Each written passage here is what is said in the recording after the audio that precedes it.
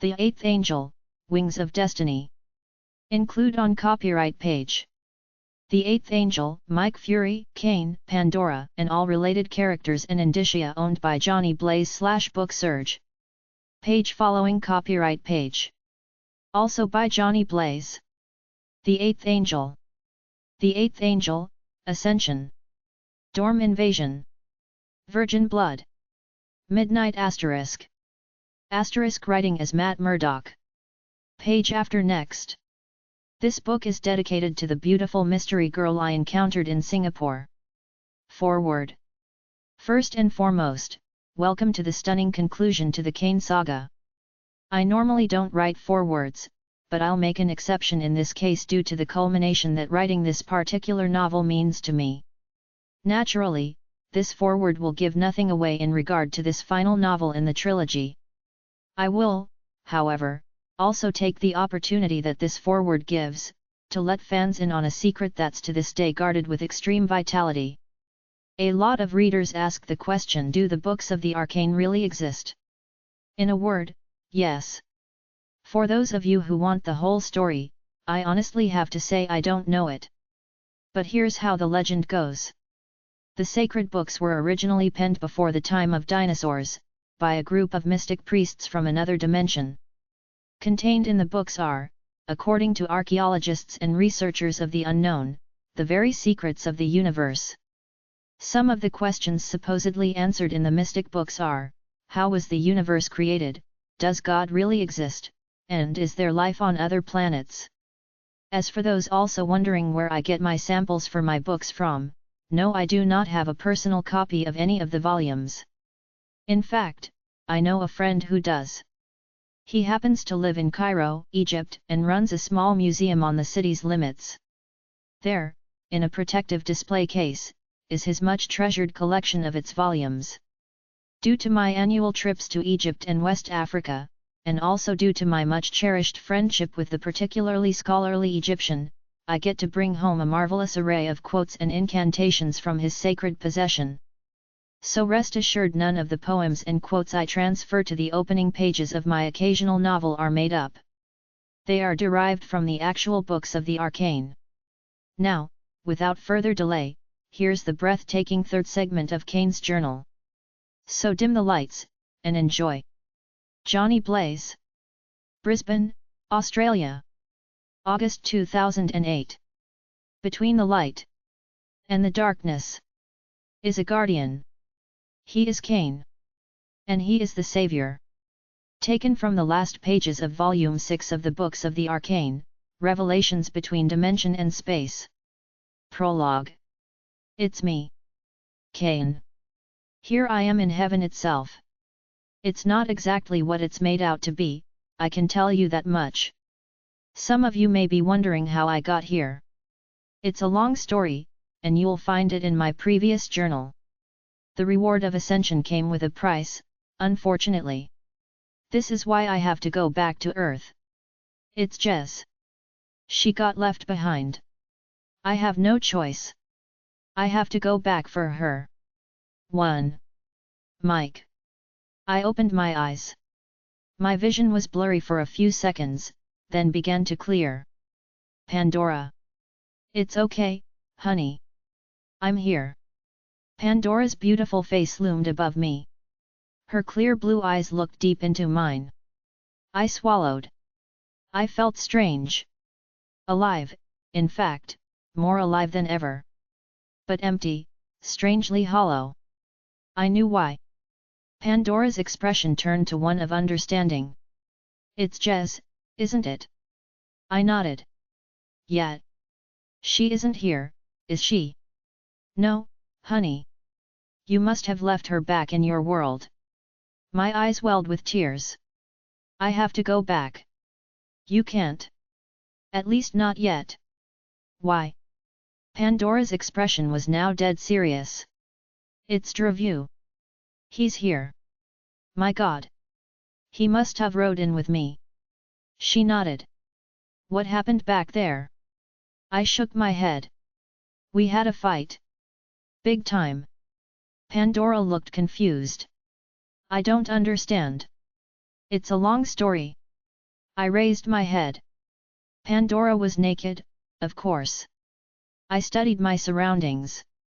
The color blue was all around me. I looked down and realized that I was suspended in midair, in a horizontal position. Below me, all I could see was more blue. Pandora straddled my middle.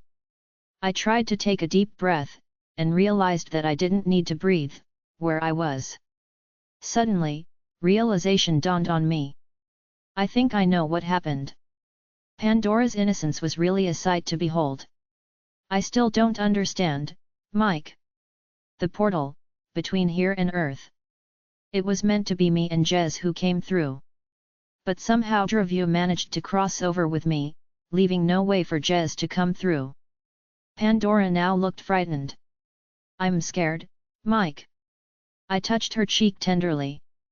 I know, babe. But don't be. I won't let him ruin your world. I promise. She took my hand in hers and kissed it. I grinned. I guess you should get off me. A corner of her mouth tilted up. Oh. Sorry. She clambered off me and stood by my side, the soles of her feet touching nothing but space. I shook my head. Amazing. I then stood up myself. All right, I now said. You'd better show me around. She nodded. Sure. Come with me. She turned around and started walking. As I followed, her backside flexed and slightly jiggled with the motions of her steps. I followed her for what seemed like maybe a minute, though I had no idea if time even existed here in heaven. She seemed to finally walk out of the strange blue environment.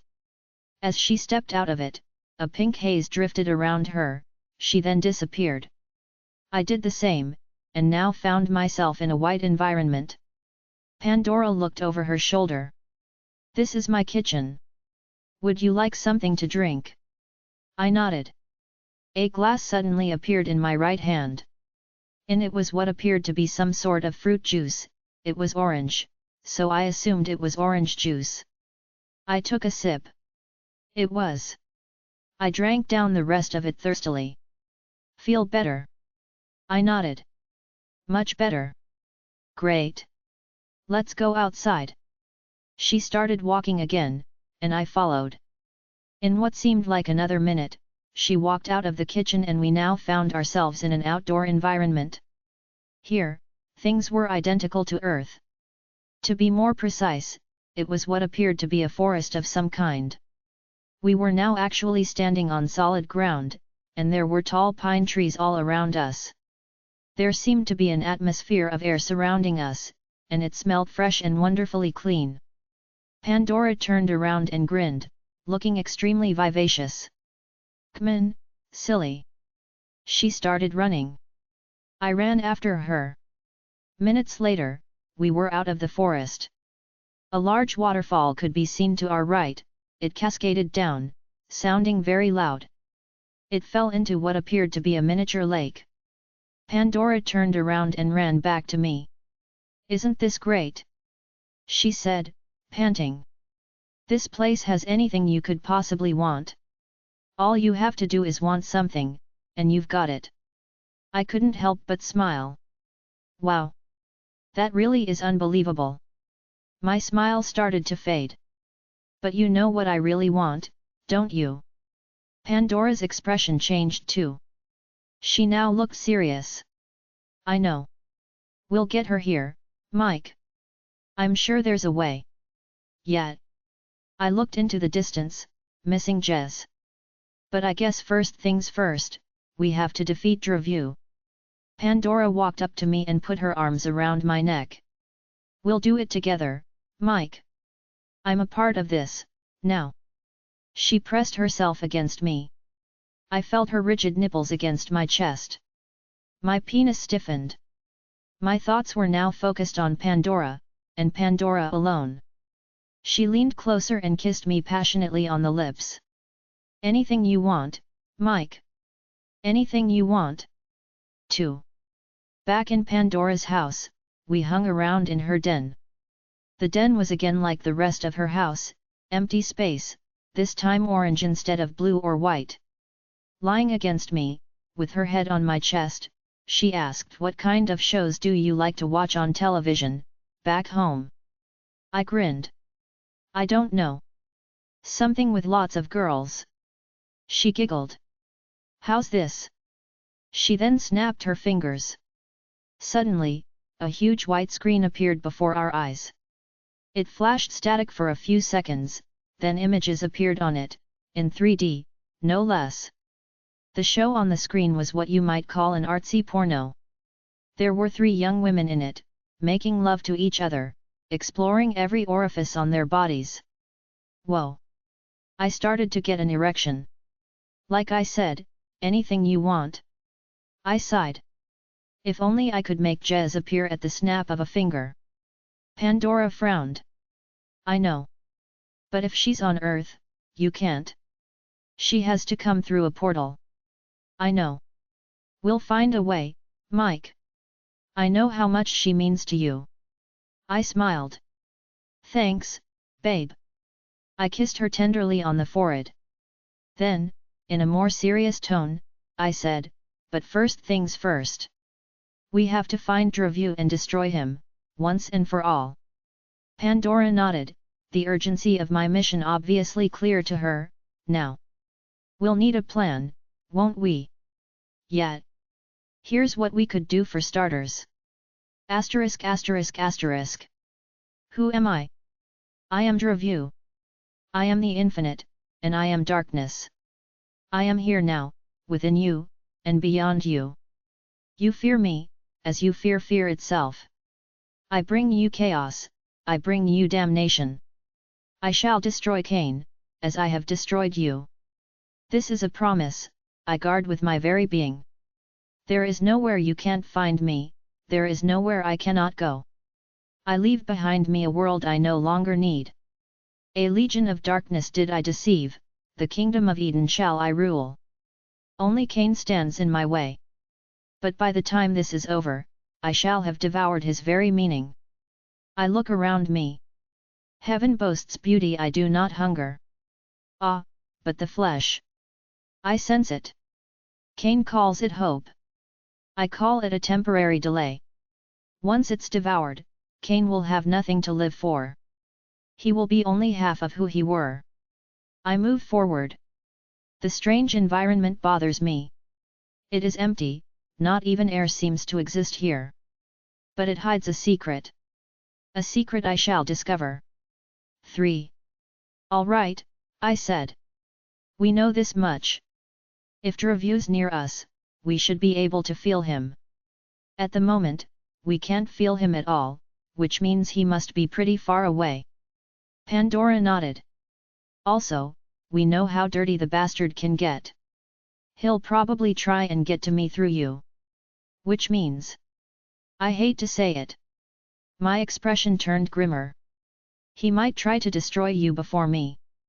Pandora swallowed. Gee. I never thought of that. I was quiet for a few seconds. I know. We could trick him. Maybe use a decoy. Don't tell me. Yab. Jennifer. But you'll have to get her here. I nodded. That's the tricky part. Pandora's face suddenly lit up.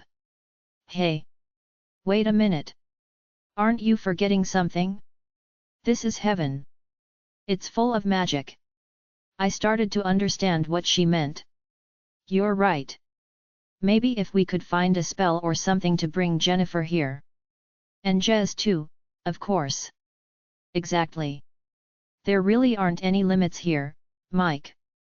Anything's possible, if we use the magic the right way. But don't forget. Dhrovu's got powers too. I don't know how good they are over here, but if I've got this figured right, our powers will probably be weaker when he's near. Nodding, Pandora said, I guess we'd better get to work quickly then, huh? Before he finds us. Yet. Just how powerful is the magic here? Could you give me a demonstration? Pandora looked thoughtful for a moment. Wish for something and snap your fingers. Just like that.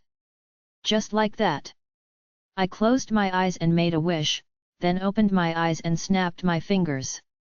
To my left appeared a sleek black car, which almost resembled a jet. Whoa! Pandora grinned. Told ya. A little stunned, I walked around the futuristic machine, inspecting it with awe. It had a single wing-like door on the left side. I pushed the black square-shaped button on it, and a laser-guided motor whirred, the door opened upwards. A sexy female voice made an announcement. Welcome. Please be seated. I did as she suggested. The door shut on its own. Red lights turned on all around me. A simple panel of variously colored buttons were to my right. One particular button caught my eye, it said go. Naturally, I pushed it. The car suddenly shot forward, at a speed you down there probably wouldn't have believed. The rush was unbelievable, exhilarating. Asterisk asterisk asterisk. Come to me now, Legion of Night. Feel the echoes of thy summoning.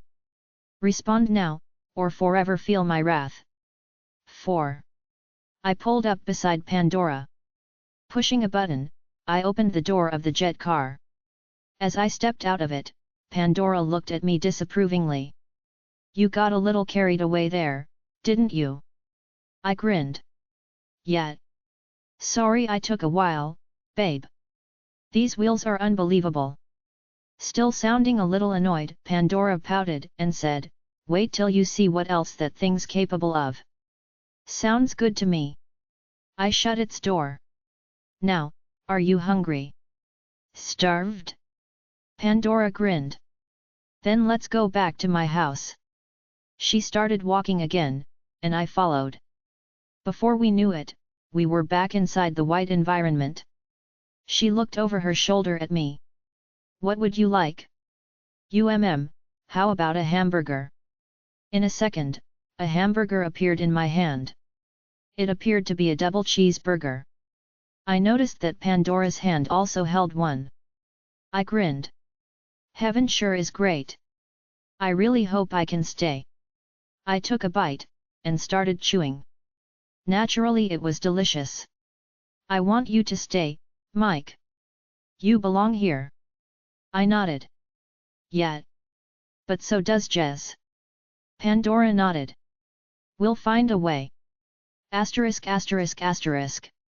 I look around me as my brethren manifest. Before me rise the blood platoon. I inspect my demons with curiosity. A hideous lot, indeed. Asterisk asterisk asterisk. Having finished my hamburger, I wanted something to wash it down with. Pandora, who was still finishing her hamburger, looked at me curiously. Do you drink tea in heaven? I asked her. Sure. A cup of tea suddenly appeared in my right hand. I took a sip. It tasted just right. Whoa! Look at that, Mike. Your clothes just changed. I looked down and inspected myself. Geez. You're right. I was dressed totally in black now. Black t-shirt, black jeans, and a brand new pair of motor boots. Which was great, considering my old ones were getting pretty worn out. Something suddenly occurred to me. Pandora, I think it'd be best if you wore something too. If we're going to fight Dhrovu, I don't think he should see you this way. Good idea. How's this? I looked her over. She was now dressed in black too. A black top and leather pants. She also wore shiny black boots. We'll need weapons, too. Asterisk asterisk asterisk. I looked towards the blood platoon. They appear great in number. They all looked the same, of course. Mere echoes of what I once was. I addressed them. Hear me now, my brethren. You are now in heaven itself. But know this. You have but one purpose, and that is my purpose. You are here to serve me, and me alone. The mission is simple. We must destroy Kaine. Only he stands between me and heaven's throne. 5. I looked at the jet car. My gut feelings told me that it might come very useful in fighting Dhrovu, so I figured I'd better find out what else it was capable of. I called Pandora over. She now stood beside me. What is it, Mike? We're going for a ride. I pushed the button on the door. The wing-like door opened upwards, and the female voice said, "Welcome. Please be seated." I gestured for Pandora to enter. She stepped inside, sat down and scooted over on the leather seat. I entered next, and sat down in front of the steering wheel. The red lights came on all around us. I pushed the go button and the jet car took off. When we were in motion, I took my hands off the wheel. This was heaven, so I doubted we should worry about crashing. Pandora looked at me and grinned. What a rush, hey! I grinned too. Yet, I just can't seem to get enough of this baby. A button on a lower panel caught my attention. It said time travel. Out of curiosity, I pushed it. On a small screen to the right, some words appeared. I scanned them. It said please select time period. Deciding to take a chance, I quickly punched in 80s on the tiny keyboard near the steering wheel. The screen displayed the current time period, then the numbers on it started to count down. When it indicated 1985, I pressed the select button, then enter. I heard the car's engine slow down, then stop. The female voice said, "You have arrived at your destination. Please disembark." The door opened. I got out and looked around me. We seemed to be in a desert. I couldn't be sure, but my instincts said it was either Arizona or Mexico. Pandora, who now stood beside me, wiped her brow. God, Mike! It's like an oven, here. I'm sorry, babe. I had no idea where we'd stop. We're definitely on Earth, though. Geez. No kidding. Not exactly paradise, is it? You can say that again. Anyway, let's take a look around. Asterisk asterisk asterisk. We'd been walking for maybe 15 minutes, when we came across a rise in the desert. We could hear the sound of vehicles rushing past, which probably meant there was a highway up there. We walked up the rise, sweating furiously. Eventually, the side of the highway came into view. We walked down it and stood a few feet away from the asphalt. The air was thick with a humid smell that reminded me of days when my pal Rick and I used to steal rides in the backs of trucks and railway carriages. I looked at Pandora, who looked like she badly needed a drink of water. I guess we could hitchhike. She nodded. I'm really thirsty, Mike. Don't worry. I'm sure someone will stop. As the occasional vehicle approached, I stuck my thumb out. Most of them sped by, usually at a dangerous speed. Finally, the vehicle slowed down and stopped beside the uneven side of the road. It was a large pickup, and 3 men sat inside. The driver's door opened. The young driver greeted us. Well, what ya waiting for? Just hop on back there. I nodded a thanks, then the 2 of us climbed onto the vehicle's rear bed. The ride was a little rough, due to the high speed at which the vehicle was driven. But it was good to feel a breeze, which cooled us somewhat. The pickup finally pulled up at a gas station, some 3 hours later. Pandora and I were parched, and also starting to get quite hungry. We jumped off the bed of the pickup truck and waited for the men inside to step out of the vehicle. Only one of them did, and nodded casually before heading into the gas station's main building, which was nothing more than a run-down-looking structure made of wood, its white paint peeling from the weather. Pandora and I exchanged glances of exasperation, then walked inside ourselves. The man from the pickup was at the counter, buying a pack of cigarettes. I whispered in Pandora's ear. I don't think that bozo's gonna buy us a drink, much less a pie. Can you conjure up some money? Pandora, who looked like she might faint any moment, nodded weakly. You shoulda asked me earlier. As if by magic, a handful of bills appeared in my hand. I grinned, then shook my head. How about a hot dog and some 7-Up? Pandora nodded. Sounds good. We collected what we wanted and stood at the counter. The man from the pickup was now outside. I hoped he'd have the courtesy to wait for us. We purchased our hot dogs and drinks, then walked outside, munching the hot dogs. Our friend was now pumping gas into his pickup. I walked up to him. "Hey," I said. "Thanks for the ride. I was just wondering, is this Arizona?" Hardly looking up, he nodded. "You got that right. Great. Are you guys headed for the state highway?" He cleared his throat. "We're headed for the southern suburbs." Feeling relieved, I looked at Pandora. "That's pretty much where we wanna go." Taking a few swallows of 7-Up, Pandora smiled. "That's good to know." Finished with pumping the gas, the man hung the nozzle back on its holder, then turned to us. "Well, hop back on. We'll be on the road at least for another couple of hours."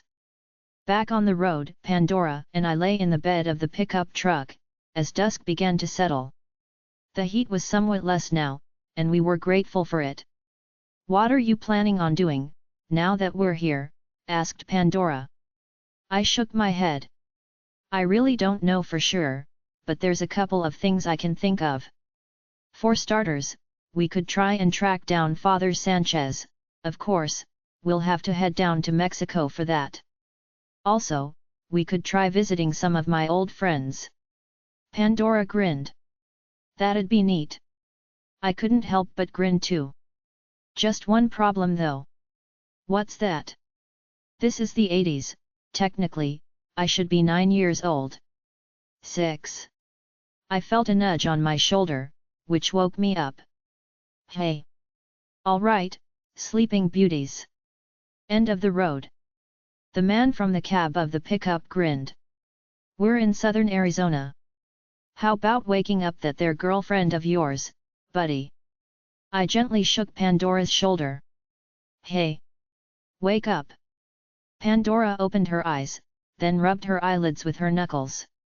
I then jumped off the bed of the pickup and helped Pandora climb over its side. "So, guess I'll leave the two of you to it, hey?" The man nodded. I shook his hand. "We really appreciate the ride." "Thanks, and take care." "Will do, Sonny. Now you look after that lady friend of yours, don't look like she's too familiar with the place." The man smiled, then got inside the cab and gave us one last wave. We waved back. Once the pickup truck had disappeared, we looked around. It was a beautiful night. The stars were out, embedded in a black velvet sky. The road was quite narrow, which meant we'd left the highway behind. This was definitely a residential area. Dainty-looking houses could be seen on both sides of the road, and memories of my childhood seemed to come rushing into my head. "Isn't this an interesting-looking place?" said Pandora. I couldn't help but smile. "Yeah. It's pretty, hey? This is my hometown, I grew up around these parts." Pandora walked up to me and snuggled against my side. "Show me where you used to live, Mike. I want to see it all, like seeing it through your eyes." I pulled her closer, squeezing her. "Sure. Come on, let's get moving." ******. So this is paradise. I look around me. A lush green forest, trees bearing the most delicious fruit. The Garden of Eden itself. Beautiful young maidens, without a care in the world, indulging not only in the fruit, but also in each other. "Who are you?" says a feisty-looking one. "What do you want with us?" Her naked form is titillating, to be sure, but her flesh would also make a wonderful meal, no doubt. I grin. "I am Dhrovu. Now, kneel before me. Once you've done so, you will be granted the right to sate my appetite." ******. This is it. This is the street down which I used to live. Show me your house, Mike." We walked down the street, which was picturesque in a very low-key way. Nostalgic memories were rushing into my head. A car rushed by, its headlights filling the road ahead of us with light for a few seconds. I felt a little strange, then realized why. We hadn't felt any air brushing by us as the car passed us. I couldn't be sure, but guessed it had something to do with us being from the future, rather than the present. This got me thinking. If we came across my old house, would I actually be there, or would I be absent, with my mom worrying where I might be? We were about to find out. Asterisk asterisk asterisk. I wiped my mouth dry, the taste of the maiden's blood still fresh on my tongue. Ah, that was certainly a delicious meal. I leave her remains for my fellow brethren. After all, they deserve something for their loyalty. As I look around me, chaos has already started to settle in this bizarre dimension, if you will. The maidens scream hysterically, not knowing which way to turn or run. What's this? A particularly bold young maiden eyes me with unforeseen fearlessness. She then speaks. You haven't won yet, you evil fiend. The savior has returned. I grin. You don't mean Kaine, by any chance, do you? The girl's eyes bore into mine. Before this war is over, Lord Kaine will tear your very heart out. I laugh quietly to myself. Then, take her prisoner, my brethren. This one should provide us with much entertainment. 7. This is it, I said, taking Pandora's hand. This is the house I grew up in. We walked up to the little, white-painted gate. I reached out to open it, and got a big surprise. My hand literally went right through the wood. I looked at Pandora, my eyes wide. Let me try, she said. She tried to put her hand on the edge of the gate, and, as you may have guessed, her hand seemed to touch nothing but air. We exchanged glances. Let's just walk right through, I said. Okay, said Pandora, and we did just that. We then kept walking up the footpath to the front porch. We quickly climbed the steps. I reached out to ring the bell, but as I anticipated, my hand went right through the switch. What do we do now? Asked Pandora. I'm not sure. Let's go round the back. Come in. We left the front porch and made our way around the house, passing a beautiful green lawn and a couple of trees. There was a window near the rear corner of the house. My heart suddenly filled with nostalgic memories, remembering how I used to play near that area. I had the urge to take a peek through the window. I beckoned for Pandora to come over. She was soon standing at my side. We could only see ourselves and the garden reflected in the window, which meant we'd have to get much closer to it. Pressing our faces to the glass pane, we squinted and tried to see inside. We seemed to be looking into the sitting room. We made out a couch, a television. There was a little boy on the floor. It was me. I looked at Pandora. A tear fell from her eye, and rolled down her cheek. I tried to speak, but couldn't. There I was, only 9 years old. I seemed to be playing with a miniature model car. We were about to pull our faces away from the window, when a woman walked into the room. Pandora looked at me and smiled warmly. It's your mom, isn't it? I nodded. I still couldn't speak, memories flooding in. Looking at me quizzically, Pandora mouthed exactly what I was thinking. We shouldn't interfere, should we? I shook my head. No. It'd be pointless. They probably wouldn't be able to see us, or hear us, for that matter. Pandora wiped the tears from her eyes. I know this sounds a bit strange, but I feel like I've been here before. I smiled. I know. Sometimes I feel like I've known you all my life. What do we do next? I've got an idea. Asterisk asterisk asterisk. You sure about this, Mike? Not exactly, but it's worth a shot. But doesn't Father Sanchez live in Mexico? I winked at her, then put my fingers in my mouth and whistled. After maybe 3 seconds, the jet car burst out of the night sky above us, then landed and slowed to a stop next to us. Strangely enough, it was now bright red instead of black. I looked at Pandora and grinned. She shook her head, giving me a knowing look. I pushed the door's button, and it opened, followed by the familiar female voice. Get in. We're off to Mexico. After Pandora, I got inside and sat in front of the steering wheel. We blasted off, straight past the border, and before we knew it, we're in Puebla. Let's go, I said to Pandora, then got out of the car. Soon, the two of us were standing on the edge of a dusty road, the merciless sun beating down on us. All right, I said. This area looks fairly familiar. It looks like a suburban area. Are you up for a bit of a walk? I suppose. Good girl.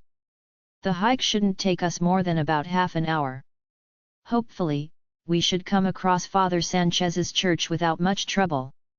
But what if he isn't a priest yet? I nodded. I thought of that. Only one way to find out. Let's give it a shot. 8. The hike wasn't too grueling.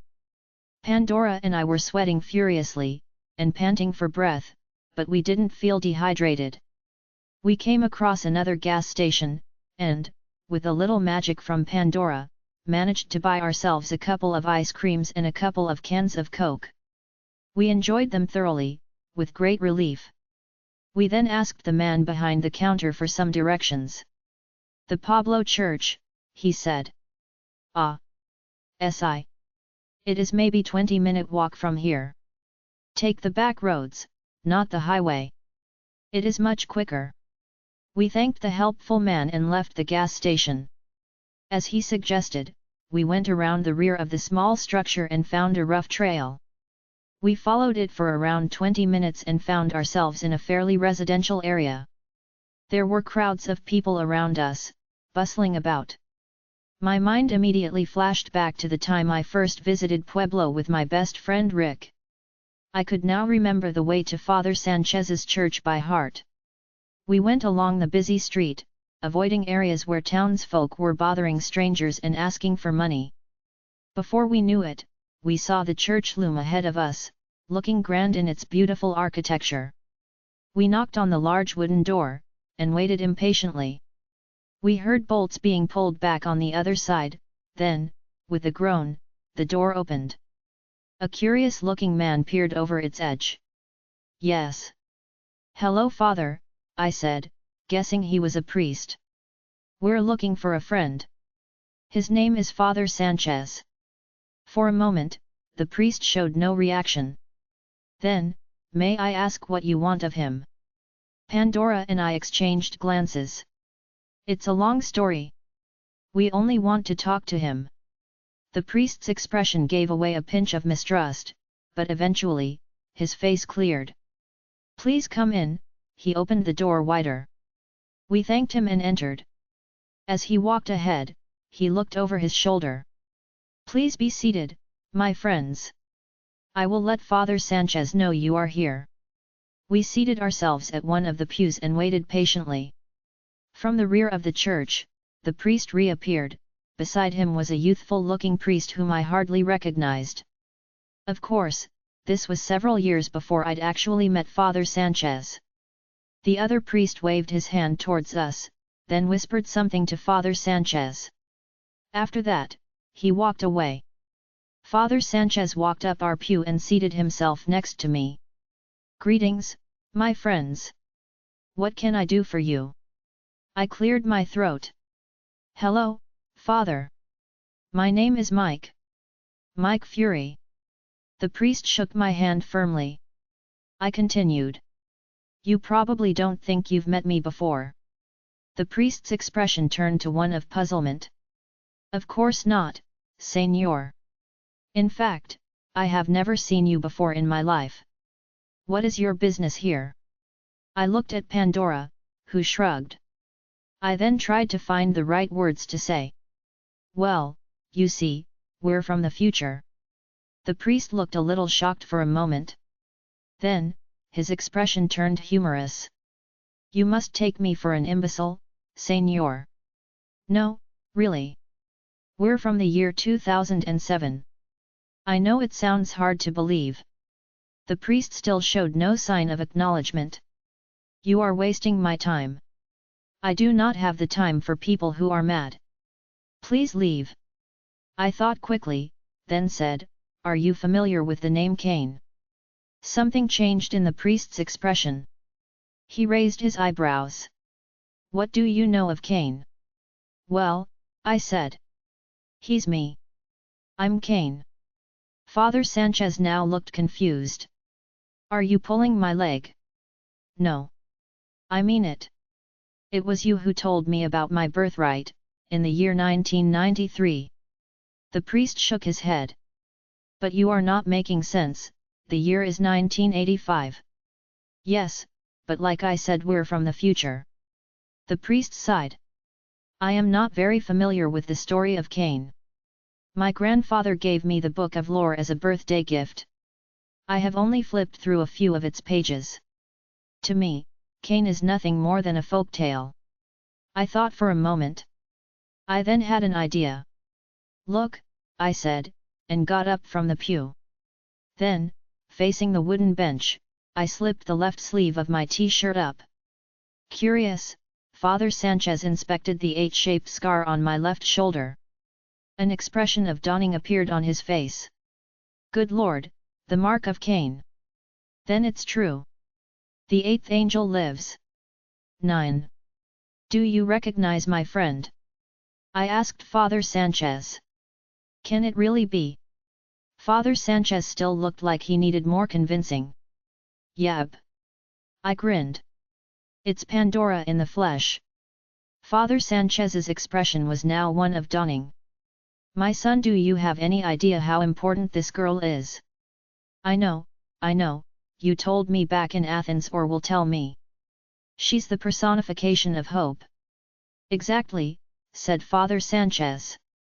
But tell me, why do you come back from the future? Pandora and I exchanged glances. It's a long story, I began. We were actually in heaven. It's Dhrovu, said Pandora. He's managed to get inside my world. We need your help. How do we stop him? She looked desperate. That's it, I said. God knows what he's up to, even now, as we speak, Father. He has to be stopped. Father Sanchez nodded grimly. Very well. I will do what I can. Please come this way. We followed Father Sanchez to the back of the church, where a roughly assembled office was situated. I noticed how the room differed from the original room I'd been taken to by the priest during my first encounter with him. Obviously, the rear of the church had been renovated. While we waited, he walked up to a musty-looking shelf and pulled out a large volume. I guessed it to be the Book of Lore. He then walked over to us. This book contains many secrets, endless passages containing words which open doors, all meant for the good of mankind. Under the circumstances, I'm guessing that the most important passage to look for is the one which will help the two of you locate Dhrovu. This will not be easy, it will take a lot of willpower, not to mention faith. Father Sanchez's mouth turned upwards in a slight smile. I can sense that the two of you have both these attributes in spades. He cleared his throat. Now, this is what I shall do. Somewhere in these pages is the revelation of the whereabouts of a special jewel. It is necessary for locating the evil being. Unfortunately, the whereabouts of this jewel could be anywhere on Earth, which means you may have to travel far also. It's very likely you'll have to jump back into the time period you say you are from. I nodded. That shouldn't be a problem, Father. Very well. I shall get to work immediately. When I have found the right passage which reveals the jewel's location, I shall let you know what it is. Till then, the two of you would do well to practice some vampire slaying skills. Where there's Dhrovu, there's vampires. Pandora and I both nodded. Is there a place we can stay while we wait for you to find the passage, Father? I asked. Father Sanchez nodded. What I would suggest is that you find yourselves a motel not too far from here. Nodding, I got up. Let's get going, Pandora. Father Sanchez looked up at us. Please take care, the both of you. He hesitated, then added, Dhrovu can be unpredictably cunning. Don't worry, Father. I've fought him before. Father Sanchez provided me with his phone number. We then left the church. Asterisk asterisk asterisk. While we searched for a motel, Pandora reminded me of Jez. You still want her to stay in heaven with us, don't you? She asked. Of course I do. You know how much she means to me, don't you? Pandora nodded, though she didn't look too sure. It's just... What? Pandora shook her head. It's nothing, she hesitated, then quickly kissed me on the cheek. We came across a motel called Amora El Paso. It wasn't exactly classy, but it wasn't too shabby either. We checked in, then walked up to our room. It was small, but had 2 separate beds. I couldn't be sure, but I thought I saw disappointment in Pandora's eyes. I'm going to make a quick phone call to Father Sanchez, I said. Just to let him know where we're staying. Pandora nodded, then sat down on a bed and laid herself back on it, so she was resting on her elbows. I quickly let Father Sanchez know our motel's name, and also gave him its phone number. Asterisk asterisk asterisk. The rest of the day went by fairly quickly. Pandora and I had dinner at the motel's cafeteria around 6 in the evening, then went back to our room to watch some television. After dark, I decided to teach her a few simple skills regarding the art of vampire slaying. She wasn't as fast a learner as Jez, but she soon displayed a fair amount of talent at maneuvering a wooden stake. I also taught her some basic self-defense skills, which she got the knack of fairly quickly. Finally, I taught her how to use a stake bow, which she seemed a natural at. Feeling proud, I gave her a pat on the back. We then went back to our room and waited patiently to hear from Father Sanchez. At around 8:15, our room phone rang. I answered it on the second ring. Hello. Father Sanchez spoke at the other end of the line. Kaine, he said. I have some positive news. I came across a passage inscribed by ancient elders. I managed to decipher several important codes in it. Go on, Father.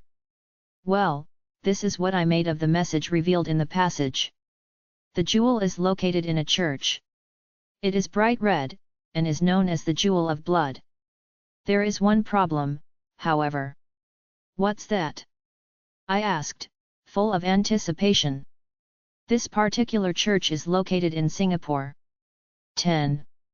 We arrived at Father Sanchez's church at just after 9:10. Opening the large, wooden door, we entered.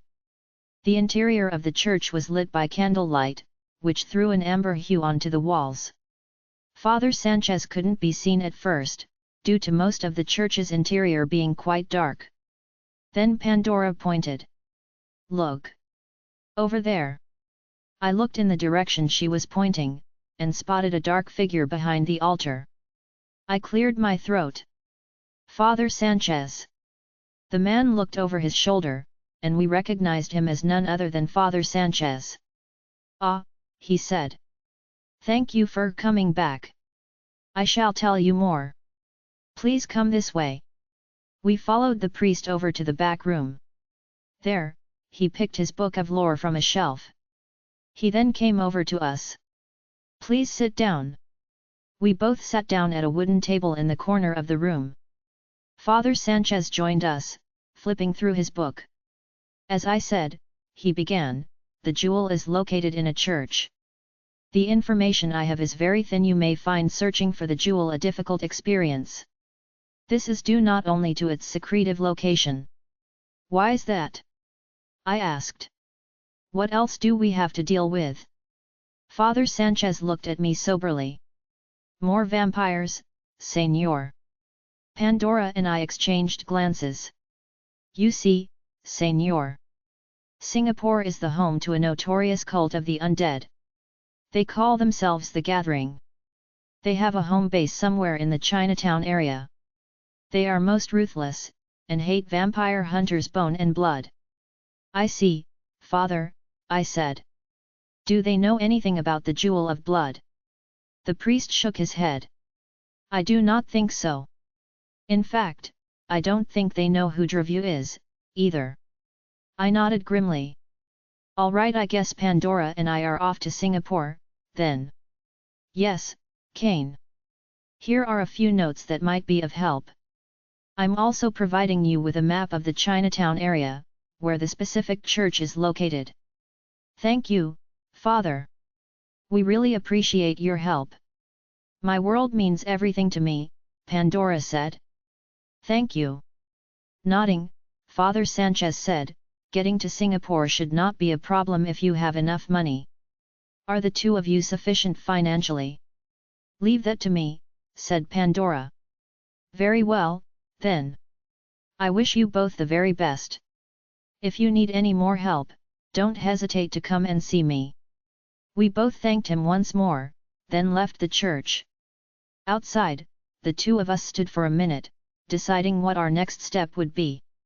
All right, I said. The first thing we need to do is jump back into 2007. I snapped my fingers. The jet car burst out of the sky and stopped in front of us. The door opened with a whir, then the female voice said, "Please get in." We climbed in. I quickly punched the go button, and the car shot forward. While on the move, I selected 2007 on the tiny keyboard. When the car stopped, the female voice said, "You have arrived at your destination." We got out of the car. Well, I said. I guess we'd better get to Mexico Airport, hey. Pandora nodded excitedly. Let's move it. Asterisk asterisk asterisk. Having walked to downtown Puebla, we caught a taxi from there all the way to Mexico Airport. The drive took a while, but we were both so excited that we didn't really mind. We boarded the Singapore Airlines 747 approximately half an hour after arriving at the bustling Mexico Airport. The flight was fairly relaxing. Pandora was more excited than I was. Earth and its customs were still rather strange to her. There were several in-flight movies to choose from. While I chose a horror movie called 2001 Maniacs, Pandora chose a children's movie called Heidi Come Home. The flight was long, nearly 23 hours, so I slept during some of it. Pandora couldn't take her eyes off the window when she wasn't listening to music or watching something on the screen. We finally arrived at Singapore's Changi Airport. It was just after 6 in the evening, Singapore time. As soon as we started disembarking, the first thing that hit us was the blistering heat. It was unbelievable. We sweated non-stop, and decided to have a drink at the airport's classy bar. While I settled for a slate, Pandora, who wasn't used to drinking alcohol, was content with a Coke. We also had lunch at one of the airport's cafeterias. Pandora insisted she'd like to take a shower before we found a hotel, so I waited patiently outside the classy sauna and shower rooms while she did so. As I looked around, I could easily understand why this was commonly referred to as the world's favorite airport. We did a bit of shopping at the airport, before we left to find a hotel.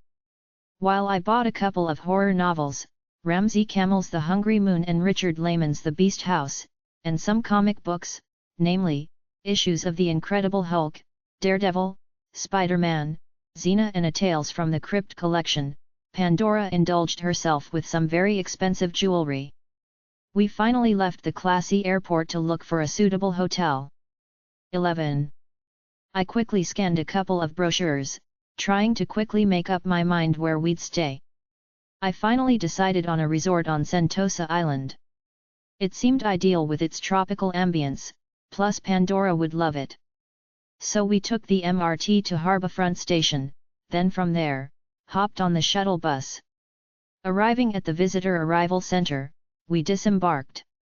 We checked out the museum plus aquarium, before finding a suitable resort to stay at. Obviously, we didn't have any luggage, so as soon as we checked in, we went straight up to our rooms for a nap.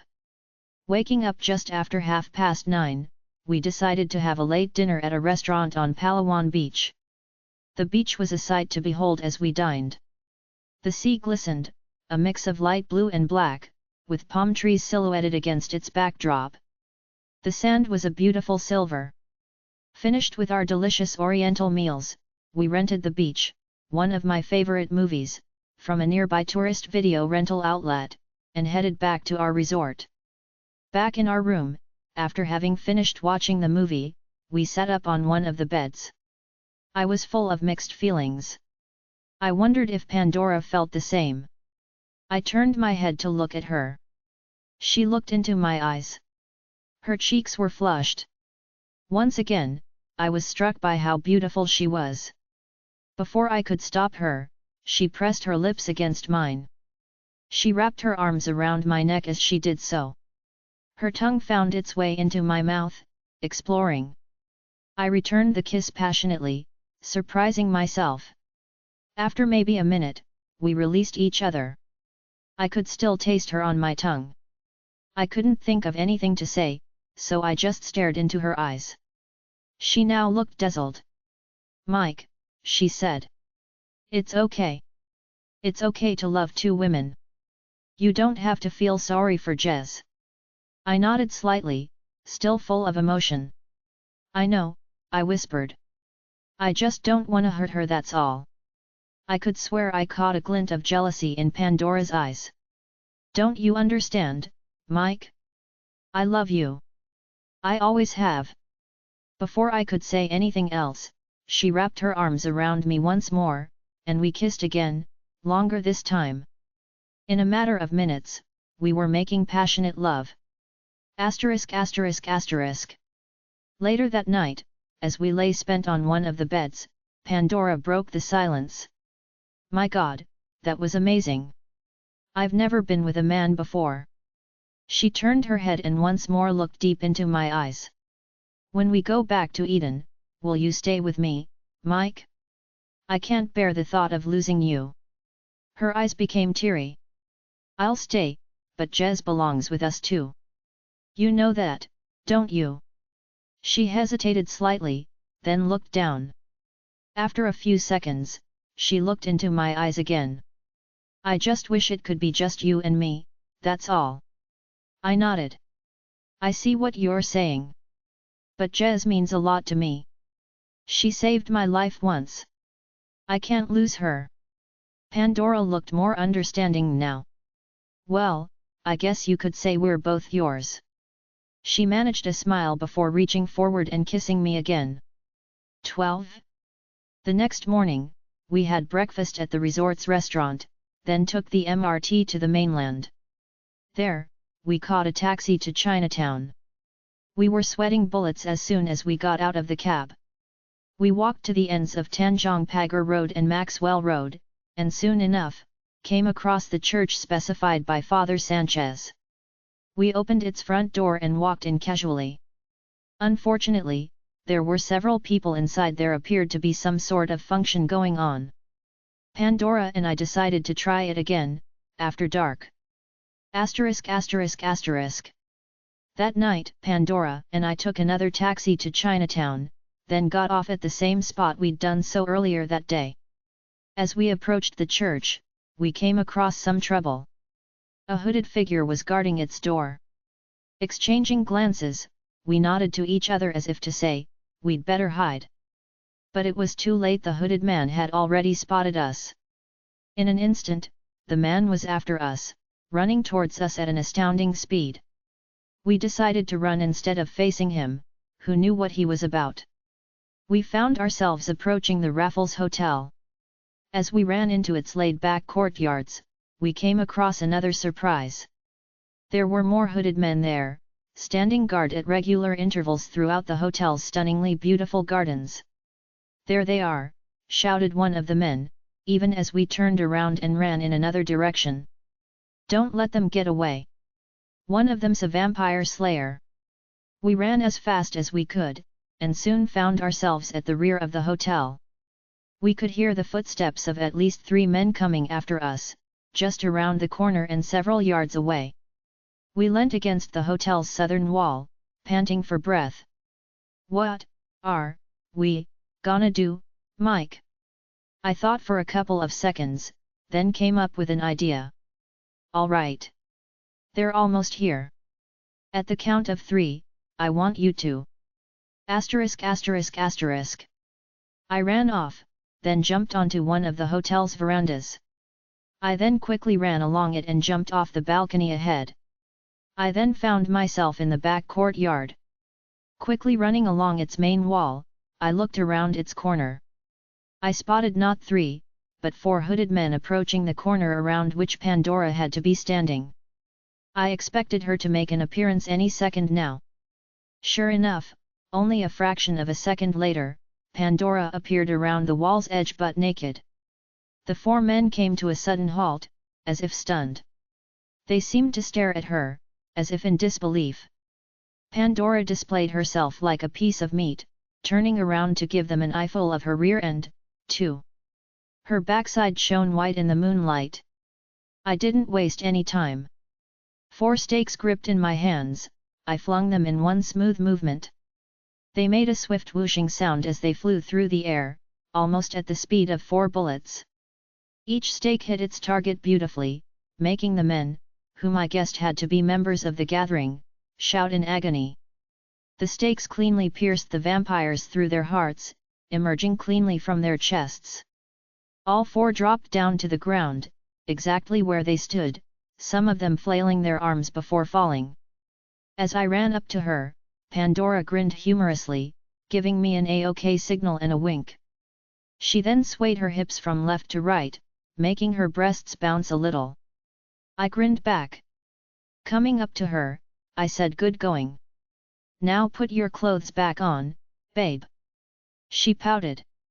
"Do I have to? I feel like I'm roasting." A drop of sweat glided down her front, some of it welling up in her navel before dripping off her golden pubic hair. I nodded as if to say, "I'm afraid so." 13. I walked over to one of the 4 guys we'd just taken care of, and bending over, turned the body around. The stake had gone cleanly through his heart, killing him instantly. This confirmed that they were vampires. But which type? Most of the dead goresucker's face was hidden by his hood, so I pulled it over the back of his head.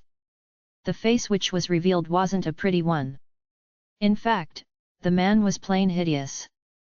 The fangs were very prominent, protruding from his large mouth, which was stretched in a painful grimace. I guessed that the freak I was looking at had to have been born a vampire, rather than turned. I checked his robe, but came up with nothing that would lead to the gathering's whereabouts. I considered whether they might have a hideout where the church they'd been guarding was. It seemed unlikely, though earlier that day, the church was bustling with regular people. It then hit me that they'd probably known about our plans to find the Jewel of Blood. Otherwise, why would they have been guarding the church? Another thought struck me. If they were guarding the jewel, chances were that the gathering knew the exact location of the jewel. If Pandora and I had difficulty finding it, maybe we could force the necessary information from the gathering.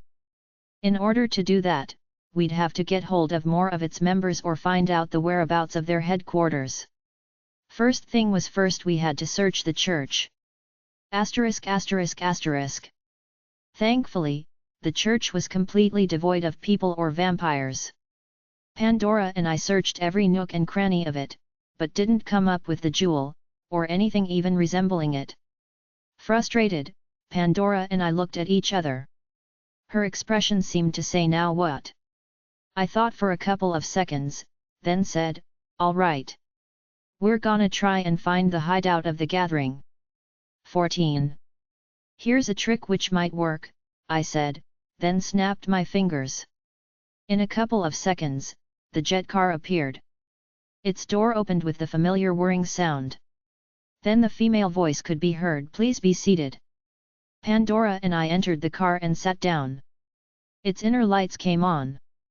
"Vampires have very low body temperature," I explained. "The car's scanners should pick up their whereabouts by analyzing moving beings with such a temperature." Pandora obviously had a hard time understanding what I'd just said. "Just watch," I said. Turning on the temperature detector, I typed in moving objects on the little computer. Several different shades of purple and red could be seen on the screen, with tiny bluish dots at fairly irregular intervals. Those pinpoints had to be bloodsuckers. There were several, but none seemed to be in the near vicinity. I maneuvered the cursor on the screen, scanning as much of Singapore as possible. When I scanned the area just to the left of the Singapore River, several clusters of the bluish pinpoints could be seen. These had to represent the gathering. "All right," I said. "We're off to the river." We exited the jet car. Standing outside it, I asked Pandora if she could make the vehicle disappear using her magic. "Easy as pie," she said, and snapped her fingers. The jet car faded into a two-dimensional image, then disappeared completely. "I'm not exactly James Bond," I said with a shrug. Pandora looked at me as if to say who. I couldn't help but smile. Asterisk asterisk asterisk. We took a taxi to Boat Quay, which was the area where the scanner seemed to indicate the presence of goresuckers. After getting out of the cab, we quickly walked through the busy area, which, while having a gorgeous view of the river, was also packed with locals dining at its restaurants after a hard day's work. We made our way through the endless array of eating places, our nostrils filling with rich aromas at almost every turn. The question going through my mind was, where the hell are those vampires? After having scouted Boat Quay left, center and right, we realized where we needed to go. Almost by accident, we stumbled across a flight of stairs leading underground, just below a particularly appealing Chinese cuisine restaurant. We went down the stairs cautiously, ready to reach beneath our jackets for steaks at the slightest indication of conflict. The underground section was eerily quiet, compared to the noisy bustle of the area above. Finding ourselves in a concrete passageway, we kept a lookout for what might be a hideout. Our answer came in the form of a large canvas covering a doorway. We both pulled out a stake before slowly lifting the canvas. It was dark inside. It almost screamed out vampire territory. Pandora eyed me, looking a little nervous. Beads of perspiration rolled down her face.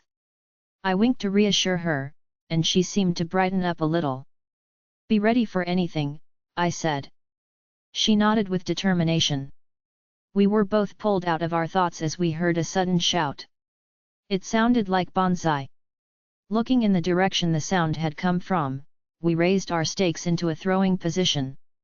Out of the blackness ran a hooded figure. We could barely make out white fangs, most of his face was shrouded in darkness. Pandora impulsively threw her stake. It missed badly, only scraping the vampire's cheek. My aim was much better. I got him right in the heart.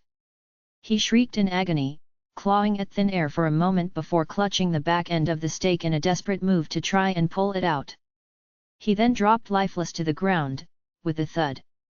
My guess was that this man must have been standing guard, as there didn't seem to be any more vampires in the immediate vicinity. 15. We now found ourselves in what seemed to be a hallway. The floor had a rich, bright red, woolly carpet. There were several doors on both sides, all of them shut. Surprisingly, the hallway wasn't as dark as one would expect a hideout for vampires to be. I figured they must have some sort of protection from light. Pandora and I kept moving forwards with great caution. We couldn't quite make out where the hallway ended, as it got darker further ahead. Although Pandora held a stake in her hand, she was obviously more or less awaiting further instructions from me regarding what particular move she should make next. I suddenly remembered Jez, and how determined and strong she was in comparison. The sudden realization that I might have completely lost Jez put a sad, hollow feeling in me, and I did my best to shrug it away. She had to be all right. She just had to. There was also no denying my newfound feelings for Pandora. In fact, I was almost convinced that I loved her as much as I loved Jez. I then remembered what Pandora said about her feeling okay about me wanting them both. But would Jez feel the same? I found myself being pulled back to the present as we came across a door which was slightly ajar. Pandora looked at me as if in question of what she should do. I waved my left hand as if to say don't make a move, and she nodded in acknowledgement. I then slowly inched closer to the edge of the doorway, and started to pull the door open the rest of the way. I then walked in cautiously, beckoning for Pandora to follow. We found ourselves in an office of some sort, very poorly lit with candles that seemed only minutes away from expiring. It suddenly occurred to me that this could be a trap, so my hand tightened its grip on the stake. "Get right behind me," I whispered to Pandora.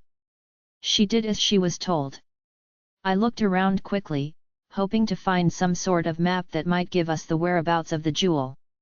It also occurred to me that, since we couldn't find the jewel in the specified church, perhaps the gathering might have taken it.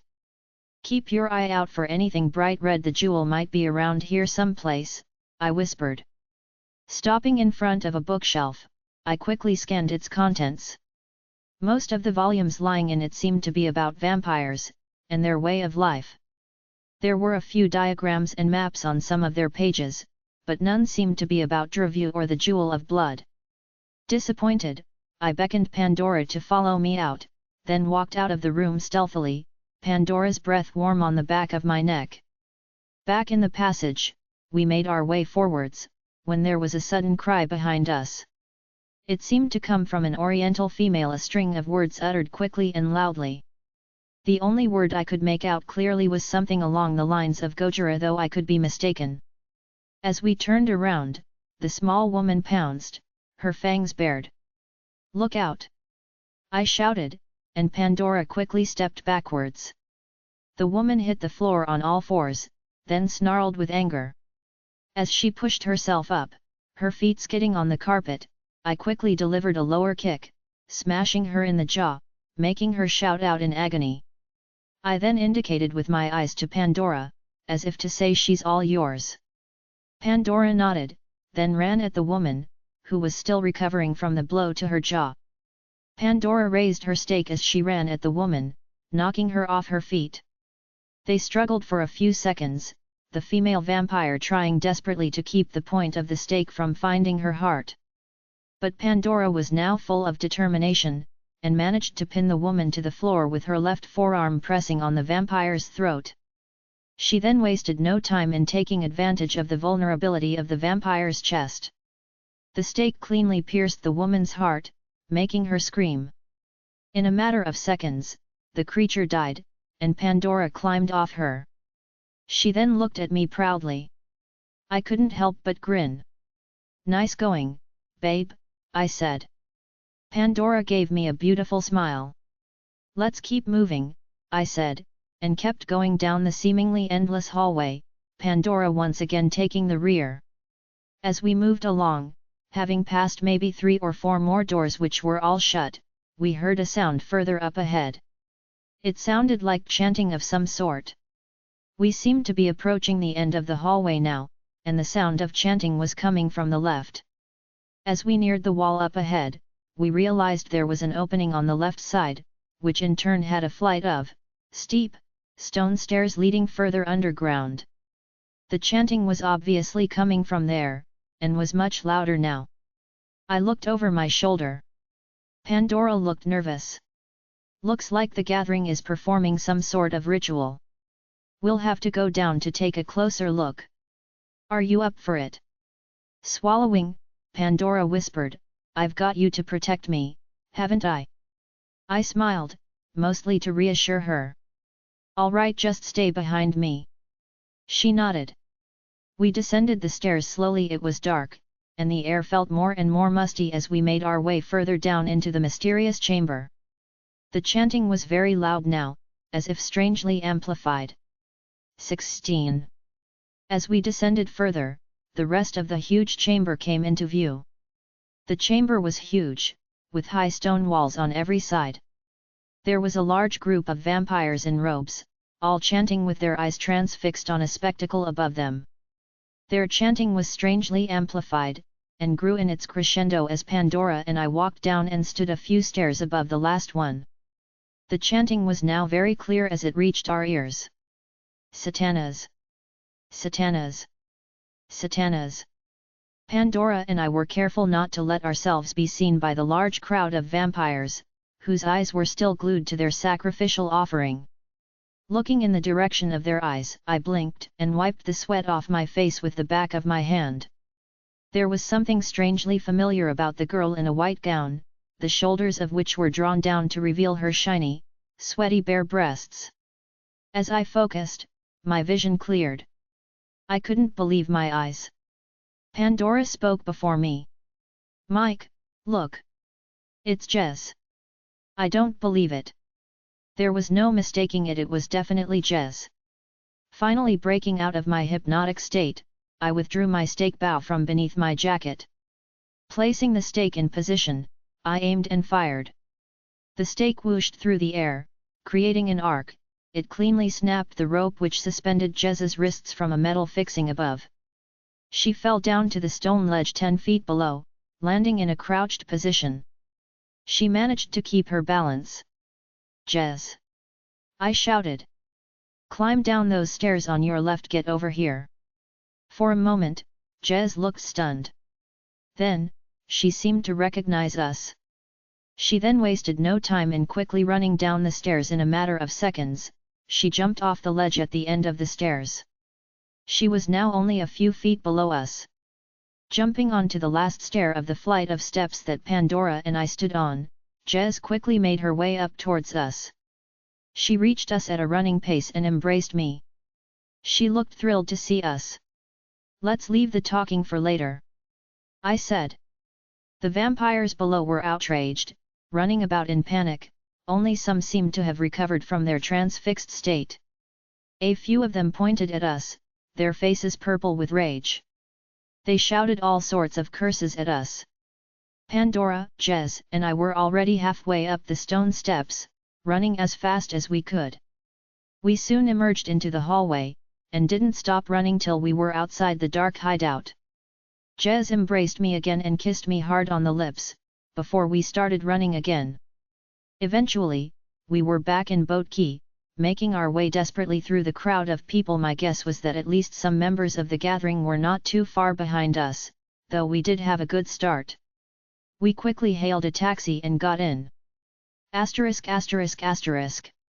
Later, safe in our room at the resort on Sentosa Island, Jez lay on one of the beds while Pandora got her a glass of water. Jez sat up and drank it down slowly, looking a little less dazed. I sat close to her on the bed, right next to Pandora. I touched Jez's cheek. Feeling better, beautiful? I asked. She nodded, still not finished drinking her water. She then spoke. I am now, she said. Thank God you two showed up when you did, they were gonna sacrifice me. We figured as much. How the hell did you end up with those nutcases? Well, she swallowed. Just after you disappeared, you and Dhrovu, right after you fought him and vanished through the portal, these thugs, vampires, whatever they were, they showed up right after you disappeared. I didn't stand a chance. They grabbed me and knocked me out with chloroform or some shit. Next thing I know, I'm out cold. When I woke up again, I was in their headquarters. They stripped me naked and put this white gown on me. After that, they took me down to that chamber underground. Next thing I know, I'm Satan's chow. If it wasn't for you two showing up when you did. I nodded. All right. Everything's okay now. Get some sleep. We'll talk again after you've got some sleep. Nodding, Jez lay back on the bed. Pandora gently kissed her on the forehead. While Jez slept, Pandora and I left the room to get some food for the poor girl. We've still gotta find that jewel. 17. We came back to the room in a few minutes, with a meal and dessert for Jez. She'd obviously been starving, and I figured she must be awfully thirsty. The restaurant chef we talked to was initially curious as to why we insisted on taking the meal to the room ourselves, so I got Pandora to convince him that our friend didn't want any intrusions. Naturally, Pandora's charms were all it took to persuade the gullible chef. While I carried the main dish into our room on a tray, Pandora brought in the dessert. Wakey wakey, I said, and Jez sat up in bed, obviously starving. She breathed in the fresh aroma of the Chinese cuisine meal, and sighed with pleasure. I smiled. We got you a special treat, I said. This dish is called bok kut teh. It's basically pork rib soup and special herbs, with rice and flour fritters for dipping on the side. As she delightedly adjusted herself into a more comfortable position, I placed the tray with the soup, diced red chilies and steamed rice on her lap. Pandora placed the dessert, known as Cheng Teng, on the bedside table. Jez beamed. Gosh! Thanks, you two. First you rescue me, now this, the two of you really are angels, you know that. She started on her meal. Enjoy, babe, I said. Listen, you stay here and rest. Pandora and I have some unfinished business to take care of. When we get back, maybe we can head over to the Raffles Hotel for some drinks. How does that sound, beautiful? Munching on a piece of pork, Jez nodded. Then, spontaneously, as if changing her mind, she said, "Can't I come with you?" Pandora and I exchanged glances. You'd better stay here, okay? Hopefully, we won't be too long. Just what is it that's so important? It's a long story, we need to find this jewel. Suddenly, Jez's face lit up. She then lifted the tray off her lap and placed it near the end of the bed. She got off the bed, and, to our surprise, lifted her white gown to reveal her naked pubis and belly. Is this what you're looking for? Pandora and I couldn't believe our eyes. Embedded in Jez's belly button was a shiny red jewel. I don't believe this, I said, my jaw nearly dropping. Look, Mike, said Pandora, in bewilderment. It's bright red. It has to be the jewel of blood. Where did you get that, Jez? Those Satanists or whatever they were, they put it in my belly button. I figured it had something to do with the sacrifice. I proceeded to reach out and gingerly remove the piece of crystal from Jez's belly button. I inspected it with caution. Letting the gown's hem drop down to her feet, Jez said, "You guys gonna tell me what that's for?" I shook my head, still miffed at our luck. It's basically supposed to tell us the whereabouts of you-know-who. Don't tell me. Dhrovu, right? I nodded. Yeah. Listen, Jez, why don't you relax and enjoy your meal? Hopefully, we won't need to face those crazy vampires again, now that we've got the jewel. When you finish eating, we'll head over to the Raffles Hotel for some drinks, just like I said. We can always try and figure out how to use the jewel when we get back later tonight. Pandora and I are pretty tired too, after all. Pandora and Jez both nodded in agreement. Asterisk asterisk asterisk. We arrived at the Raffles Hotel just after 8:30, dressed formally thanks to Pandora's magic. We didn't need to buy any new clothes for Jez. While the ladies were dressed in sparkling evening gowns, I wore an expensive Armani suit. I didn't normally enjoy dressing formally, but there was something about that particular night that I couldn't quite put to words. The first thing we did was look around the palm court, which was beautifully restored, with palm and frangipani trees lining it. We then went up to the museum, which had an interesting array of historical displays. Most of these consisted of personal mementos, artifacts, and archival documents. Next, we went to the Long Bar, where we all tried a Singapore sling. While Jez and I enjoyed it, Pandora didn't seem to agree with us, making a face which made her look like a caricature of Marilyn Monroe. We winded up the night with a visit to the lobby, which featured portraits of various writers who had stayed at the hotel over the years. Back at the resort, Pandora and I had some dinner, while Jez took a stroll on the beach outside. After dinner, the three of us went up to our room. Naturally, Jez and I shared a bed, while Pandora had to put up with sleeping by herself on the other bed. I detected a glint of jealousy in her eye as she said good night. Somehow, I didn't think it would be a good idea to tell Jez that I also had feelings for Pandora. 18. The next morning, we woke around 9 o'clock, having slept like babies after the previous night. Jez was feeling much better now, after the pampering she'd received from us. Before breakfast, I decided we'd spend the whole day checking out sights and relaxing. I felt we all needed to unwind some more. It also seemed like a good way to avoid too much attention. The gathering may still be after us. We looked through several brochures, and finally decided on checking out southern and western Singapore. We wrote down a list of the places we'd hit, then set off just after 10:30. As we caught the MRT into the mainland, I reflected on just how much I'd come to appreciate this beautiful place. The last time I'd felt such a feeling was when Jez and I adventured in Crete. We first visited the Chinese and Japanese gardens, situated near Jurong Lake. The Chinese garden actually turned out to be an island. We enjoyed the magnificent view provided by the 7-story pagoda. It was breathtaking, to say the least. Our next visit was to Holland Village. We checked out its arts and craft shops inside the Holland Road Shopping Centre, home to some impressive, as well as expensive antiques and art. We dined at a restaurant in the Lorang Manbong strip. Opposite this strip was a market selling fruits and vegetables, as well as a variety of meat and fish. On the other side of Holland Ave was Jalan Mara Saga, which consisted of a section of classy cafes, galleries, restaurants, suburban homes, and beautiful condos. Our next destination was the campus of the National University of Singapore, which contained 3 interesting art museums, showcasing beautiful collections. Its Li Kong China Art Museum contained works spanning 7,000 years of Chinese culture, consisting of ancient ceramics to modern paintings done in traditional style. Its South and Southeast Asian gallery showcased a mixture of art from across Southeast Asia, and included textiles and sculptures.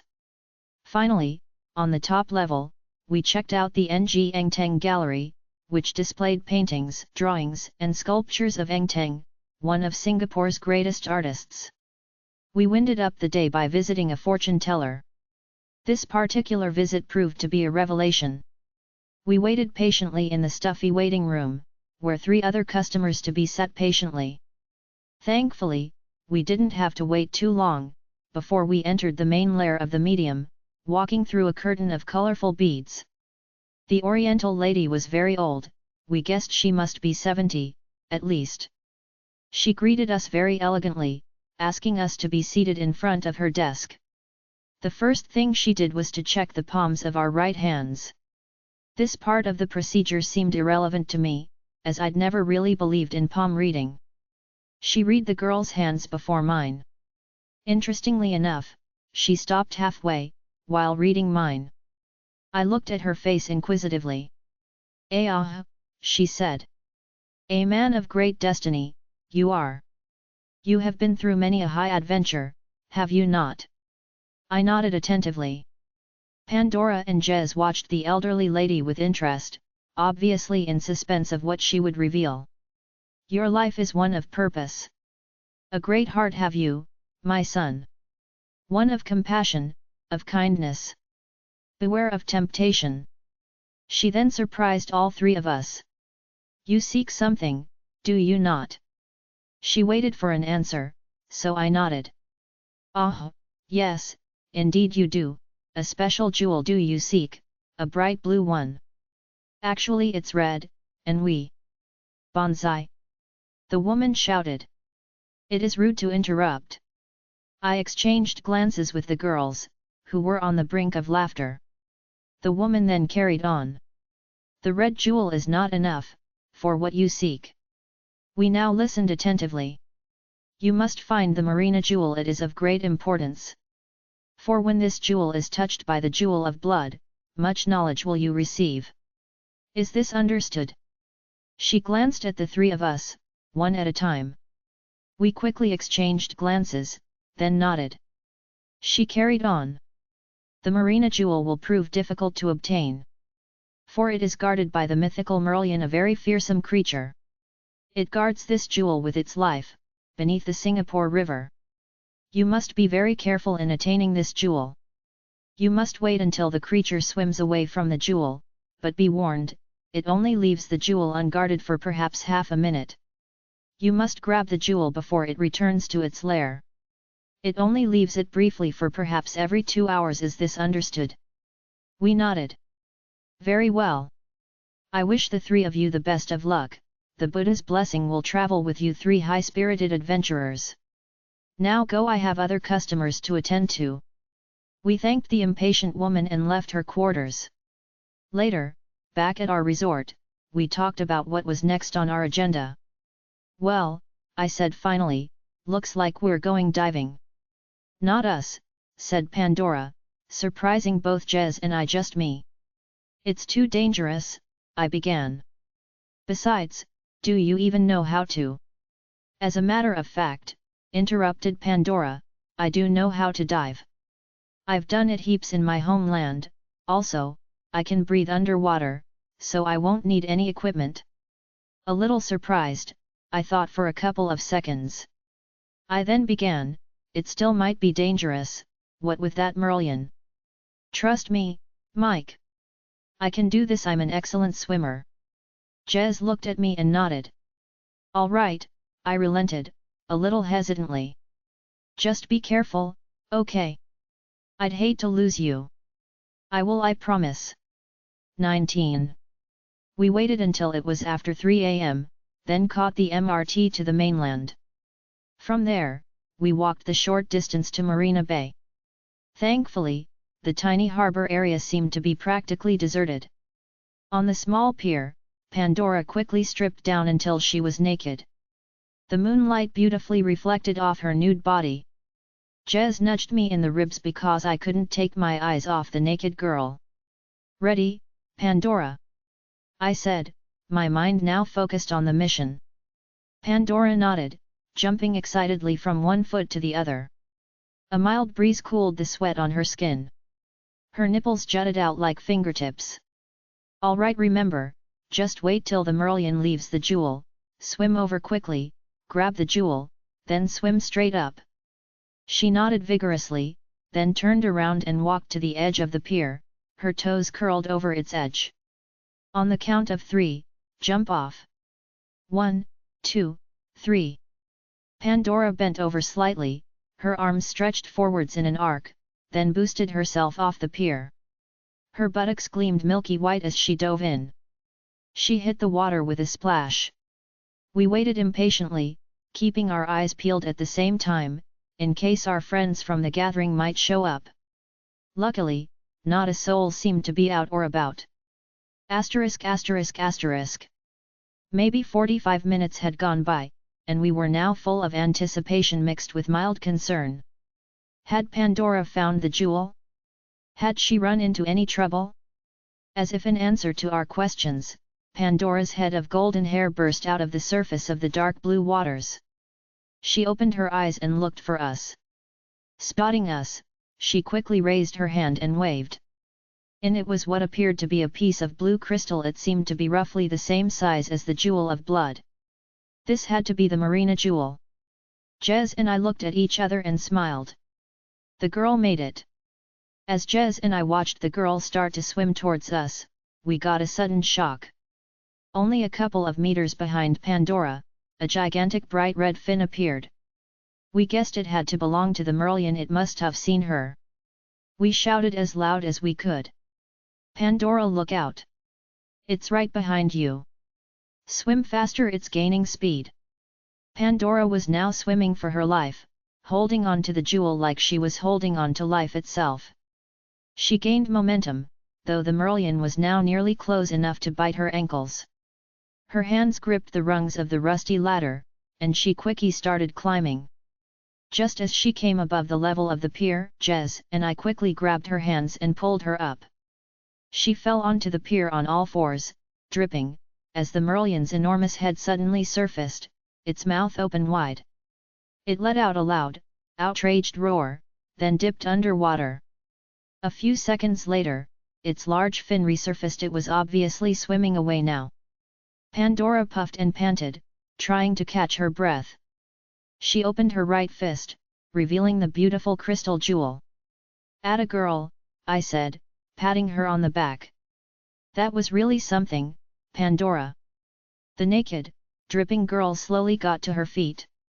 Jez wrapped a towel, which we'd brought over from the hotel, around her. Soon, her shivering subsided. She gave me the jewel. "All right," I said. "It's been a long day. Let's head back to the resort." 20. That there should make a fine place for my throne, I tell one of my new female slaves. "Place a good, comfortable chair right on that spot, my lovely." The frightened girl nods, then goes about fetching a nice, cushioned chair.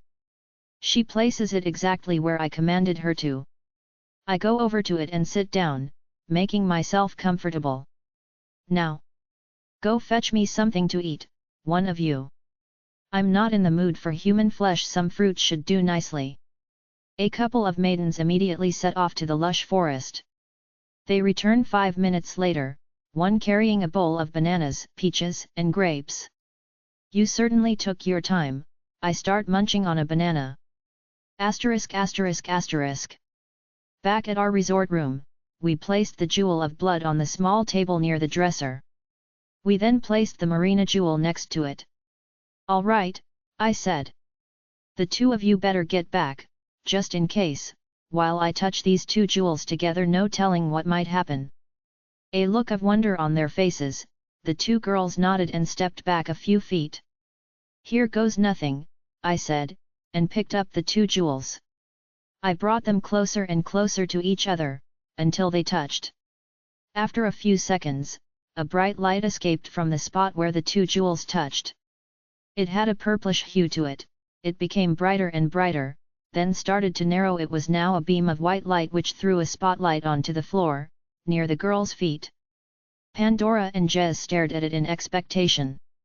Soon enough, an image started to manifest. This image gradually became more and more clear. We stared in disbelief at what we were seeing. We were obviously watching the doings of Dhrovu and his blood platoon in Eden. Some of it was difficult to watch. Dhrovu could be seen sitting on a makeshift throne, that familiar grin on his face. Two maidens were at each side of the throne, as though awaiting his next whim. But what really shocked us was the carnage that was taking place around them. The vicious army of vampires could be seen violating the innocent maidens in almost every way imaginable. While some were having their throats ripped, others were being raped. Some were even being castrated. Unable to watch any more, we looked away. I quickly separated the two jewels. The image on the floor disappeared, then the beam of light dissolved into nothing. The two girls now looked shook up. They looked at me as if to say, "What are we going to do?" "Calm down, you two," I said. "We'll find a way to destroy him, I promise." 21. The next day, we decided to leave Singapore, and go straight back to heaven. We couldn't delay defeating Dhrovu any longer. We waited till it was after 2 o'clock the next morning, as we had to be secretive about the jet car. At just after 2, we snuck outside the resort, and made our way to the rear of its main building, where there was a spacious area of grass, surrounded by beautiful palm trees. "All right," I said. "Here we go," I snapped my fingers. The jet car blasted out of the sky, its engine roaring. Jez stared at it as it descended down, coming to a stop just in front of us. She jumped, a little shook up by its sudden appearance. "What is that?" she said, stunned. "It's a little something I got as a present from Pandora," I said, grinning and slapping her ass playfully. "Way cool," said Jez, in admiration of the sleek machine. "Wait till you see what this baby can do," I said, a little proudly. As Jez looked on with amazement, the car's door lifted open, the female voice said, "Please be seated." "Pandora," I said. "You sit in the back, all you need to do is push the driver's seat forwards." She nodded, then did as she was told, seating herself in the back seat. "Jez, get in." Jez seated herself in the front passenger seat.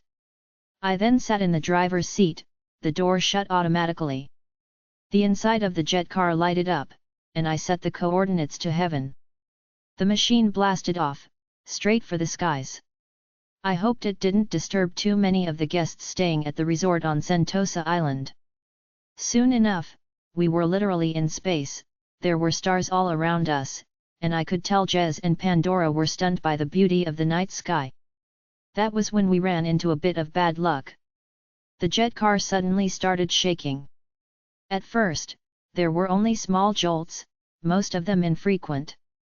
But soon enough, the machine started rolling around, as if caught in a whirlpool. The girls asked me what was happening. "I'm not sure," I said. I think we're caught in some sort of space storm.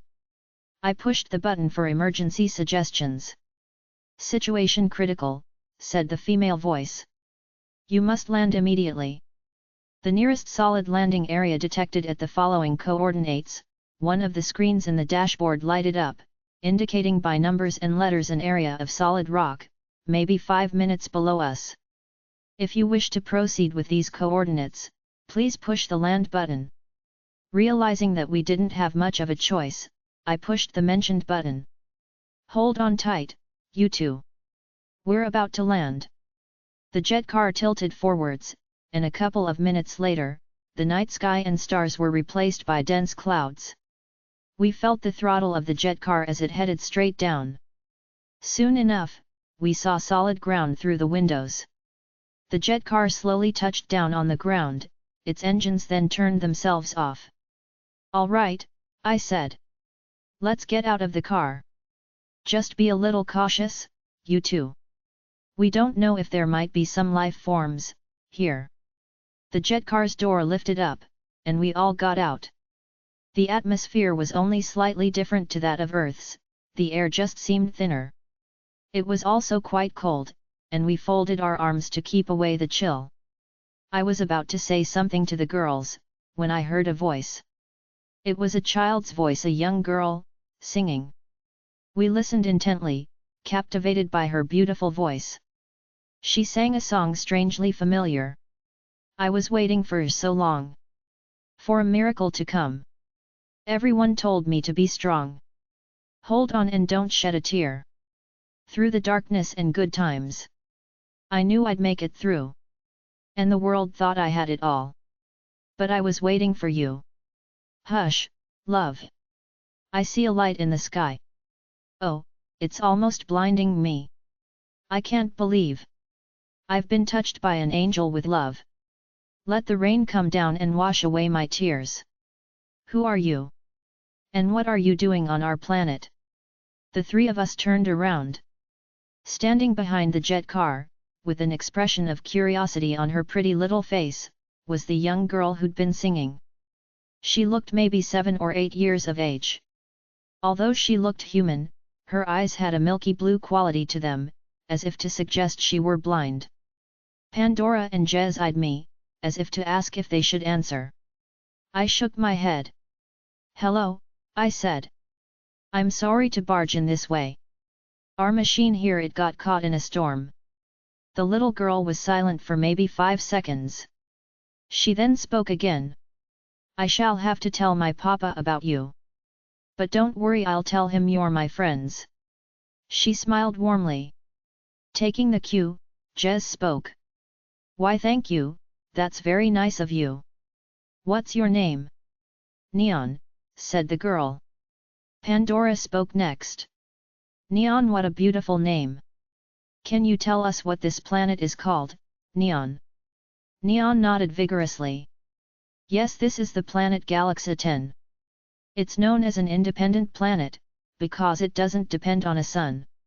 Its heat is provided from within itself through what we call fire holes. I learned this at school. Her expression turned to one of innocent pride. How interesting, said Pandora, obviously taken by the girl. Do you live with your parents? The girl nodded. My father is Lord Phantomime, and my mother is Mercilla. Would you like to meet them? Jez and Pandora nodded. Before the girl turned around to lead the way, I spoke to her quickly. Neon, if your father and mother aren't pleased to see us, could you please explain to them that we had no choice about landing here? Also, we have to leave as soon as possible, we're needed back in our own home urgently. Just one other thing, I think one of our machine's engines is damaged. Is there anyone here who knows how to fix transport machines? Neon looked thoughtful for a moment. She then said, I'll tell my father that all of you are my friends. As for your machine, I think our friend Chrome might be able to fix it. She smiled, looking proud. I smiled back. Thank you. Follow me. She led the way, making her way over the mostly barren ground, avoiding sharp outcrops with ease. We followed at a distance, careful not to fall into the crevices which were strewn about at irregular intervals. 22. Perhaps 10 minutes later, it was difficult to measure time in this strange environment, it obviously being in another dimension. Neon led us through two huge open, towering gates into an environment which surrounded an impressive fortress. Jez, Pandora, and I exchanged glances as we approached the immense structure. It was amazing to look at, and beautiful, with a million stars in the velvet sky above. We went down what appeared to be an ornamented, outdoor carpet, which was a purplish blue. Jez held my hand and squeezed it, I could tell she was excited. A few moments later, Neon led us to the front doors which, strangely enough, opened when she simply touched them. Obviously, this was a land where sorcery and technology intertwined. We were led through a breathtaking dome-shaped room, which in turn led to what appeared to be a large throne room. At its rear end were seated two figures, who we assumed were Neon's mother and father. As we were led towards them, they greeted us with curious expressions. They were truly a sight to behold, their obvious dignity was humbling. Lord Phantomime spoke first. Neon dear, who are these people? What are they doing in Zebediah, and what do they want? Forgive their intrudence, beloved father, said the intelligent little girl, giving a beautiful curtsy. They mean us no harm. She glanced over her shoulder, at me in particular. This man came from the sky, in a machine. He and his companions merely wished to have their machine repaired. Apparently, it malfunctioned not far from our dimension. The girl's father eyed me even more curiously, leaning forward to get a better look. I nodded, trying to appear as friendly as possible. Said the old man. He certainly appears noble. Tell me, young warrior, are you not here to free us from the accursed Lord Dominion? I glanced at Jez and Pandora, who both shrugged. I spoke as respectfully as possible. I'm afraid I don't know who you refer to, Exalted One. As your daughter stated, we're merely here because our vehicle broke down. We very badly need to return home, there's a lot at stake. Lord Phantomime scowled. How dare you, young man? To have the insolence to suggest that we should help repair your machine, while you do not repay us in any manner. He then cleared his throat, settling back a little. I'm sorry if I sound harsh, my young guests. Many tales have I heard that a young warrior would come this way, when the stars aligned. One who would restore freedom to the rightful inhabitants of Galaxa-Ten. You cannot possibly stand there and tell me that you aren't that champion. Just as I was about to reply that I wasn't, I felt a kick on the side of my shin. I quickly glanced over my shoulder, a scowl on my face. It was Jez who'd kicked me. I turned my head to face Lord Phantomime again. I cleared my throat before I spoke. Yes, I said, going ahead with Jez's subtle suggestion. I am indeed that champion. In return for my helping you win freedom, I ask only that one of your workmen repair my machine. I thank you in advance, Exalted One. Lord Phantomime settled back in his seat, looking a little more relaxed. I thought I caught a sense of excitement in him too, which was amusing to observe due to his obvious old age. Well spoken, young man. I see you aren't afraid of responsibility. Tell me, what name do you go by? You can call me Kaine. And your comrades? I turned my head back and looked at Jez and Pandora. They both nodded. I turned back to Lord Phantomime. The blonde one is Pandora, and the other girl is Jezebel. Lord Phantomime nodded. Neon dear, take our 3 guests to one of the guest rooms. Once you've shown them their quarters, let Jericho fly you and these fine young people over to see Ocean Ara. I'll send a messenger to Chrome, regarding their machine. Very well, father. Neon once again curtsied. Then, turning to us, she said, come with me. We were taken down a passage with high walls on both sides. Hung on the walls were strange paintings, which seemed to make no sense at all. Neon escorted us into a picturesque little room with 4 beds. It was beautifully decorated, full of vibrant color. The beds were neatly made, and the pillows were made of some sort of vinyl-like rubber. "This is where you'll be sleeping," Neon said. "If you wish to take a rest before I take you to see Oceanara, feel free to do so. My papa will talk to Chrome about your machine." We decided to get some rest before being taken to see Neon's friend, and thanked the well-mannered little girl. "You're most welcome," she said, flashing a beautiful smile. She then left the room. "Isn't she something?" Pandora said, grinning. "I miss her already." Jez and I both agreed. 23. After what seemed like maybe 3 hours later, there was a knock on our door. Pandora got off her bed and answered it. As we expected, it was Neon. "My father's spoken to Chrome, and he says he'll take a look at your machine." "That's wonderful," said Jez. Pandora and I exchanged glances and smiled. "Thank you," I said. "You're most welcome. Please remember your obligation, though. My father insists that you help defeat Lord Dominion and his clan." I nodded. "We'll do our very best." Neon smiled. "Are you ready to go visit Oceanara?" The three of us nodded. "All right, let's go." Neon led us out of the comfortable room. We exited the large fortress after walking down another passage, slightly longer than the one leading to our room. Neon guided us over to what appeared to be some sort of large bunker or hangar. Once again, we were very impressed at the planet's advanced technology and architecture. We were led inside the large, high structure. Inside were several advanced machines, all of which were obviously used for transport. Some of the machines were obviously aircrafts, while others suggested ground transport. "Hello Jericho," Neon suddenly said, sounding delighted. A young man looked up from the machine he was working at. He smiled warmly. "Hello little flower." He wiped his hands on the back of his work trousers, then lifted the girl up affectionately.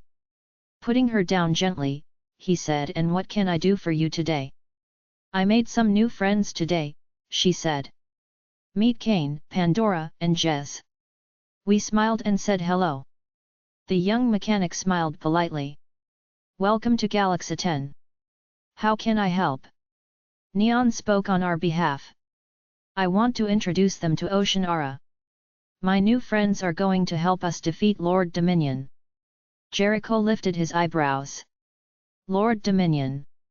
That's right." Neon nodded vigorously. "They only ask that their transport machine be repaired. But don't bother.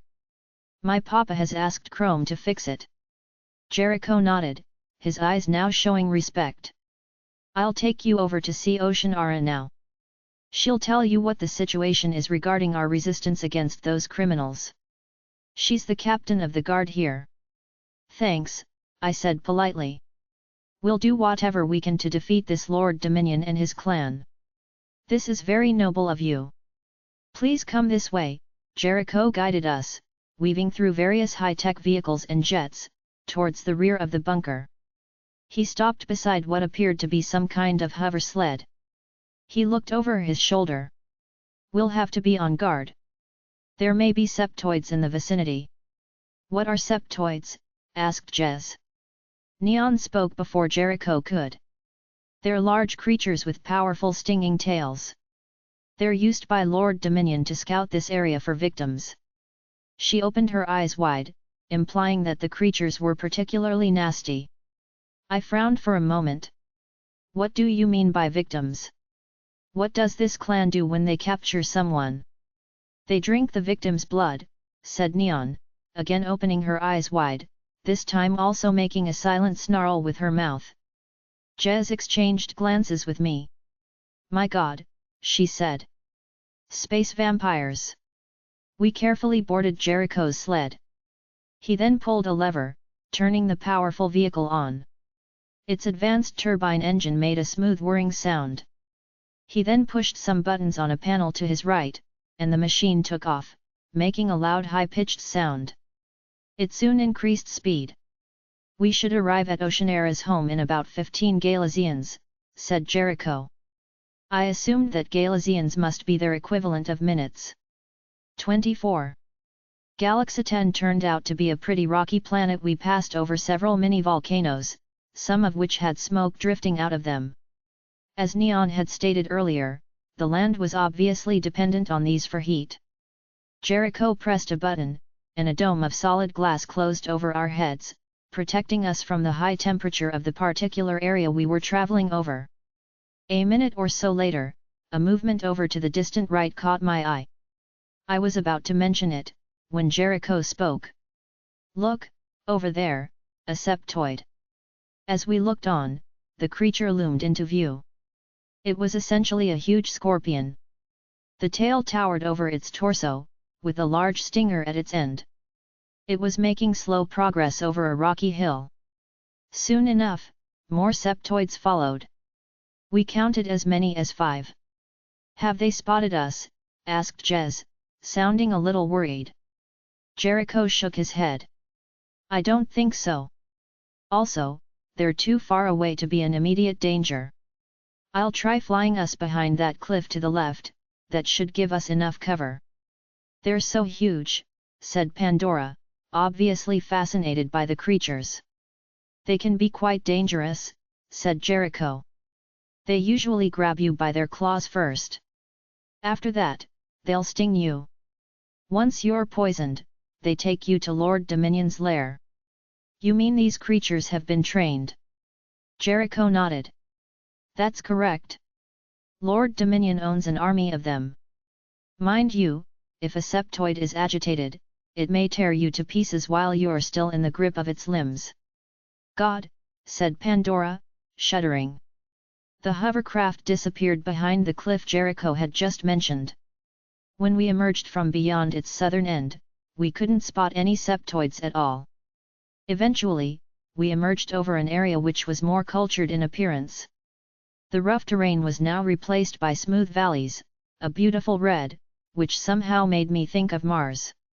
As we flew deeper into the stunning landscape, we spotted several structures of shelter.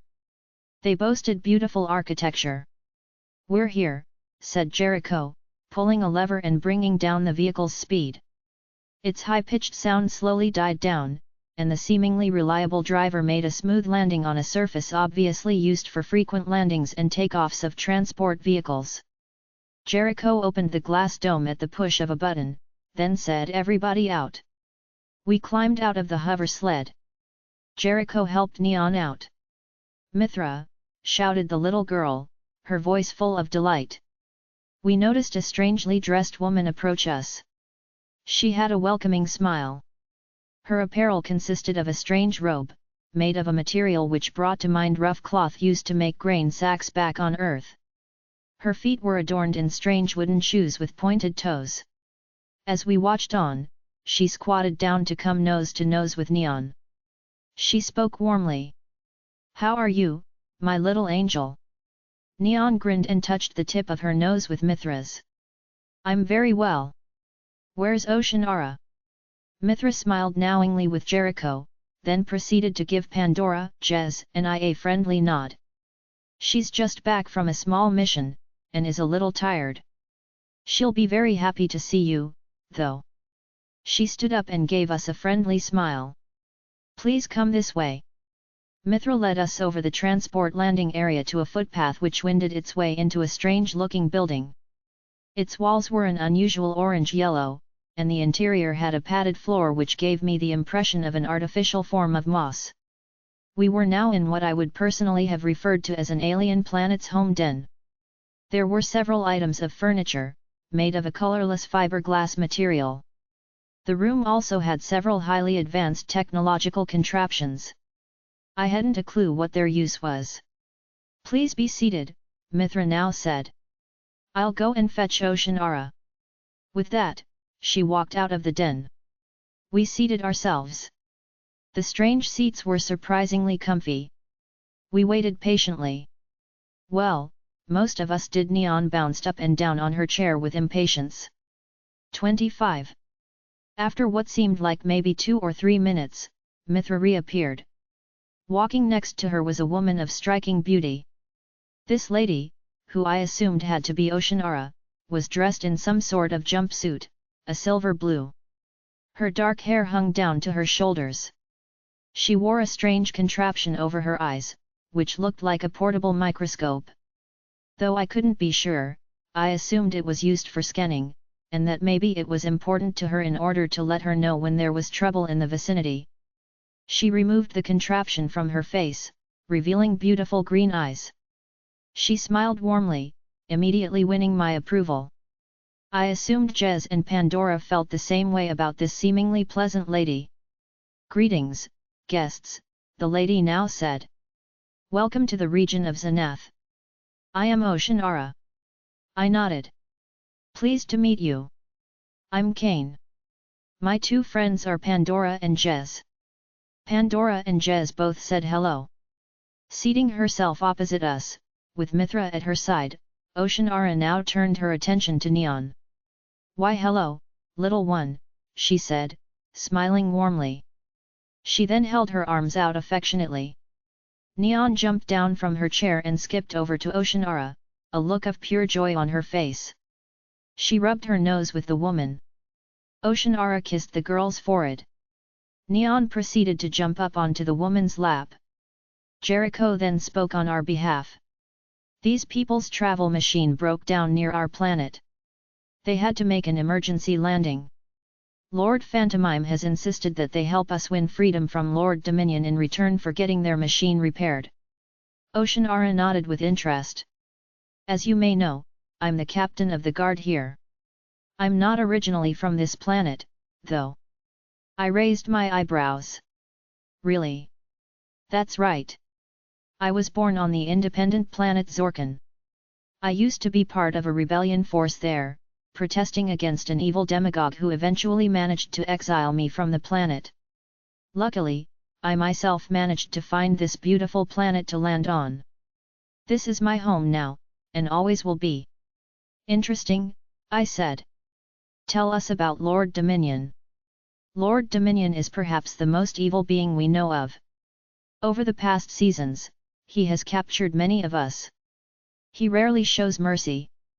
Her voice seemed to break down a little when she spoke the word mercy, and I detected a tear welling in one of her eyes. Jez gently laid a hand on my shoulder. "Don't worry," I said, trying to sound as kind as possible. "We'll help you defeat him. After a pause, whatever it takes." Oceanara raised her eyes again, seeming to have gotten a grip on herself. "Thank you so much, kind warrior." She cleared her throat. "Now let me fill you in on what you need to know." 26.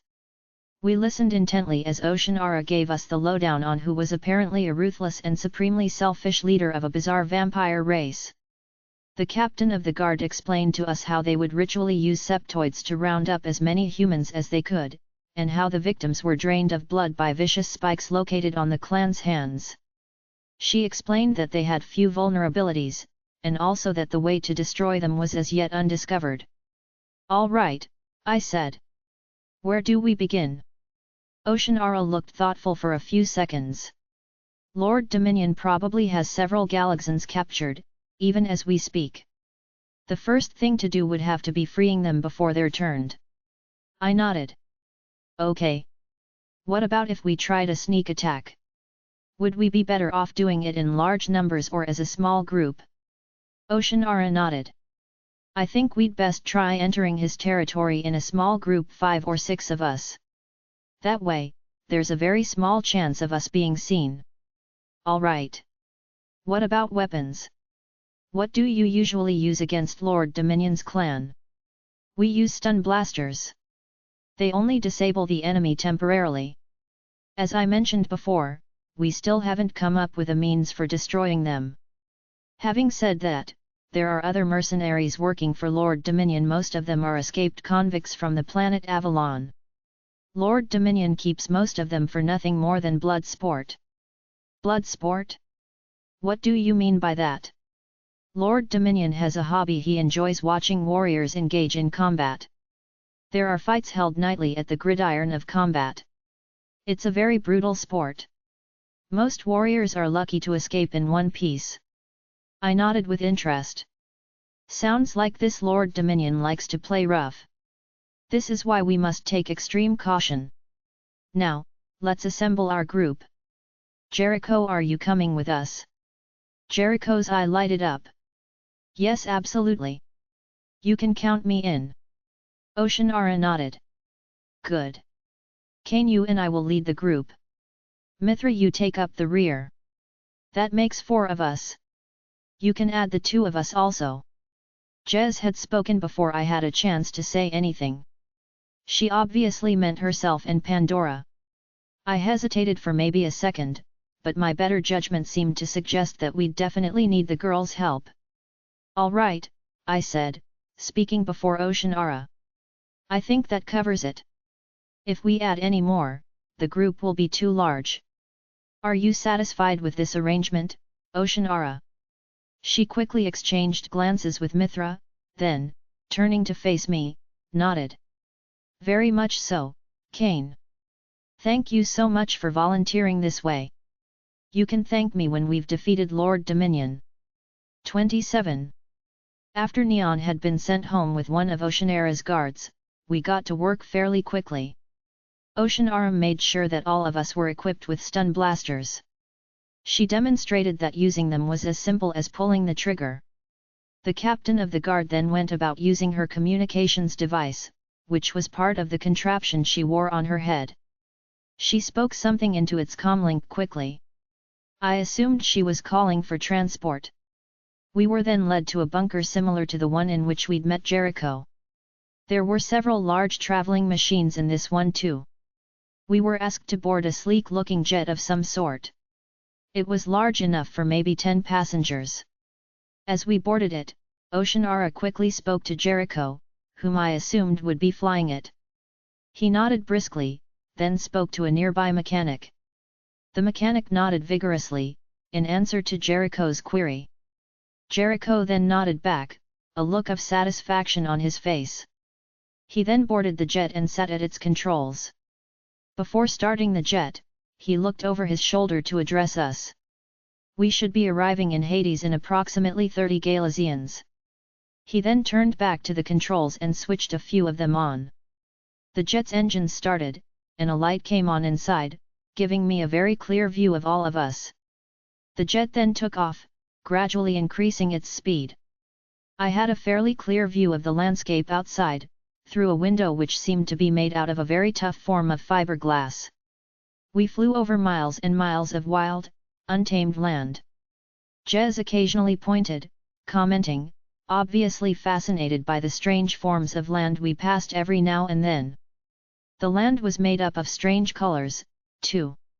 We passed a particularly rough-looking area with cliffs and small mountains. It was the color purple, which I found very unusual. Finally, I caught a glimpse of occupied land, further ahead. I assumed this had to be Hades.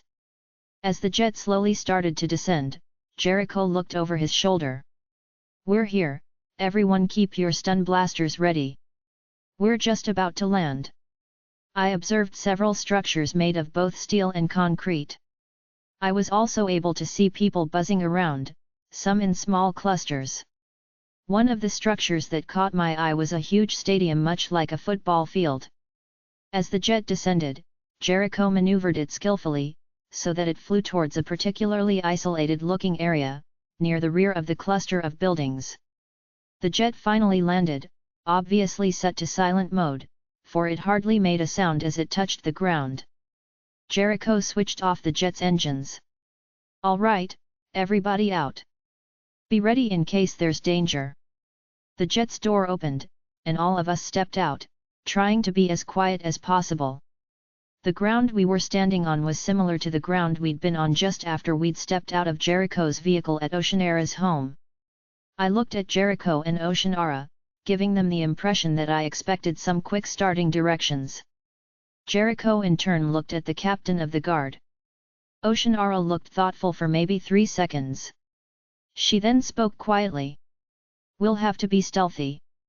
As I mentioned before, the first thing we have to do is free any prisoners. I have a rough idea where the prisons are, but there's bound to be guards there, guarding every single cell. The best way to go would be to distract a guard, while another one of us goes and rescues the prisoners. I smirked. I think we can manage that. I glanced humorously at Jez and Pandora, and their faces then revealed understanding of what I'd meant. 28. We made our way along the eastern wall on the outskirts of Hades, keeping as low as possible. We still hadn't seen a single soul. Oceanara had suggested that we'd first try the southern prison chamber, known as Acrylius. According to her, it was moderately large, but not guarded as tightly as the other prisons in Hades.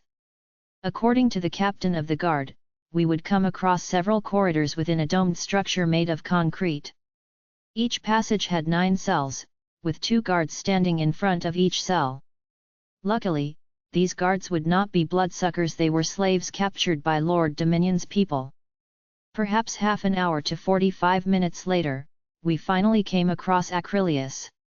It was impressive to look at, with its thick walls and confusing passageways.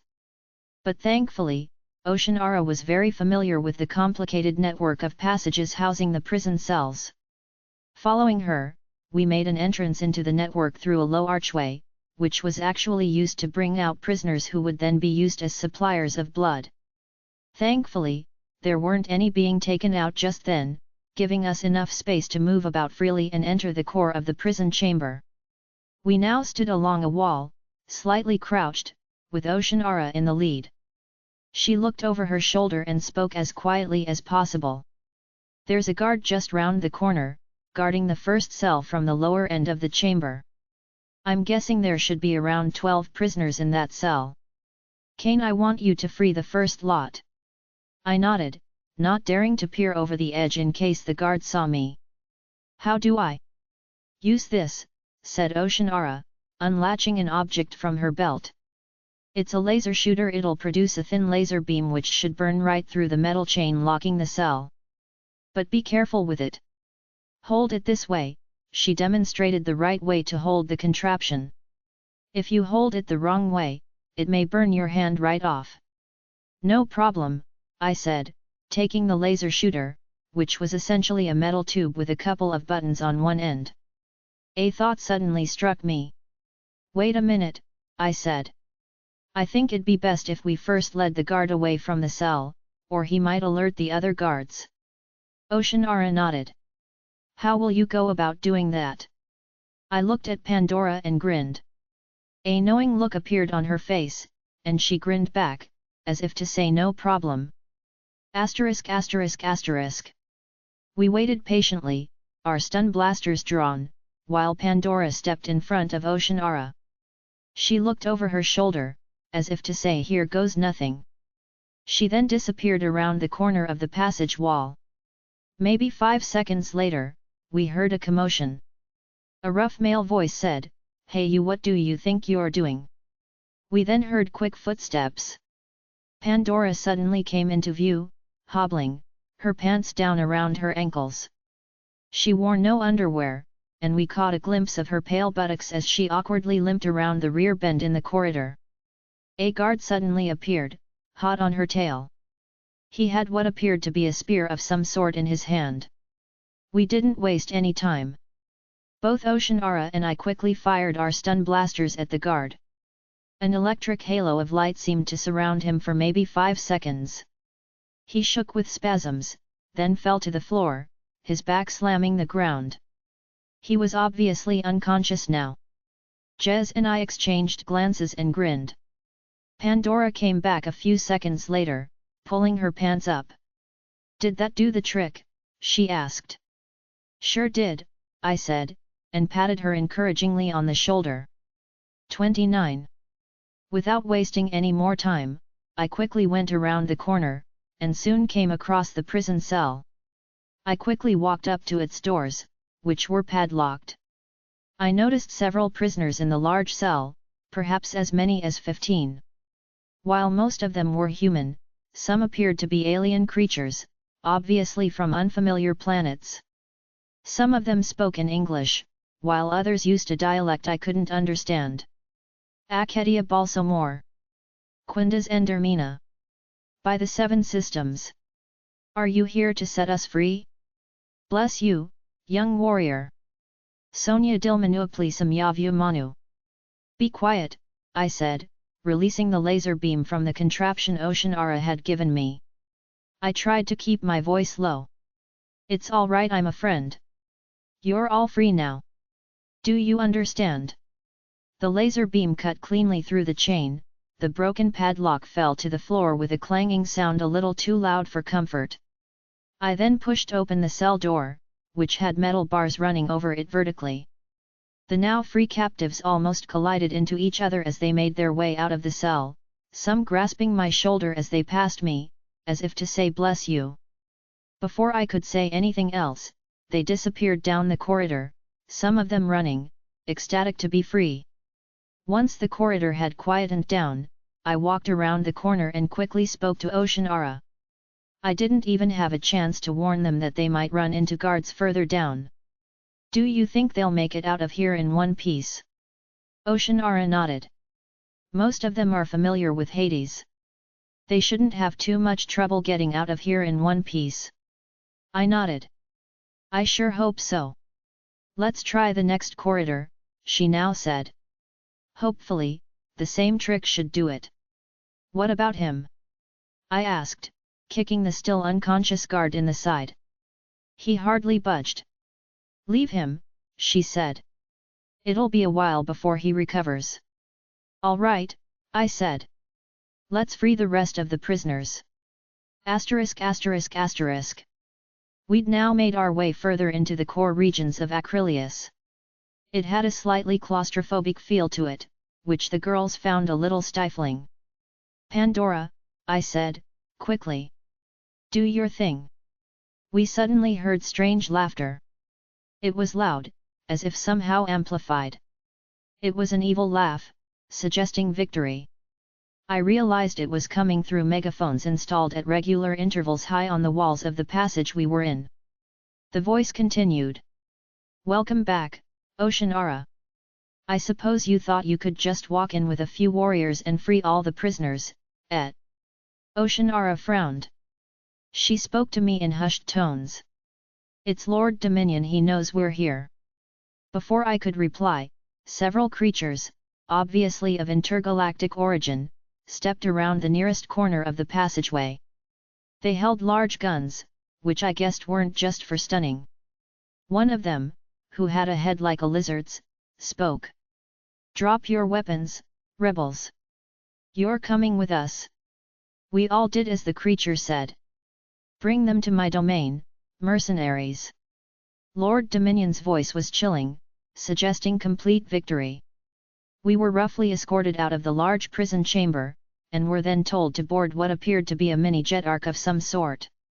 It was then flown out of Acrylius, and over the southern area of Hades, straight into the center, as dusk settled over the land. I guessed we were being taken to Lord Dominion's quarters. Jez eyed me out of the corner of her eye as if to say, I've got a bad feeling about this.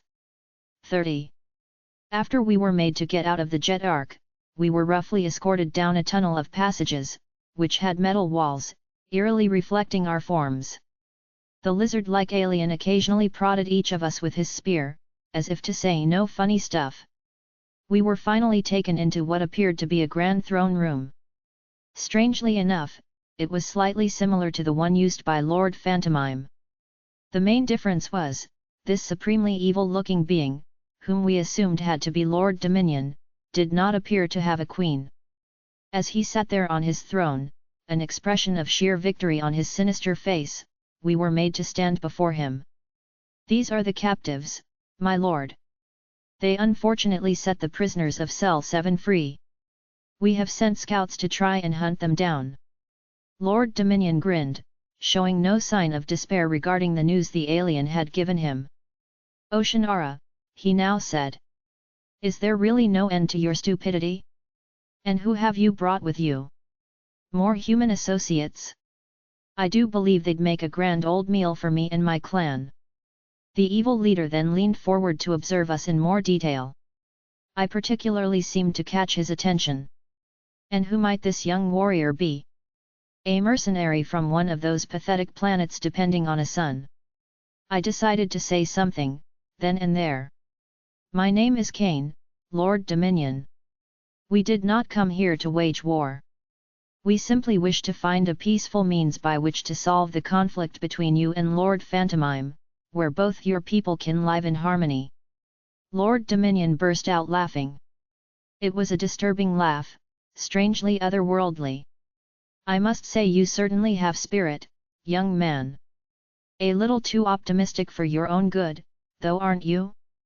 How about if you were given a chance to properly test your spirit? What if we were to test your fighting skills in the Gridiron of Combat? Do you think you've got what it takes? I decided not to answer. Lord Dominion looked like his patience had just been tested. He nodded to the lizard creature. Prepare him and the two warrior women.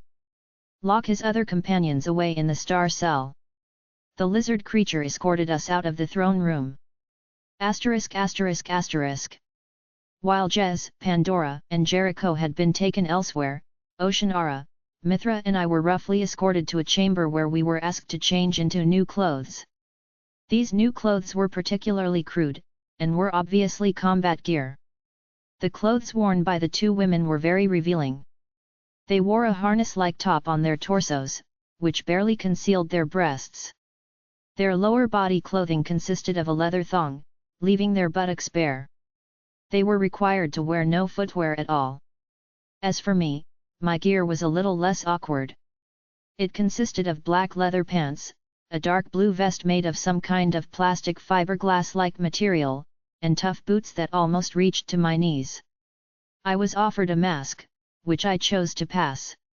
When we were dressed in our combat gear, we were taken down a passageway to what I assumed was a preparation room, which had several different varieties of weapons to choose from. The lizard creature now addressed us. Take any weapons you wish to use from this selection. Be wise, the choice you make can make the difference whether you live or not. Good luck. With that, the creature left, leaving us in the dark chamber. It was then that I realized there were sounds coming from outside the chamber's main door. It was the sound of battle, particularly brutal and intense. There was a digital indicator mounted above the door. Its numbers were counting down, and I realized that we'd have to enter the arena when the countdown ended. I quickly turned to the girls, who'd finished selecting their weapons. While Mithra had decided to go with a ball chain and steel spear, Oceanara had selected a sword and custom shield. I realized how true the words spoken by the lizard creature were. There was no telling what could be waiting on the other side of that door. I carefully looked over the row of weapons, and selected a large dagger and a battle axe. The axe was quite heavy, but felt reliable.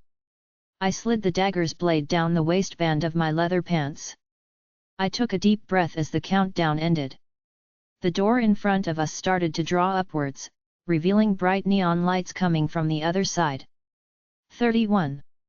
Spotlighted by the lights were maybe 4 or 5 warriors, all masked, carrying various weapons. They didn't waste a moment. One of them almost jumped onto me. I quickly sidestepped, and the huge oaf slammed into the ground. I heard the roaring cheer of a crowd of spectators.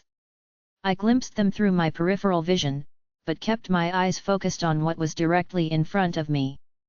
Another warrior, wearing a mask in the shape of a bull's head, suddenly ran at me, and grabbed me by my waist, then tried to push me down to the ground. I slammed my knee into his stomach, making him oomph. This gave me the opportunity I needed to wrench free of his grasp. I quickly turned to Mithra, to see how she was faring. She'd already stabbed a huge warrior in the chest, but the warrior merely pulled out the spear's point from where he'd been stabbed. It only penetrated him about half an inch.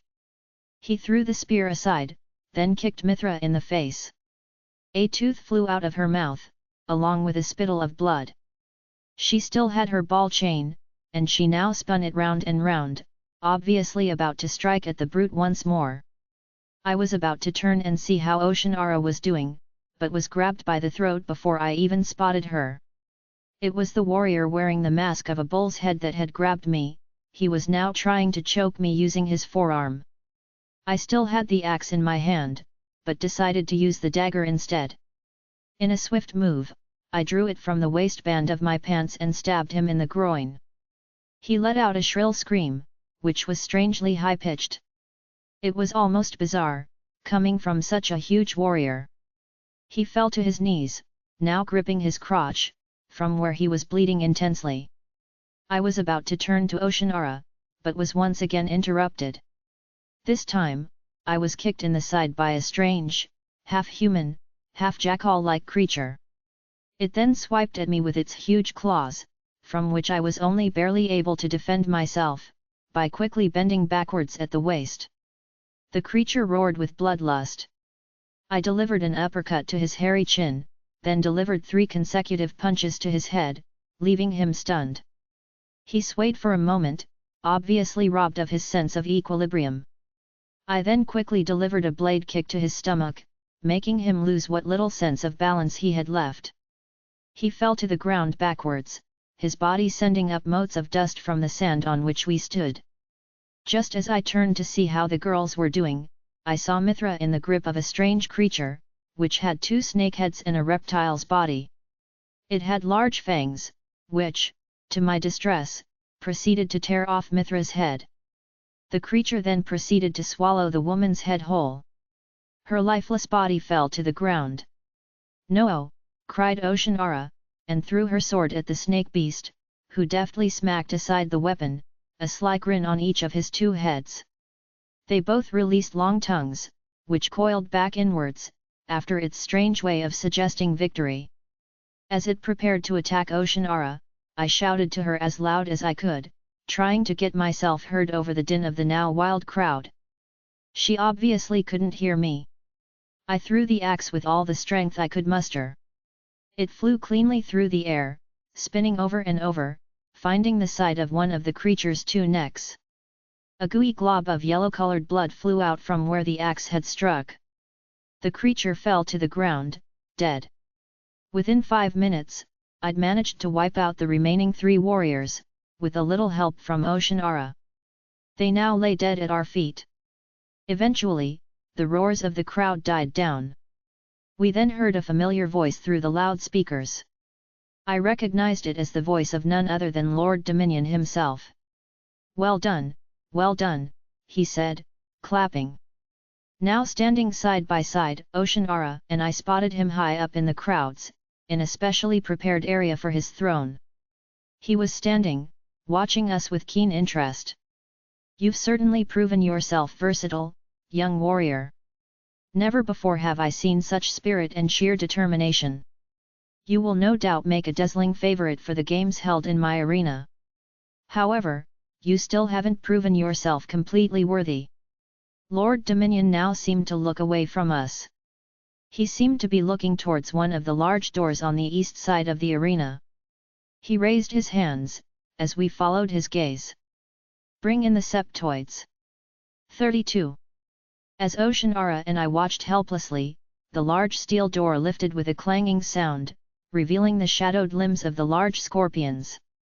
When the door had lifted completely, they began to emerge, making a disturbing sound similar to what a cricket might make, only amplified. As I counted as many as 3, my heart sank. "Run!" I shouted, and quickly made a dash towards the opposite end of the arena. Oceanara ran towards the eastern end of the arena, her bare feet kicking up dust. I looked over my shoulder. The septoids weren't very fast, thankfully, and were now going in separate directions. While one was after Oceanara, another seemed to set its sights on me, despite our distance. The remaining creature still seemed uncertain who to pursue, taking its time. It lifted its 2 front limbs, and let out a strange, high-pitched sound. The crowds roared with anticipation. As I watched on, the one chasing Oceanara was now perhaps only 10 feet away from her. As it closed in, she made a clever move, squatting down and letting it come close. Just when it seemed about to touch her, she ducked lower, then proceeded to run between its legs.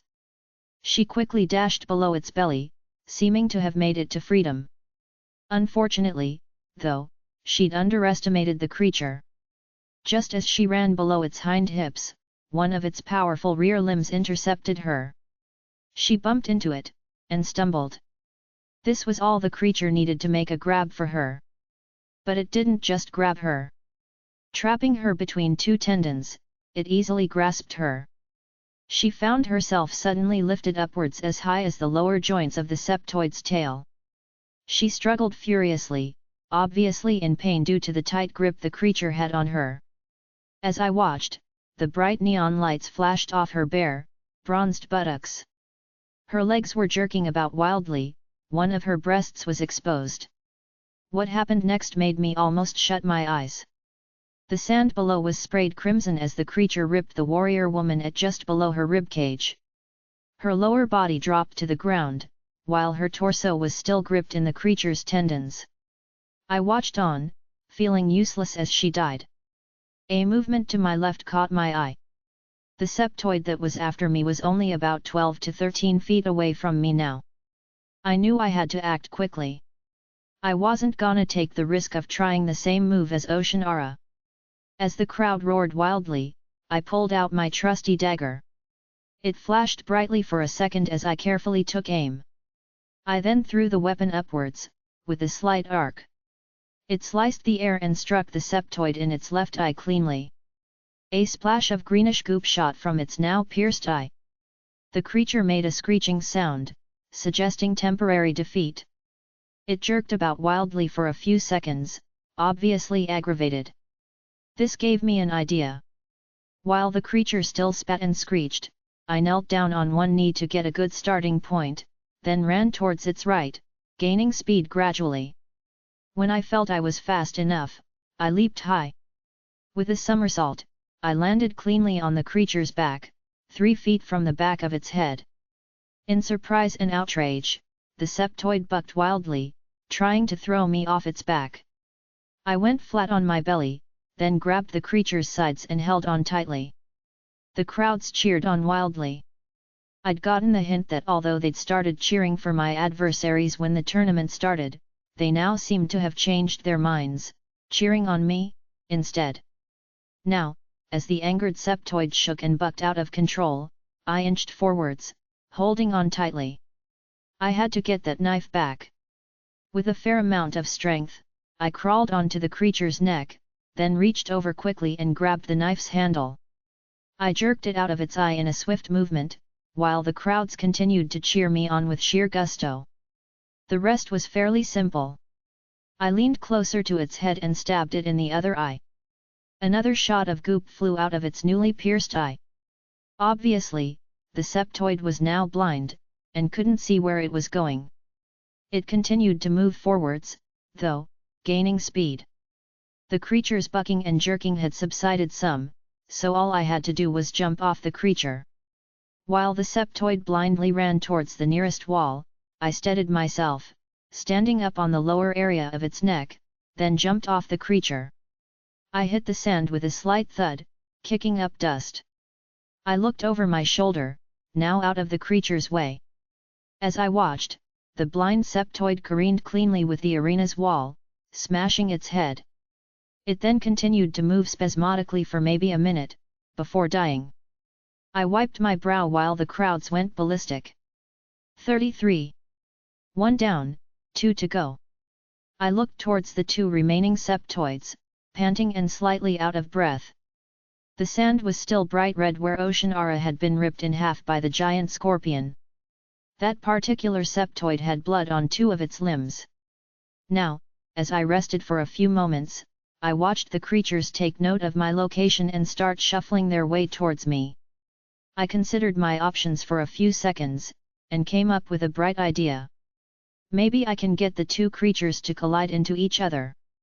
At that moment, they were a fair distance from me, one slightly behind and to the left of the other. I looked around the arena quickly, figuring out what would be the best way to perform the maneuver.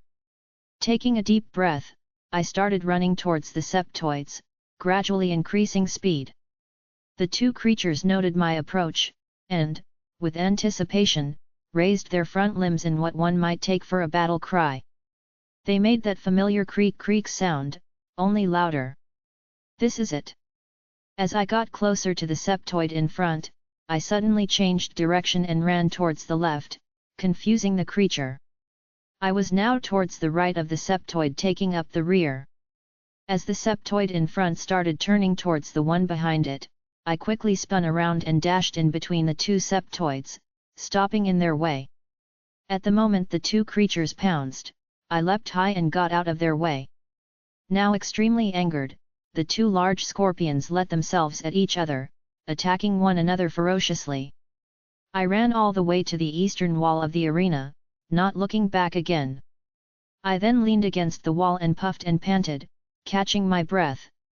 As I watched, the two septoids fought each other with bloodlust, gradually losing one another's main limbs.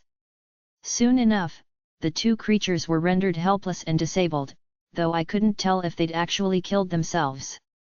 Then I heard a cry of outrage from Lord Dominion. "This is truly an outrage! How dare you, young warrior!" He then clapped his hands, as though making a signal. "Bring out Savage and Buzzsaw." As I waited, the crowd started cheering. Just to my right, two steel doors on the west end of the arena started to lift upwards. As the dust cleared, two tall figures were revealed. As the doors finished rising, they stepped forward. I wriggled my fingers and prepared for the two foes, who were a remarkable duo to behold.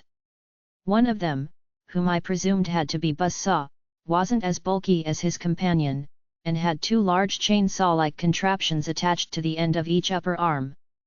Now, as he approached me, his sidekick at his right, the two metallic spiked wheels on the ends of each of his arms started whirring, and he raised his arms up and down as if ready to start chopping me up.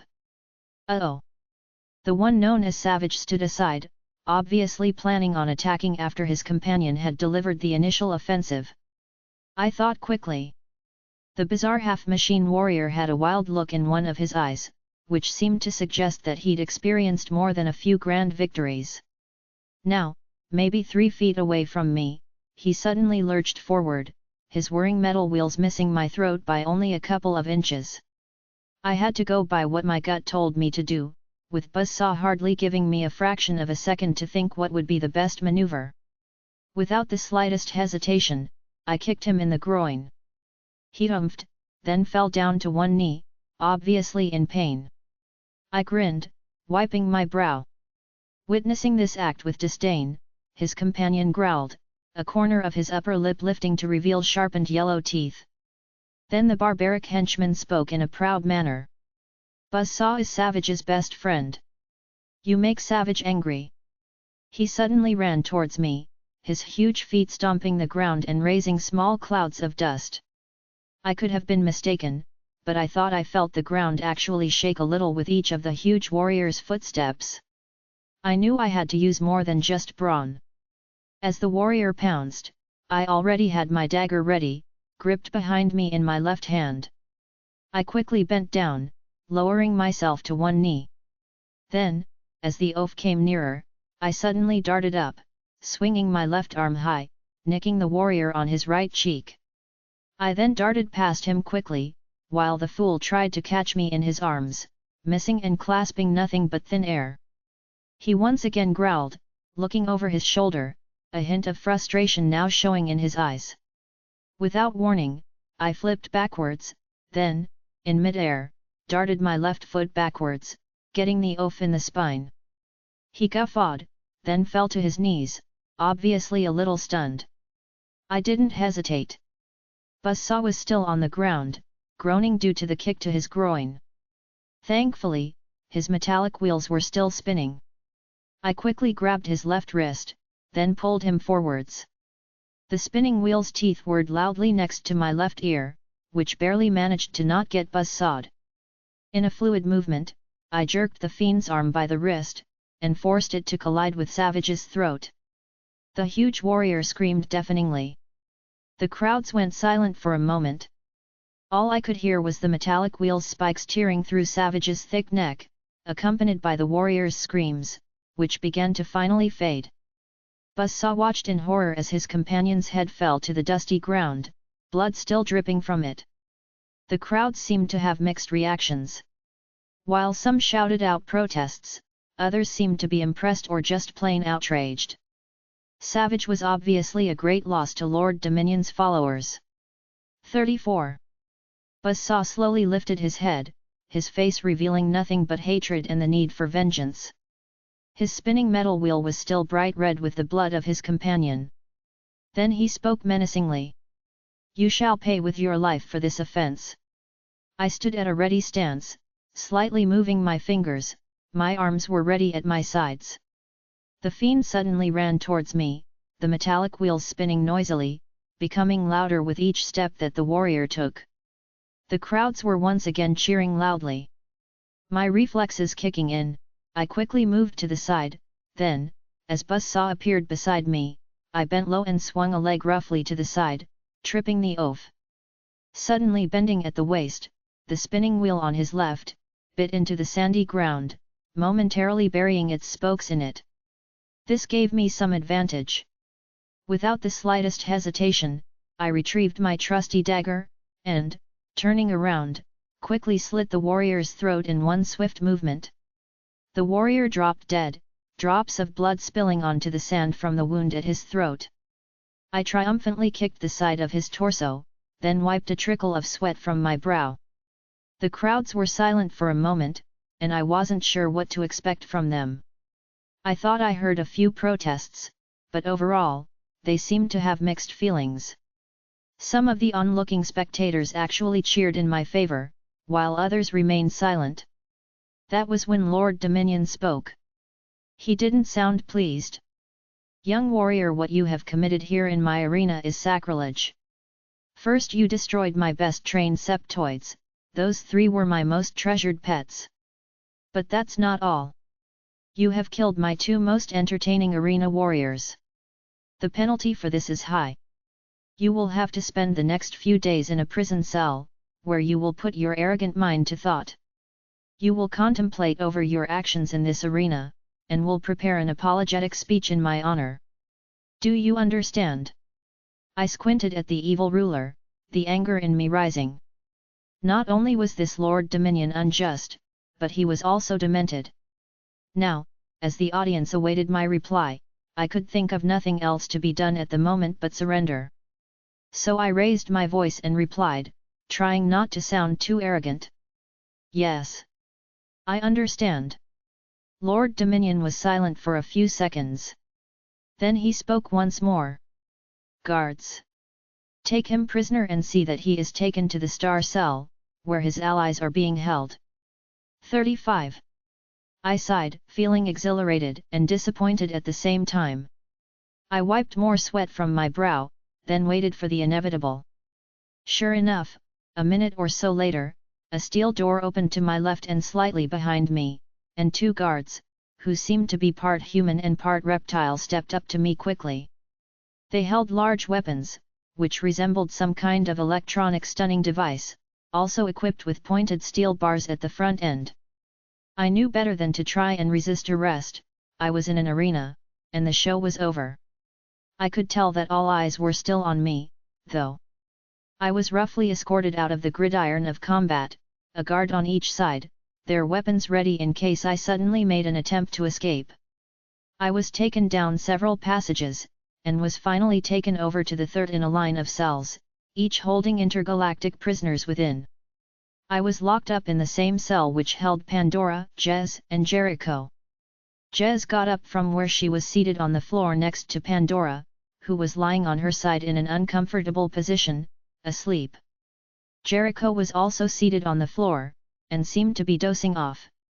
He suddenly looked up, shaken out of his sleepiness, when the guards shoved me into the cell.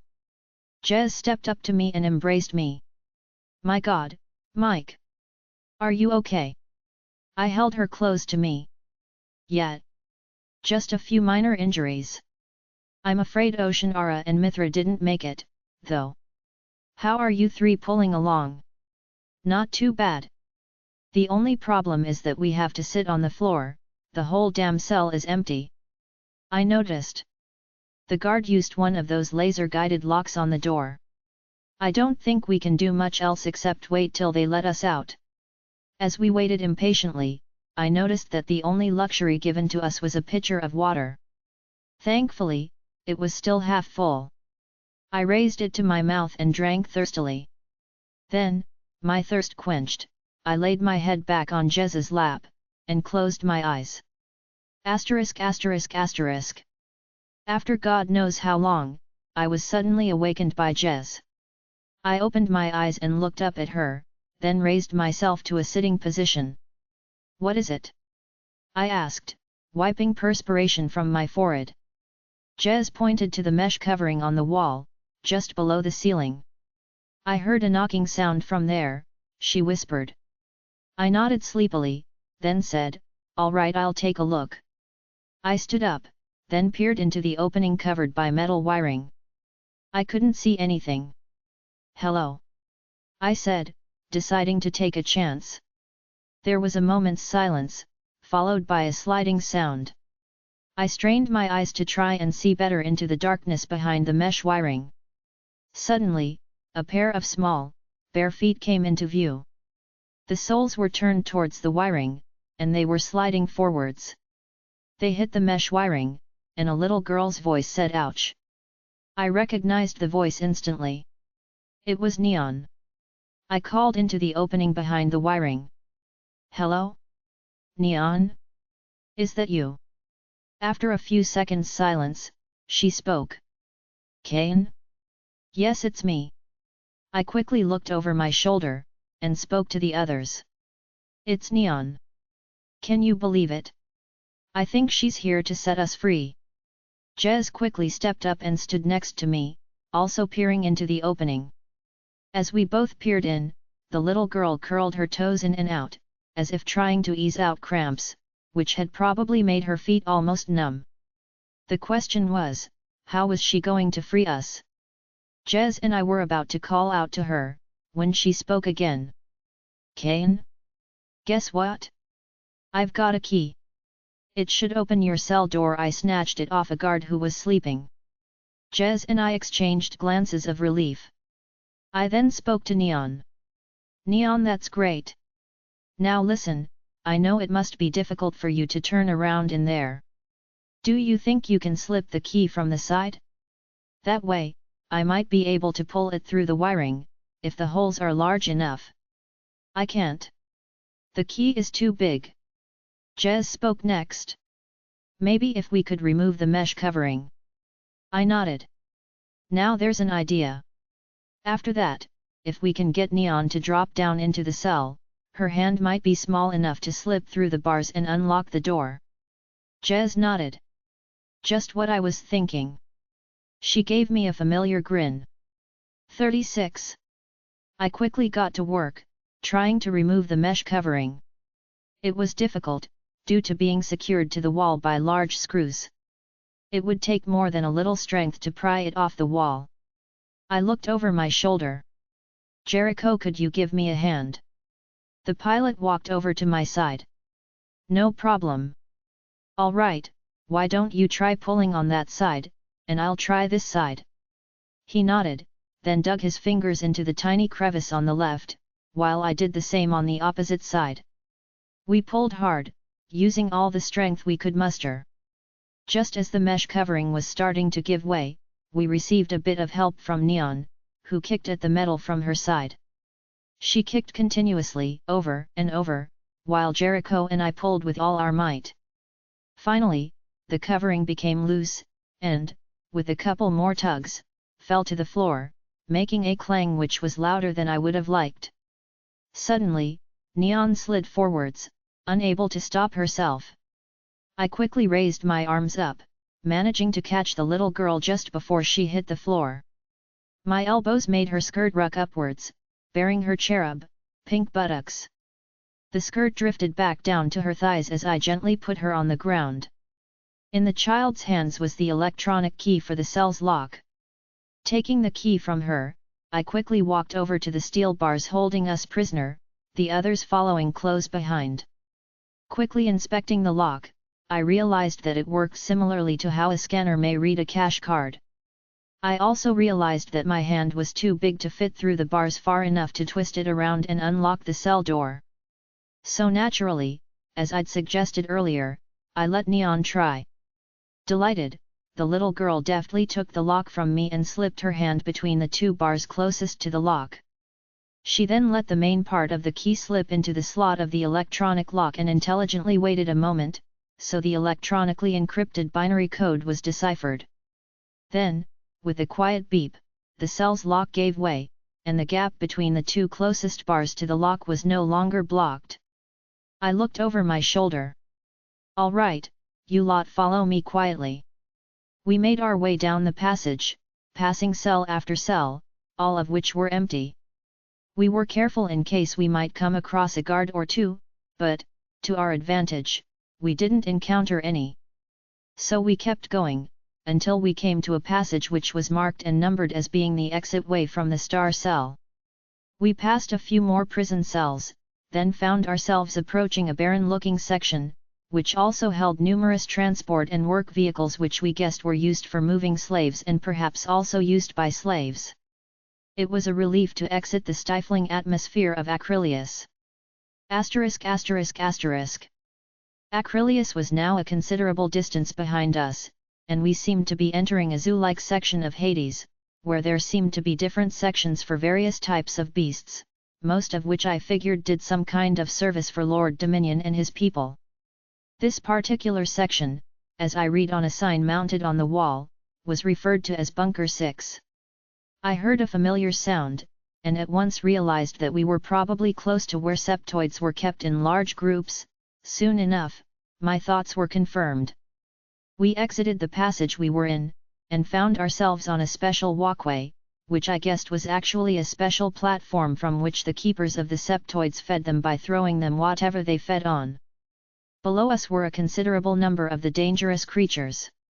"My God," said Jez, looking down nervously as she took slow, careful steps along the upper ledge above the grounds behind Bunker 6.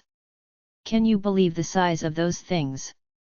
If we slip and fall, it's lunch time for them," Jericho said, not sounding too funny. Neon held my hand tightly, obviously more than a little frightened. I kept hold of her little hand with a strong grip. The only problem was that my hand was perspiring. That was when the unthinkable happened. In what seemed like a fraction of a second, the little girl screamed. In the next moment, her hand had slipped out of its hold on mine. With a barely audible ka-thunk.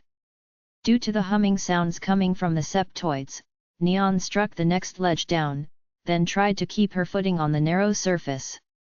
She wasn't going to make it. So instead of thinking twice, I jumped. Landing roughly on the surface of the ledge on which Neon was already slipping, I quickly shot my arm out, making an arc to the right. Just as she lost her position on the ledge and started to fall downhill, I managed to grab her wrist with my hand. Neon screamed as she looked down at a particularly angry-looking septoid, which was now standing upright on its hind legs, clicking its giant claws and trying to get a grip on the poor girl's feet. "Hold on!" I shouted down, then started to pull her up gradually, holding on with a determined grip. Panting and a little out of breath, I managed to pull the girl back onto the ledge she'd fallen off. While Neon and I both caught our breath, Jericho called down to us. "Hang on," he called, "I'll send down a grappling cord. Just give me a second to secure it." With that, we waited while he pulled the cord from his utility case on his belt. Then, in a masterful manner, he tied it to a section which jutted out on the upper ledge, and sent down the other end of the cord. It reached down just enough for me to get a secure hold on it. I quickly spoke to Neon. "Just hold on tightly to my waist, Neon, and I'll pull us both up." Nodding, the little girl did as she was told. Mustering up a considerable amount of strength, I began pulling us both up, climbing along the slightly slippery metal surface of the bunker. With a final burst of strength, I pulled us both onto the slightly wider surface of the upper ledge. I panted, a little out of breath. 37. Some time later, we found ourselves in what appeared to be a dome-shaped structure, with a very high, arched ceiling. As I desperately looked around for another exit besides the one we'd just entered the room through, we heard laughter. It was a laugh we all recognized, and Jez immediately took hold of my wrist. It was that of Lord Dominion. We looked in the direction the laughter had come from. Lord Dominion stood on what appeared to be a miniature stage, which had stairs leading down towards the lower floor on which we stood. Next to him stood a truly striking female warrior, who wore black leather from head to toe. She also had wings, which didn't seem artificial from where we stood. We were about to turn back and go the same way we'd come, when Lord Dominion spoke to his female sidekick. Iris. With a quick nod, the female warrior spread her wings, then swooped down gracefully, quickly covering the area which consisted of the theatre-like room stairs leading to its stage. We were about to find out why she was referred to as Iris. From her eyes, a brilliant white light emanated, growing in size. Soon enough, it nearly filled the entire room, blinding us and forcing us to immediately close our eyes. The energy which came from the blinding light was so powerful that it incapacitated us temporarily, draining our energy and making us fall to the ground. We tried as hard as possible to resist the energy field, but only I was able to still get back on my feet. Quickly realizing that I was the most powerful of our group, Iris was already running towards me, her eyes focused directly on my face. Quickly realizing that she was about to shoot another blast of light, I ducked, then quickly dashed towards her, grabbing her by the waist and tackling her, a bit like a football player. Stunned, she fought back, wrestling with me on the floor. We rolled about, our arms and legs occasionally entangling, and I soon managed to force her into an upside-down position, which was a little awkward due to her plump round buttocks. Her body was only attired with a thong-shaped suit, resembling two shiny balloons, pressing against my face. Soon enough, she gave in, due to my being the stronger of the two. I then quickly incapacitated her by twisting her arm. She cried out, accepting defeat, and I took the opportunity to shout at the others. "Quick! Go back through the door we came in. I'll catch up in a second." The others, having now recovered from Iris's initial blast of light, did as I said, and dashed out of the room.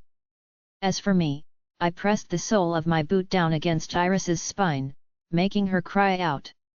"Don't try anything stupid," I warned her. I then looked towards the stage, and realized that Lord Dominion had already disappeared. We'd have to come back for him another time. Then, pressing down my foot on Iris once more as a final warning, I quickly turned around and also exited the room. I managed to catch up with the others further down the passage. A little out of breath, I patted Jericho on the shoulder, then spoke to him. "Don't you know any quick ways out of this place?" Jericho nodded, also a little out of breath. "I've got an idea. If we can find Bunker 8, there should be a transport hangar in its vicinity. Maybe we can hijack a hovercraft. ******. Bunker 8 wasn't too difficult to find, and we came across it some time later, wanting to put as much distance as we could between us and Lord Dominion's strange lady friend. A well-equipped hangar was close by, just as Jericho had mentioned. We quickly made our way inside it and were relieved to find it unattended. From there, it was just a matter of hijacking a suitable hovercraft, as Jericho had previously suggested. We made haste, boarding a remarkable transport machine in a hurry, making our escape and heading straight back to Jericho's workplace. 38. Back at Jericho's hangar, we discussed the matters at hand. "All right," I began, having thought about the situation. "Now that I've got an understanding on what these creatures actually are, I think I know the solution. Jericho, tell me, does your planet have any wood?" Jericho frowned, as though puzzled. "Wood? I'm sorry, but I don't know what you mean." I looked at Jez and the others, a bemused smirk on my mouth. I then turned back to Jericho. "It's a material that can be found on trees on my home planet. I noticed you've got certain objects made of a similar material, like that chest I saw in the room provided to us by your leader. What do you call it here?" Neon's face suddenly lighted up. "Oh, I know what you mean. We call it crease, here on Galaxa-Ten." I nodded. "Good going, Neon. Now, Can you tell me where you get it from? You see, we'll need a fairly big supply of it. Neon frowned for a moment, and Jericho smiled with amusement. He seemed ready to speak on her behalf. However, the child's face lit up again.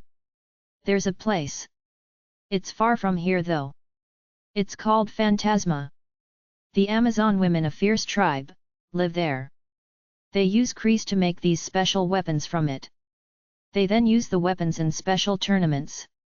She frowned again, as if trying to remember something. The game is called something that sounds like arch, she put a finger to her mouth. Archery. Pandora said, sounding like a bimbo. Neon's face lit up once more. That's it. Jez and I quickly exchanged glances, and Jericho looked down at Neon with approval. I nodded. All right, I think these Amazon women will come in very helpful in defeating Lord Dominion. Jericho, can you fly us over to this place called Phantasma? He nodded. Yes, it's a fair distance from here, but I shouldn't have any trouble getting you there as long as we use a jet craft for transport. They're the fastest transport system on Galaxa-Ten, and should get us there before the next day. Great, I said. Let's get moving. Jericho led us over to a sleek transport machine, which slightly resembled a space shuttle. However, it had wide wings on each side, as well as its own weaponry. All aboard, Jericho said. Except for you, little one. He looked down at Neon apologetically. Neon scowled. What? Jericho shook his head.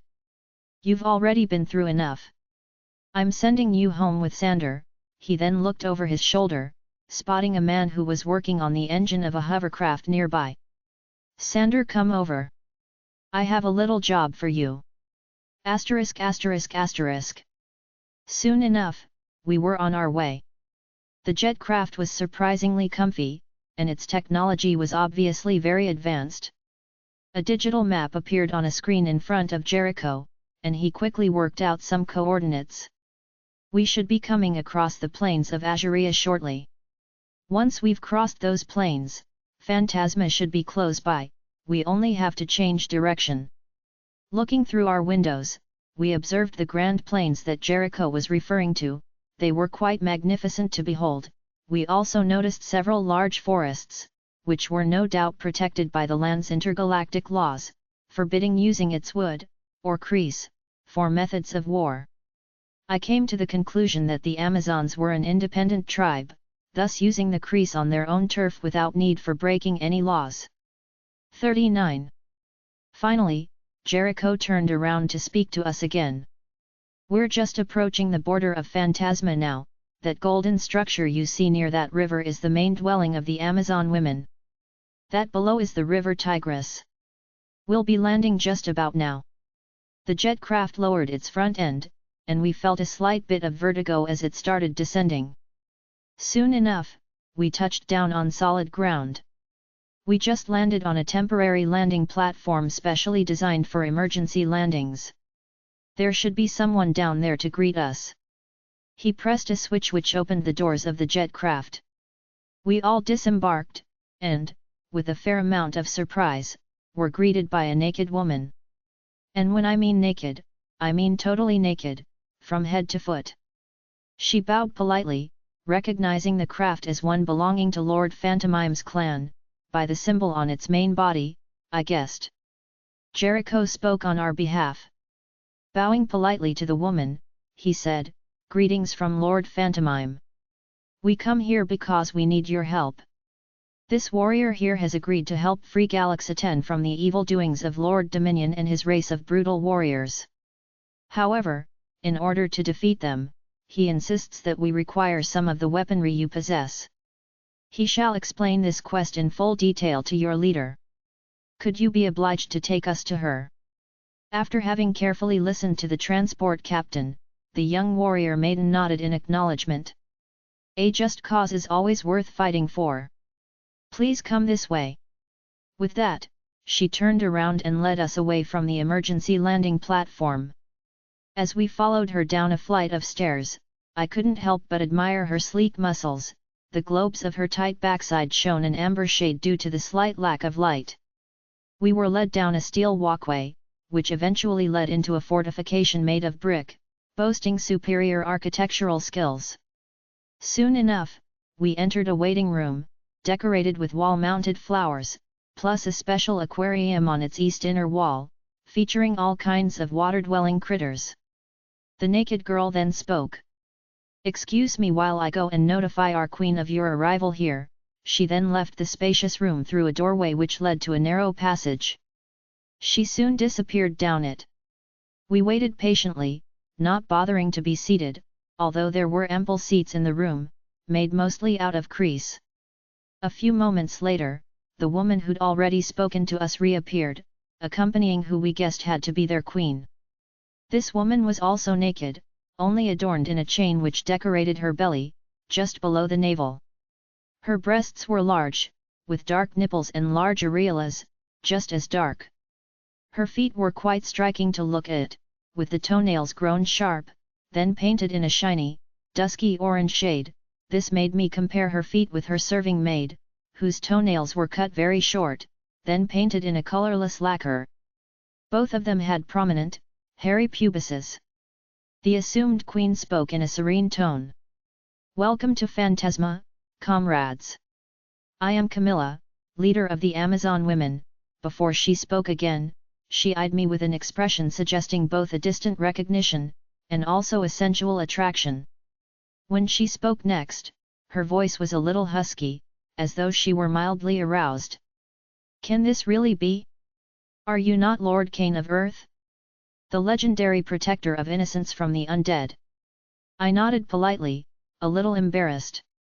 "Yes, Lord Phantomime has asked me to help regain freedom for his people from the corruption Lord Dominion and his clan are responsible for." She nodded in acknowledgement. "Yes, that is certainly a noble mission for you to accept. I take it you require our help in doing so."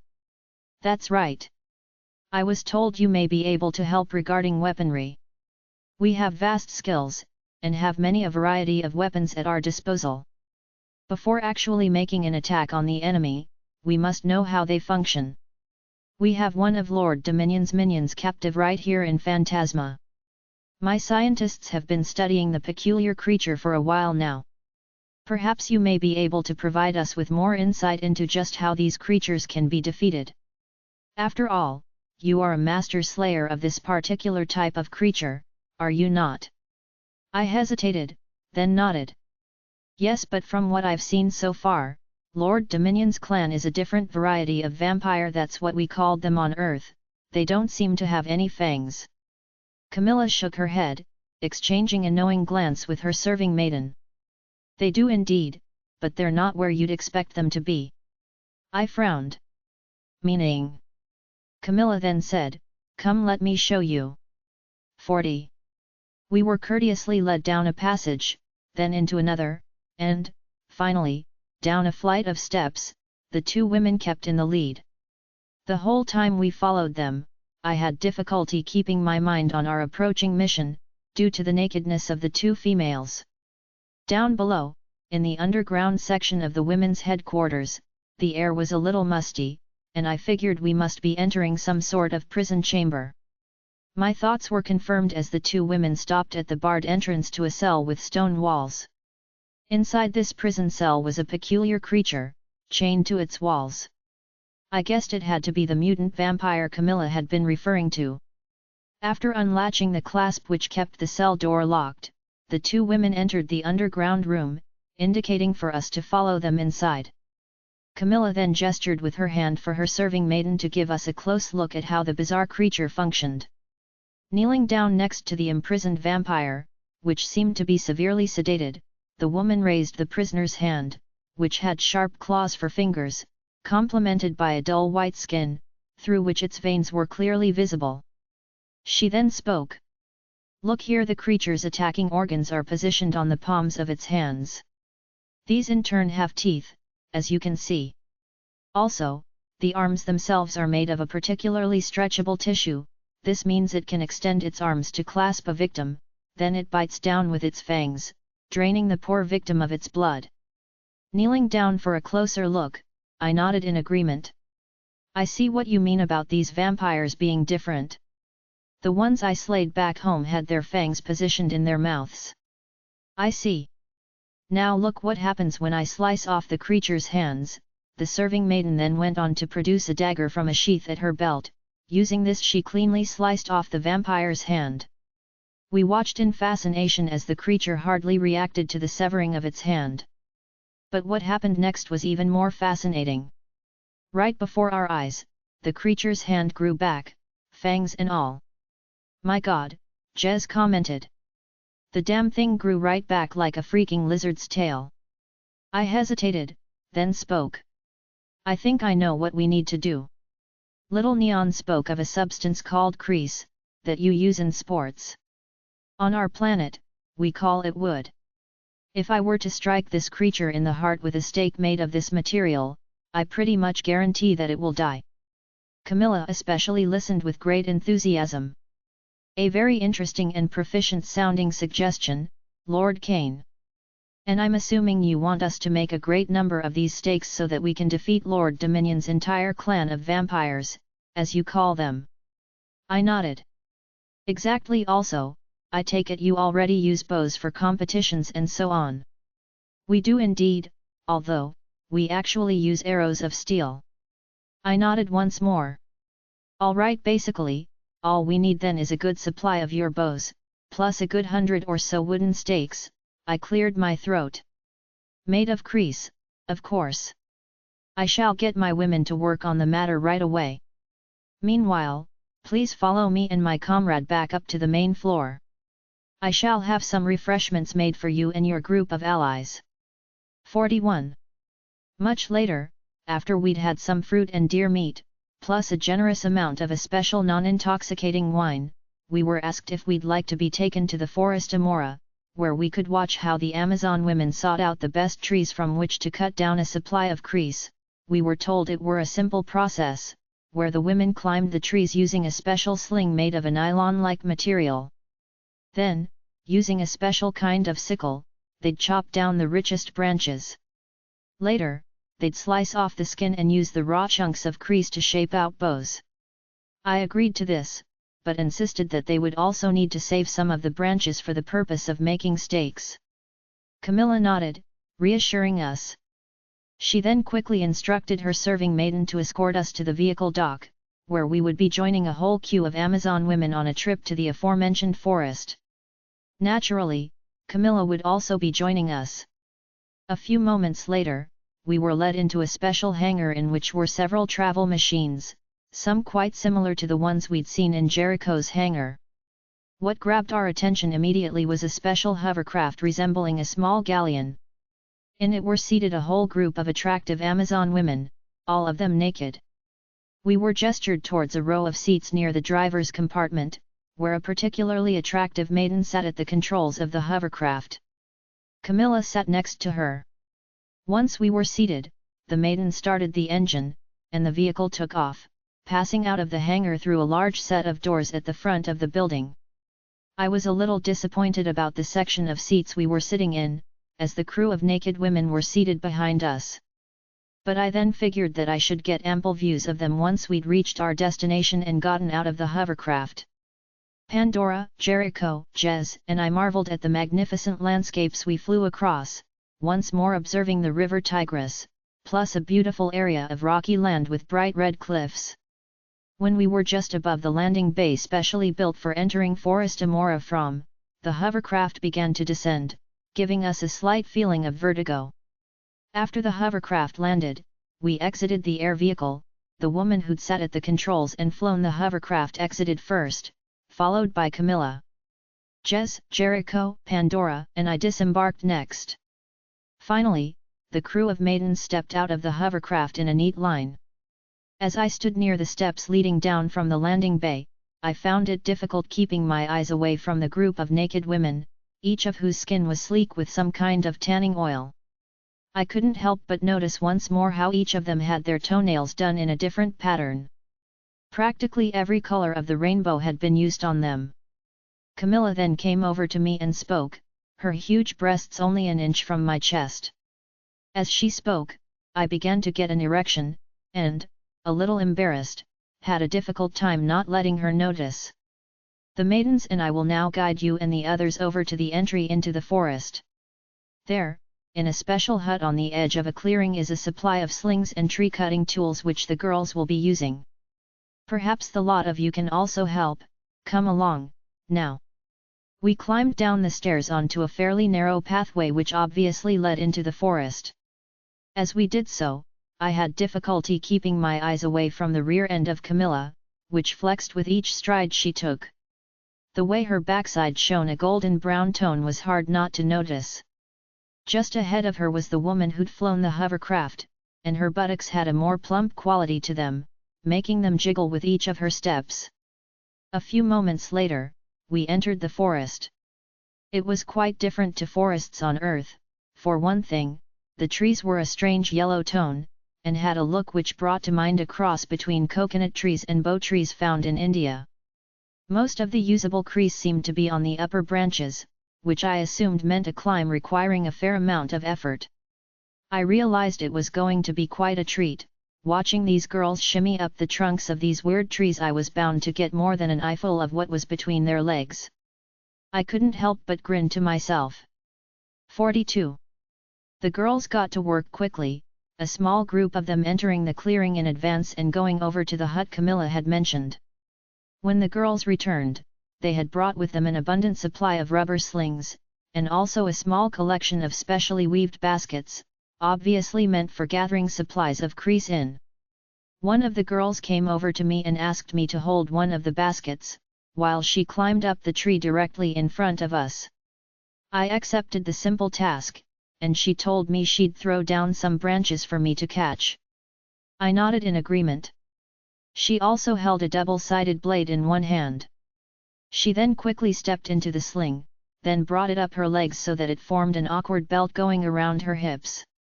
She then proceeded to tie its front end around the lower trunk of the tree. Finally, she proceeded to grab the tree by the trunk and shimmy up its length, giving me a close-up view of her backside. She kept climbing up the tree, the sling keeping her secured to its trunk. She used her feet to push herself upwards. I thought it quite a remarkable feat for her to be able to hold on to her machete while she pulled herself upwards. She'd obviously had heaps of practice. As I looked around, I realized that the rest of the girls, save Camilla and the girl who'd flown us into the area, were also busy climbing the trees and cutting down branches of crease. It was really breathtaking, just watching these naked women go about doing their job. Kaine! I heard the girl above me shout down, "Catch!" I awkwardly held out the basket in front of my chest, while the girl expertly dropped down as many as 3 branches of crease, at the same time deftly managing to keep hold of the tree with her legs. The branches dropped into the basket neatly, and the girl then went on to cut down a few more of them. All around me, the other girls were doing the same. While some were busy cutting down fresh branches, the others went about collecting the crease that they dropped down. After what seemed like half an hour later, the girls had collected enough crease to make a large amount of bows and stakes. Finished with the job in hand, we left the forest and once more boarded the hovercraft. Some time later, having arrived back at Phantasma, we disembarked from the hovercraft. While the group of Amazon women carried the baskets of crease away to begin work on making new weapons, Camilla led us back to the waiting room we'd been introduced to her in before. Jez, Pandora, and Jericho were given an official tour of the main palace building in which the girls resided by some of the girls, while Camilla and I got down to business. I gave Camilla some very quick, simple-to-remember descriptions of how big, how thick, and how long the wooden stakes crucial to defeating Lord Dominion's empire should be. She listened intently, more than a little fascinated when I described how a vampire would fall when such a stake were thrust into its heart. She then quickly instructed her second-in-command. "Asteria, please go over to the girls working on the bows and describe the required weapons just as Lord Kaine described them to me. Make sure to inform them to make a large stock, this will be crucial. Lord Dominion's fellow warriors are many in number." Asteria nodded graciously. "Yes, my lady." I shall do this at once. With that, the beautiful girl left the waiting room. I found myself once more distracted by her nude body, and the way her bare bottom jiggled as she walked away. Camilla's voice brought my attention back to her. Tomorrow would be a good day to attack Lord Dominion's clan. You see, tomorrow is the day they hold the Games of Endurance. It's a barbaric ritual in which Lord Dominion's people test their fighting skills with intergalactic champions. It's a good opportunity as both the evil leader and his clan will be greatly distracted by the fighting which will take place in the Gridiron of Combat. We have many unicorns that will provide us with the transport we need. That way, we can approach the enemy almost unseen, which will give us the element of surprise. I nodded. Sounds like a good plan. But I was wondering if there are going to be other types of creatures also participating. We may need other weapons besides just bows, arrows, and stakes.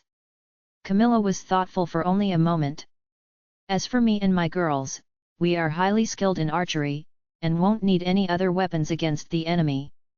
But if you think it's essential that you carry other types of attack weapons, we do have a stash which we stole from an alien cargo ship not too many eons ago. Would you like to have a look? Yes. Asterisk asterisk asterisk. I was led down several passages, then down into a cellar or dungeon of some sort. In it was a marvelous array of weapons, some of which boasted highly advanced technology. You may take whatever you think is suitable, Camilla said. After rummaging through the pile, I came across a special stun blaster, the type that temporarily paralyzed the enemy. It was highly sophisticated in its targeting, and could be worn on an arm, the slim cannon at the end of it aligning with one's wrist. I tried it on for good measure, then nodded. I'll take this stun blaster, it should come in useful. Camilla nodded with approval. Very well. Now, let's go back to the waiting room, we need to come up with an attack plan. 43. Back in the waiting room, Camilla and I discussed what the best method of attack would be. We talked about the element of surprise and which locations and which entryways to Hades were least guarded. I think entering Hades would be best done our way, meaning me and my Amazon girls. Also meaning me and my two front women will lead the way, that's Asteria and Myrina. Also, my combat coordinator, Dhrovu, will ride next to me. We'll have you and your group ride in just behind us, with the rest of the attack team taking up the rear. Sounds like a good plan. Asterisk asterisk asterisk. After a few more discussions, I tried on the stun blaster, which, after a few awkward adjustments, fitted neatly over my left arm. Asterisk asterisk asterisk. The next day came by quickly, after we'd been given first-class hospitality by the Amazon women. We'd all slept soundly, and I felt very rejuvenated somehow, and also in control of the responsibility required for the upcoming task. Along with Camilla and her three front women, my own group and the large group of Amazon warrior women all gathered at the grounds referred to as the Fields of Azra. This was where the highly trained unicorns grazed, and Camilla quickly got one of her girls to familiarize me and my team with the graceful animals, who were trained not only to be reliable as a form of transport, but also in extreme obedience to the immediate requirements of its rider.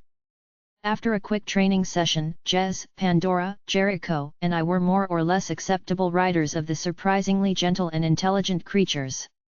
Each unicorn had large wings which were more powerful than one might expect, and the elegant creatures were capable of fast speeds at incredible heights. The takeoff was always a little intimidating, considering the rider didn't have much to hold on to apart from the creature's neck. At the end of the training session, the gang and I were pretty accomplished riders of the mystical creatures. The one assigned to me was one of Camilla's favorites, named Excalibur. The creature was both graceful and patient, and seemed to take an immediate liking to me, making it trustworthy. Finally, Camilla addressed me and the gang, giving us a brief description on how to approach the tournament, which by now would have already started in the Gridiron of Combat. The participants and spectators will be distracted by the games, which will give us the upper hand. However, remember that Lord Dominion is not to be underestimated. Although his attention will mostly be given to the games and the participating warriors, he doesn't miss a thing. This has to be an ambush which will really have to be initiated stealthily, causing the least amount of suspicion. We then set off, the stun blaster on my shoulder a little heavier than I would have liked, but nonetheless comforting to have ready in case of an emergency. As we gradually ascended, leaving the grey-green fields of Azra below us, I felt just the slightest bit of vertigo for a moment, but soon found myself adjusting to the height, my instincts kicking in and my sense of equilibrium finally easing the climb. It was remarkable to see how proficient Camilla and her leading women were at handling the unicorns, and it felt comforting to have the four of them leading the way, keeping themselves in my sight. Pandora gradually flew to my side, and gave me a vivacious shrug, as if to say here goes nothing, and then, how on earth did we get into this mess? I couldn't help but sense her feeling of unease about the mission, and so gave her a reassuring smile. She smiled back, her nerves settling a little. As we left Phantasma behind, the river Tigris came into view below us, breathtaking to look at. It flowed through valley after valley, leading towards the southern edge of the plains of Azuria, which, as before when we'd entered Phantasma, were magnificent to behold. After a seemingly long and vaguely hypnotic flight, we observed Hades come into view down below, once more magnificent in its architecture. Camilla looked over her shoulder and beckoned, so I flew forwards till I was flying by her side. The best approach would be directly from above the gridiron. It should loom into view any moment. Just keep looking towards the eastern end of Hades. Her second in command, Asteria, then spoke. Look, Lady Camilla, over there. The Gridiron of Combat. Yes, you three. She addressed all three of her leading ladies. Swoop down from here. Kaine and I, along with the rest of the group and Amazons, will fly towards the gridiron's northern end, then swoop down for the attack from that end. All three spoke simultaneously. Yes, my lady. They then started descending straight down, holding on tightly to each of their unicorn's neck. As they did so, they retrieved their bows and stakes from the sheaths at the sides of the creatures. As we kept flying towards the gridiron's north end, I switched on the power button of the stun blaster on my arm. As I did so, another button on its control panel caught my eye. It said Wolf Claw. Out of curiosity, I pushed it. A small metal door opened on the stun blaster's upper surface, and a surprisingly large metal claw whirred upwards into ready mode, sliding forwards till it was just above my hand. It was obviously made of an unbreakable steel, and I figured it should come in very handy in incapacitating some of Lord Dominion's clan before actually destroying them. 44. Camilla addressed me once more. Most of the participants will be members of Lord Dominion's clan. However, there are bound to be a fair amount of beings from other worlds. If possible, avoid harming them, some of them may be innocent. I nodded. All right. I'll try and locate Lord Dominion as soon as possible. I know where his seat is when he's watching the games. Good idea. Look. We're just above the gridiron now, a few more lengths straight forward and we should be above the north end of it. I pointed down. Over there. There's a whole crowd of people near that tower. I'll start with that group. You and the girls attack as many as you can around that area, then move around, finishing the inner edge of the gridiron first. That way, the folk in the middle will be more vulnerable. We'll close in on them afterwards. Excellent idea, Lord Kaine, let's get to work. With that, Camilla swooped downwards at a surprisingly fast speed, her unicorn's mane suddenly blowing upwards due to the sudden altitude change. Her front women followed her close. Not bothering to check on the rear, I also started to swoop down quickly. Jez and the others could handle themselves, only Pandora was likely to need a helping hand, which I assumed Jericho and Jez were more than capable of giving her. I figured that the army of Amazons taking up the rear would fill in perfectly, and would come in handy when we ambushed the central area of the gridiron. As I approached the ground of the gridiron, Excalibur gradually slowing down, a particular event caught my eye. It was a contest for testing brute strength. There was a considerable queue, and most of the participants were huge in size. It wasn't easy distinguishing the bloodsuckers from the regular folk, and so I found myself a little hesitant. The wolf claw of my stun blaster was still in ready mode, and I figured it might be the best way to deal with the non-vampires. As I touched down on the ground, Excalibur giving me a mild jolt, only a few of the participants seemed to notice me. Most of the folk in the immediate vicinity were too distracted by the games taking place. Comet! I heard one of the participants shout. Look over yonder!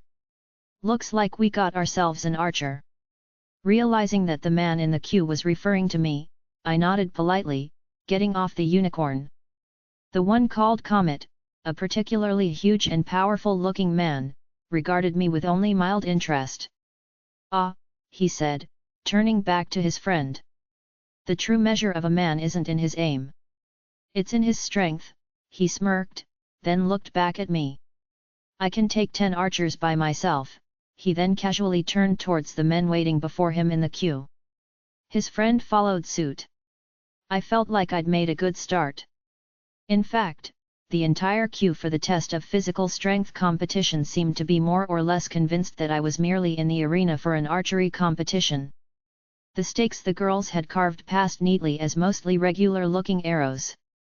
I knew I couldn't waste too much time, but also kept in mind that the attack should begin sneakily, otherwise, we'd be captured straight away. I looked around. There were several stalls and entertainment stands that caught my eye. The most interesting ones were a mini circus, a one-on-one combat competition for warriors with sharp survival skills, and, last but not least, one where vampires were tested for how much blood they could drink in one go. Thankfully, in this case, it was measured by how much they drank from a large pitcher. My attention was once more drawn to the brute strength competition, where the oaf known as Comet was now drawing everyone else's attention. Apparently, he made the others look like amateurs, the test-o-meter apparently having been smashed by his overly powerful punch on the strength button. As I stood there trying to decide where my sneak attack should begin, I heard a shout from the general area where the overly enthusiastic attention given to Comet was now dying down. You there! The one with the contraption on his arm, come over here. Comet wants a word with you. Hesitating for a moment, I then casually raised my hand and walked over to the small group. Comet addressed me directly. So, fellow competitor. What say you and I test our fighting skills against an og beast they hold one in captivity at the mini circus? I'm curious as to how the contraption mounted on your arm works. Although my sense of duty warned me not to get too distracted by this carnival, if you will, I found my sense of adventure surpassing it. Besides, time seemed to travel slower here in Galaxa-Ten, surely a few Galaxians wouldn't make such a big difference. So I let the oaf lead me over to the large tent where the various wondrous displays could be witnessed. Hopefully, this og beast wouldn't turn out to be too much of a challenge. 45. The inside of the tent was surprisingly spacious, though there was no indication of this when it was viewed from the outside. There were many people within, mostly spectators and customers. The various displays were both varied and impressive.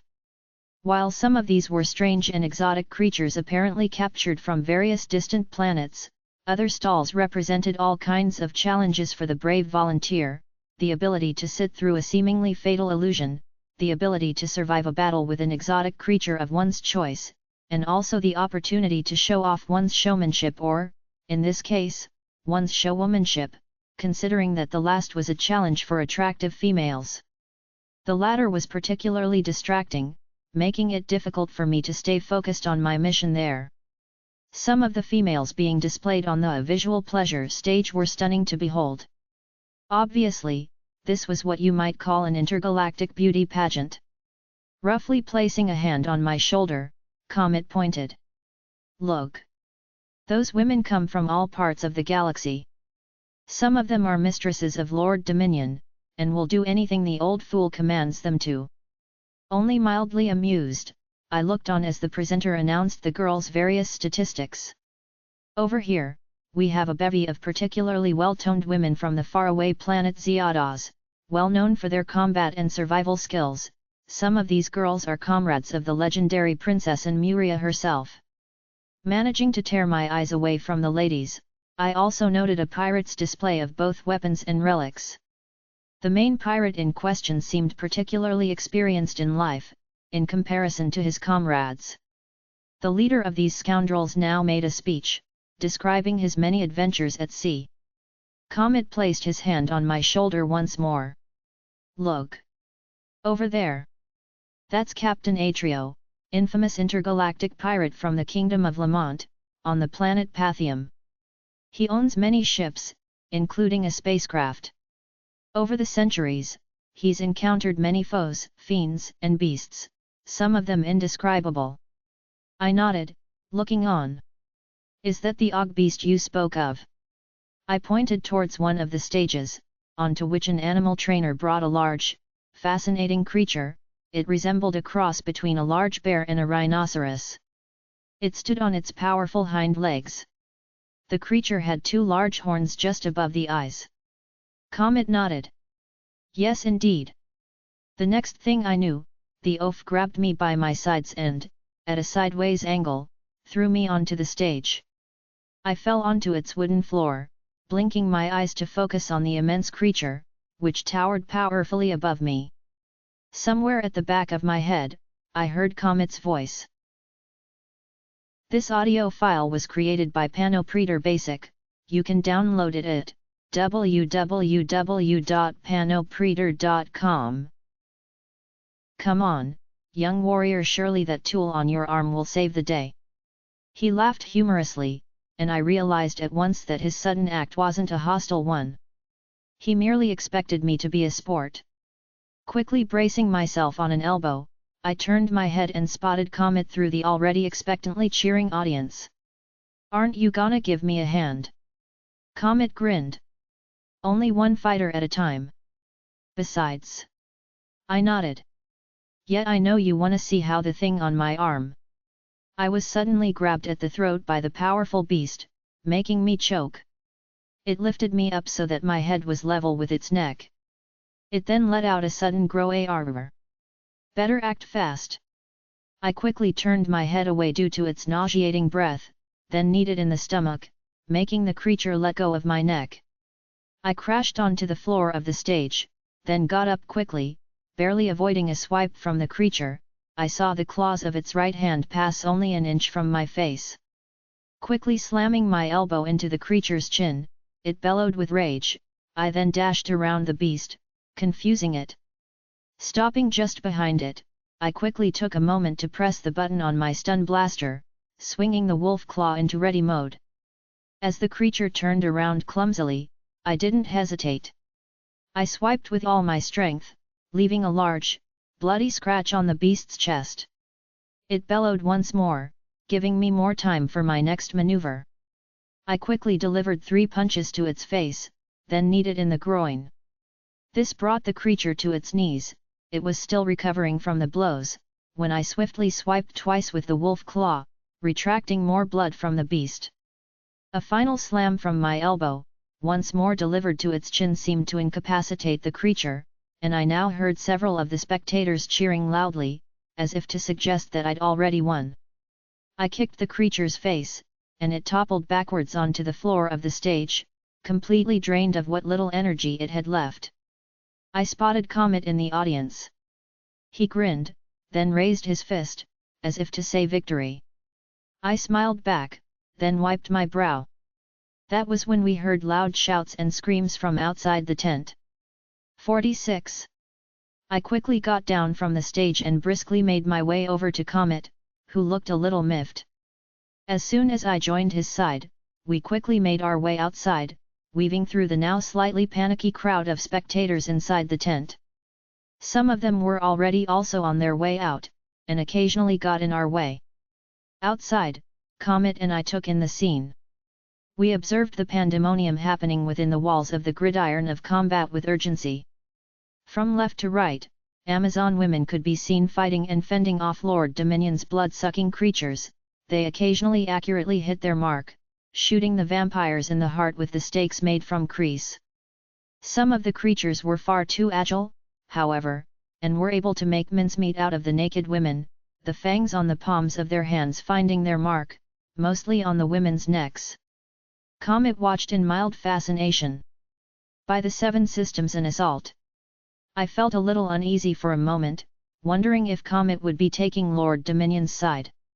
So I quickly thought out what I was going to say. Listen, we could use your help. I'm with those ladies, in fact, I came here to end Lord Dominion's reign. Would you be willing to give us a hand? It's an opportunity to achieve peace on this planet. Comet watched on, silent for maybe 5 seconds. Then, yes, I've always found Lord Dominion's rule over this planet cruel and unjust. How may I help? Alright, see all those naked women? They're on our side. We came to attack Lord Dominion's clan only. The participants from foreign lands may go free. As you might already know, Lord Dominion's people have those things which come out of their hands. They use them to draw blood from their victims. The only way to destroy them is to stab them in the heart with one of these.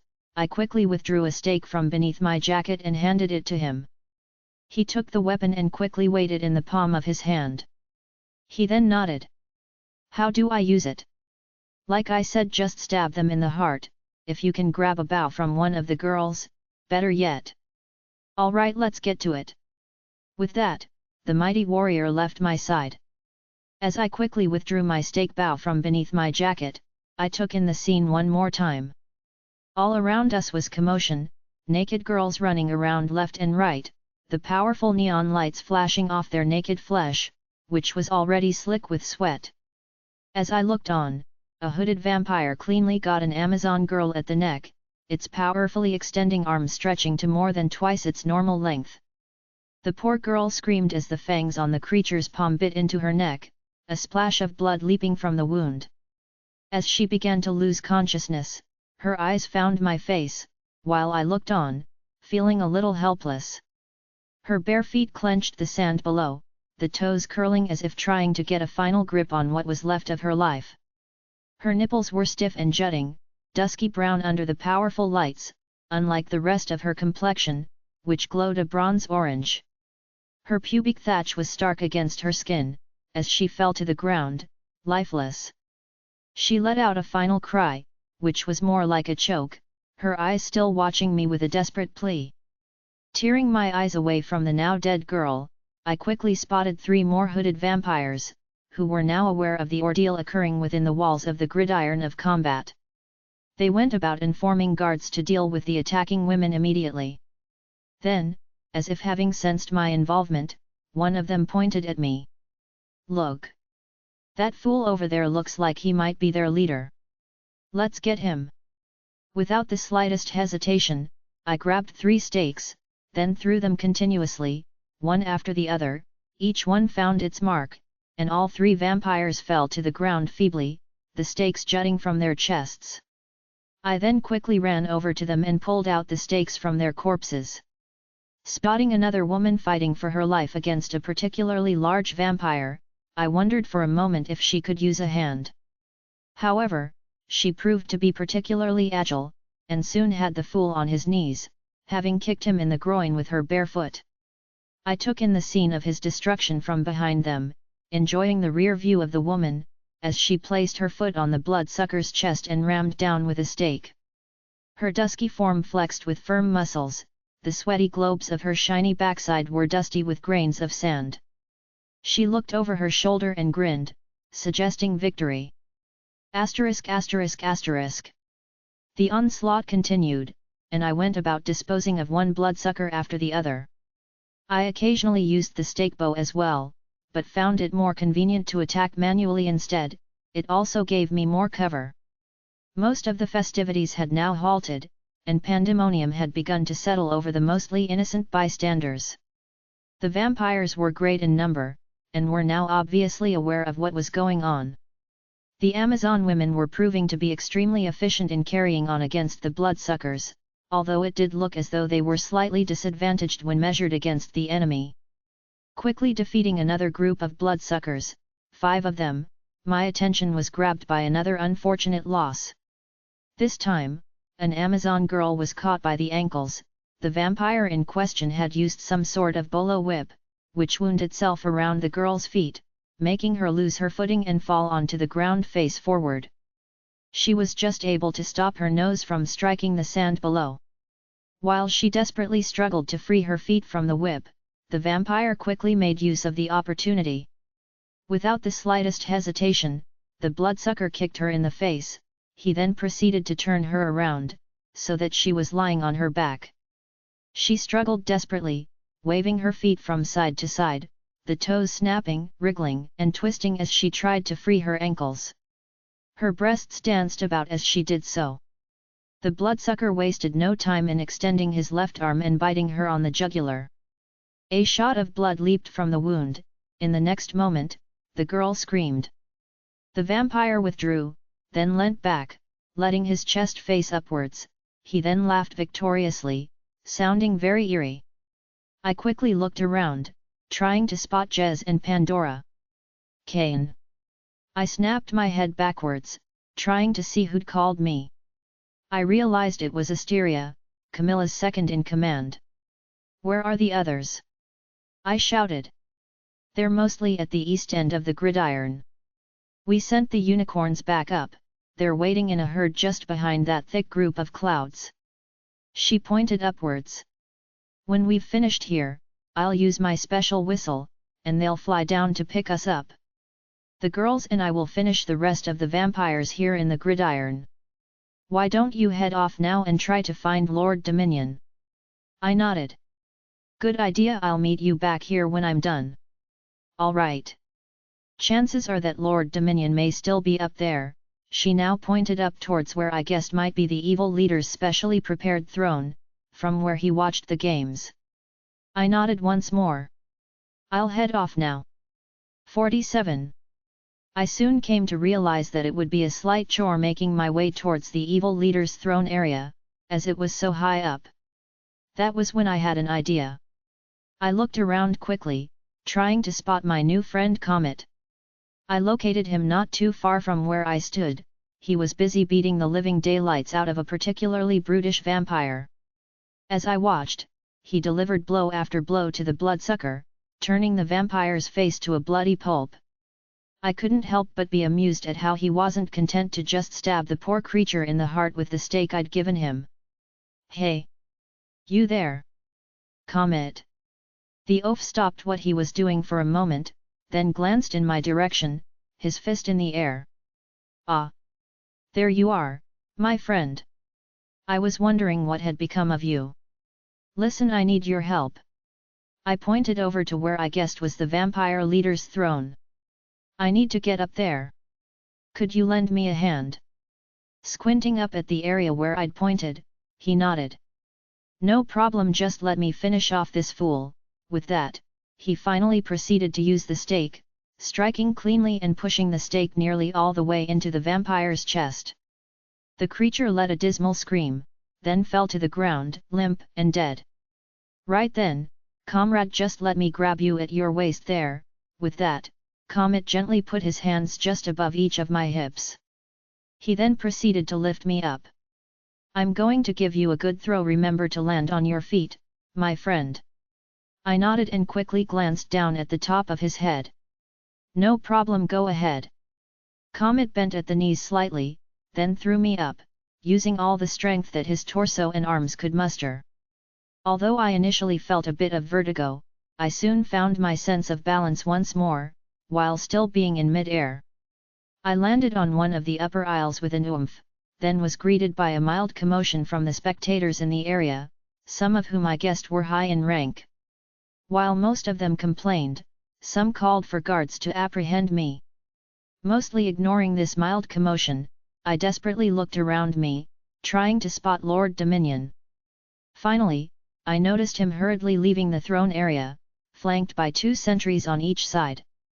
As he disappeared through a doorway leading into the rear passages of the structure, I quickly followed, careful to keep some distance behind them. I soon found myself walking down a dark and narrow passageway, with special lights fitted on the walls at regular intervals below, close to the floor. As I made my way down it, trying to be as quiet as possible, I heard urgent, hushed voices. I could have sworn one of them belonged to Lord Dominion himself. I could barely make out what he was saying, although it sounded like he'd asked his guards to leave his side. Hopefully, this should give me the opportunity I needed. ******. The next room I entered was huge, and was obviously the evil leader's main throne room. I now realized why it was so close to his throne area above the gridiron. Lord Dominion was obviously a man who frequently loved watching the various sports performed in it. I was fairly cautious as I entered, careful not to run into any guards just around the corner. Inside the large room were various bizarre paintings, mounted on the walls. They depicted all kinds of slayings, some consisting of more primitive vampires feeding on all kinds of innocent creatures, including humans. I felt the sense of hatred rise within me, and prepared to face Lord Dominion. He was seated on his throne at the far end of the dark room. Lord Dominion's eerie voice now broke the silence. "You! The man from the sky! You dare defy me once more!" 48. After a slight pause, the old vampire leader reached down and pulled a lever on the floor. This particular action opened up a couple of doors within the stone walls of the area to the left and right of his throne. I could make out two pairs of red eyes looking out of the gloom behind each doorway. Each of them obviously belonged to some form of hybrid creature kept as a pet by the evil leader. "My beasters will take care of you, rebel," he then snapped his fingers. As the two creatures almost leapt out from their dark dwelling, I instinctively pressed the button on the stun blaster, bringing the wolf claw into ready mode. Getting a better look at the two animals, I realized they were in fact some form of dog vampire. Their teeth clearly included what appeared to be small fangs. They now growled ferociously, only slightly hesitating before jumping at me, their teeth bared. I quickly raised a forearm, protecting my eyes, then swung with the wolf claw, making one of the beasters whimper helplessly. I realized that I'd slashed one of its eyes. It now bled severely from the wound I'd inflicted, partially blind. Its eye socket welled with blood, some of it seeping down onto my chest. I took the opportunity to kick the beaster in the belly, making it whimper once more, then flung it away using my forearm.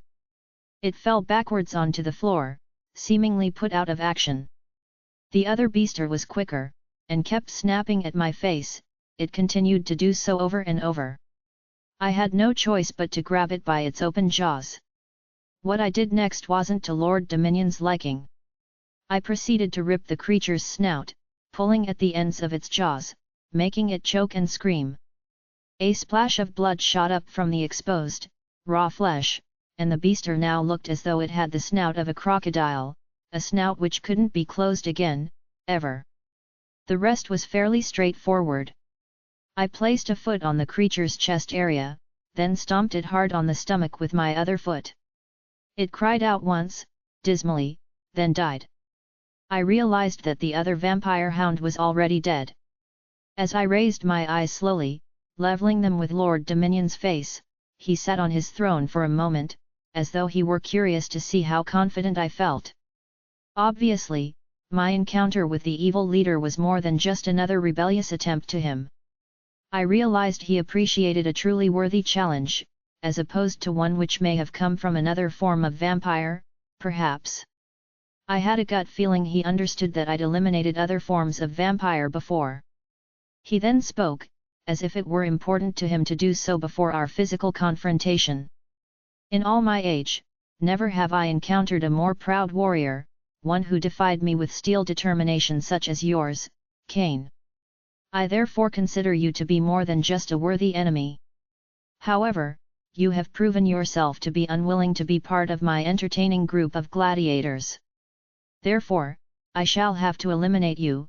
I am grateful to have gotten the opportunity to do so personally. It's not over yet, you overaged madman. Your demented rule over this planet has gone on for long enough." Just as I began to reach under my jacket for my stake bow, the old vampire leader struck. His tentacle-like arms were surprisingly fast, reaching out of his long, hanging sleeves, coming towards me while he still remained seated. As they did so, the hands opened up, the unfolding fingers revealing the hidden fangs on his palms. The cavity on each palm opened up, ready to take a bite out of my shoulder. I quickly swerved to the right, just barely escaping a large bite. I then proceeded to quickly grab each of Lord Dominion's wrists, jerking them so he was pulled off his throne. The sheer momentum of the maneuver pulled him off his feet, and he was flung onto the ground, his jaw hitting the stone floor of the dark throne room. I heard a few of his teeth break, and a few drops of blood escaped from his mouth. However, it appeared that I'd underestimated the evil leader. For what happened next was totally unexpected. Right before my eyes, the vampire leader began to transform, his arms retracted, and he seemed to be morphing into a strange, nightmarish creature, the likes of which I'd never encountered before. His eyes had turned a burning red, and the texture of his skin became a strange yellow. Once he'd finished transforming, I stared for a moment in fascination. He now resembled a strange, shifting entity of fire and flesh. A bizarre-looking dragon, the eyes still glowing bright red. He then let out a hair-raising scream, which made me lose my sense of equilibrium for a moment. He attacked, coming at me like a large fire on legs. I wasn't quite sure what the best way to deal with this strange creature was, so I quickly moved out of its way. One of the dead beasters was torn in half where the strange fire creature made its way through it. It then turned around, facing me once more. I then had an idea. There was a pitcher made of clay on the floor, next to Lord Dominion's throne. With any luck, it may have some kind of drink in it, perhaps water. I quickly picked it up, then shook it. I was right. Without the slightest hesitation, I flung its contents at the fire creature, dousing most of it. It let out another scream, which sent chills up my spine. Then, right before my eyes, it began to change back into Lord Dominion. Reaching for a stake from beneath my jacket, I wasn't quick enough for his next move. With more urgency and uncontrollable rage, the old leader's arms extended towards me once more, the hands already open, their fangs ready to make an attempt at another bite. I quickly grabbed his wrists once more, but, this time, tried a different move from pure instinct. I tried stretching his arms forwards, then twisting them so as to try and make a knot with his wrists, disabling them from attacking. Unfortunately, he'd already seen this coming. In fact, his arms quickly wound themselves around my neck. He was trying to strangle me. I decided to try and stop him with the wolf claw, with which I swiped quickly, tearing most of his left forearm, and temporarily stealing the strength in his arm. My next move was to grab a stake, then pin his arm to the floor, still keeping a grip on the blunt end of the stake. Then, stomping down on it with my boot, I reached for another stake, then readied it in my stake bow. I then aimed and fired, my teeth clenched with grim determination. The stake zoomed through the dark and musty room, driving the evil leader backwards and pinning his right shoulder against one of the gruesome paintings on the wall. Lord Dominion let out a cry, obviously losing the confidence he had a moment ago. I didn't stop there. I then retrieved yet another stake, and fired this one in quick succession, pinning his other shoulder to the painting also. Now, partially crucified, he watched me with burning hatred. "You underestimated me, you old fool. The Gridiron of Combat should make a fine stadium for the Amazon women to practice their own games in. If there's a hell beneath this planet, I've no doubt that'll be your next stop." Retrieving my last stake, I readied it, then fired, aiming for Lord Dominion's heart. It swished gracefully, then pierced the demented leader's chest, making him scream in agony. He then went limp, the openings on the ends of his palms choking silently for a moment, before his hands also went limp. As I watched the vampire leader die, I wiped my brow with my forearm. Then, picking up the pitcher on the floor, I drank thirstily, finishing the remainder of its water. I then left the gloomy chamber, glad to get away from its darkness as soon as possible. 49. The rest of the mission was fairly straightforward. All that needed doing was the destruction of the remainder of the now dead Lord Dominion's vampires. I quickly made my way through the dark passage, and came across the entryway which led towards the throne from which the evil leader would no longer be watching any more games. Then all I had to do was get down from the high seating area of the gridiron. There was now a fair amount of panic occurring in and around that area, and this gave me a fair amount of camouflage. As I was about to run down a flight of stairs leading down to the sands of the gridiron, a particularly brutal sight caught my eye. One of the assumed performers, who was particularly barbaric looking, was raping one of the Amazon women savagely, making her scream in agony as he rammed into her mercilessly, over and over. Her naked breasts danced about as she was continuously violated, her eyes finding mine and looking at me pleadingly, as though I could somehow erase what had already happened to her. But it was too late. Now, as I looked on, considering whether I could make a difference to what was left of the poor woman, the barbarian confirmed my doubts. He suddenly pulled out a particularly large knife, which had teeth on one side of its blade, and began carving the poor girl up. He started by slicing off one of her ears and eating it, then proceeded to cut out her eyes. When he was finished eating the now hysteric girl's eyes, he stabbed her repeatedly in the heart, bringing her to a sudden death. Knowing that there was nothing I could do for the poor woman, I turned my back on the minor spectacle, running down the stairs and pushing through the small latch gate which led to the performing area of the gridiron.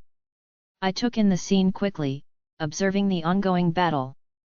Amazon women were being butchered and slayed left to right, and the vampires still seemed to have the upper hand.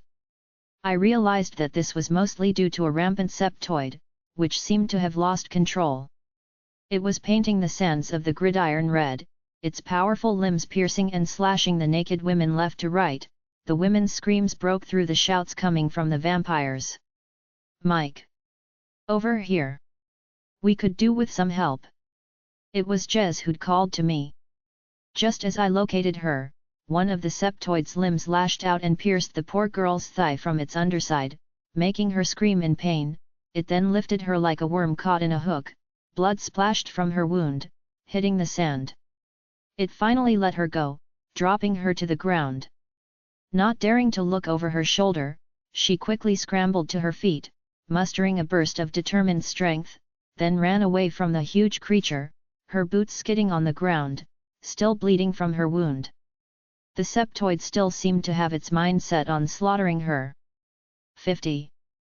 Quickly looking around, my eyes came to focus on a Death Walker, a large machine used by Lord Dominion's slaves for transporting large items. It was almost as large as the septoid, and seemed like the perfect weapon against it just then. So I didn't hesitate for a moment. While the septoid still pursued Jez at a bumbling speed, I ran towards the Death Walker, then quickly leaped onto its seat. It had a mostly simple array of buttons and levers, and a couple of lower clutches. Quickly turning the machine on, I pressed its go button. Making a couple of loud clanging sounds, the machine came to life, rising on its 3 metal legs. From then, it was just a matter of keeping the machine moving forwards, while maneuvering it to keep it on a steady path. Although the machine was a little slow and clunky at first, I soon got the hang of controlling it, and the Death Walker now moved forwards at a good pace, catching up to the septoid, which was already only a few feet behind Jez. As I neared the septoid, it suddenly lashed out once more with one of its limbs, this time barely missing Jez. Unfortunately, she didn't escape this attack totally. The tip of the septoid's claw scraped against her skin, tearing her pants from behind, making her trip and fall.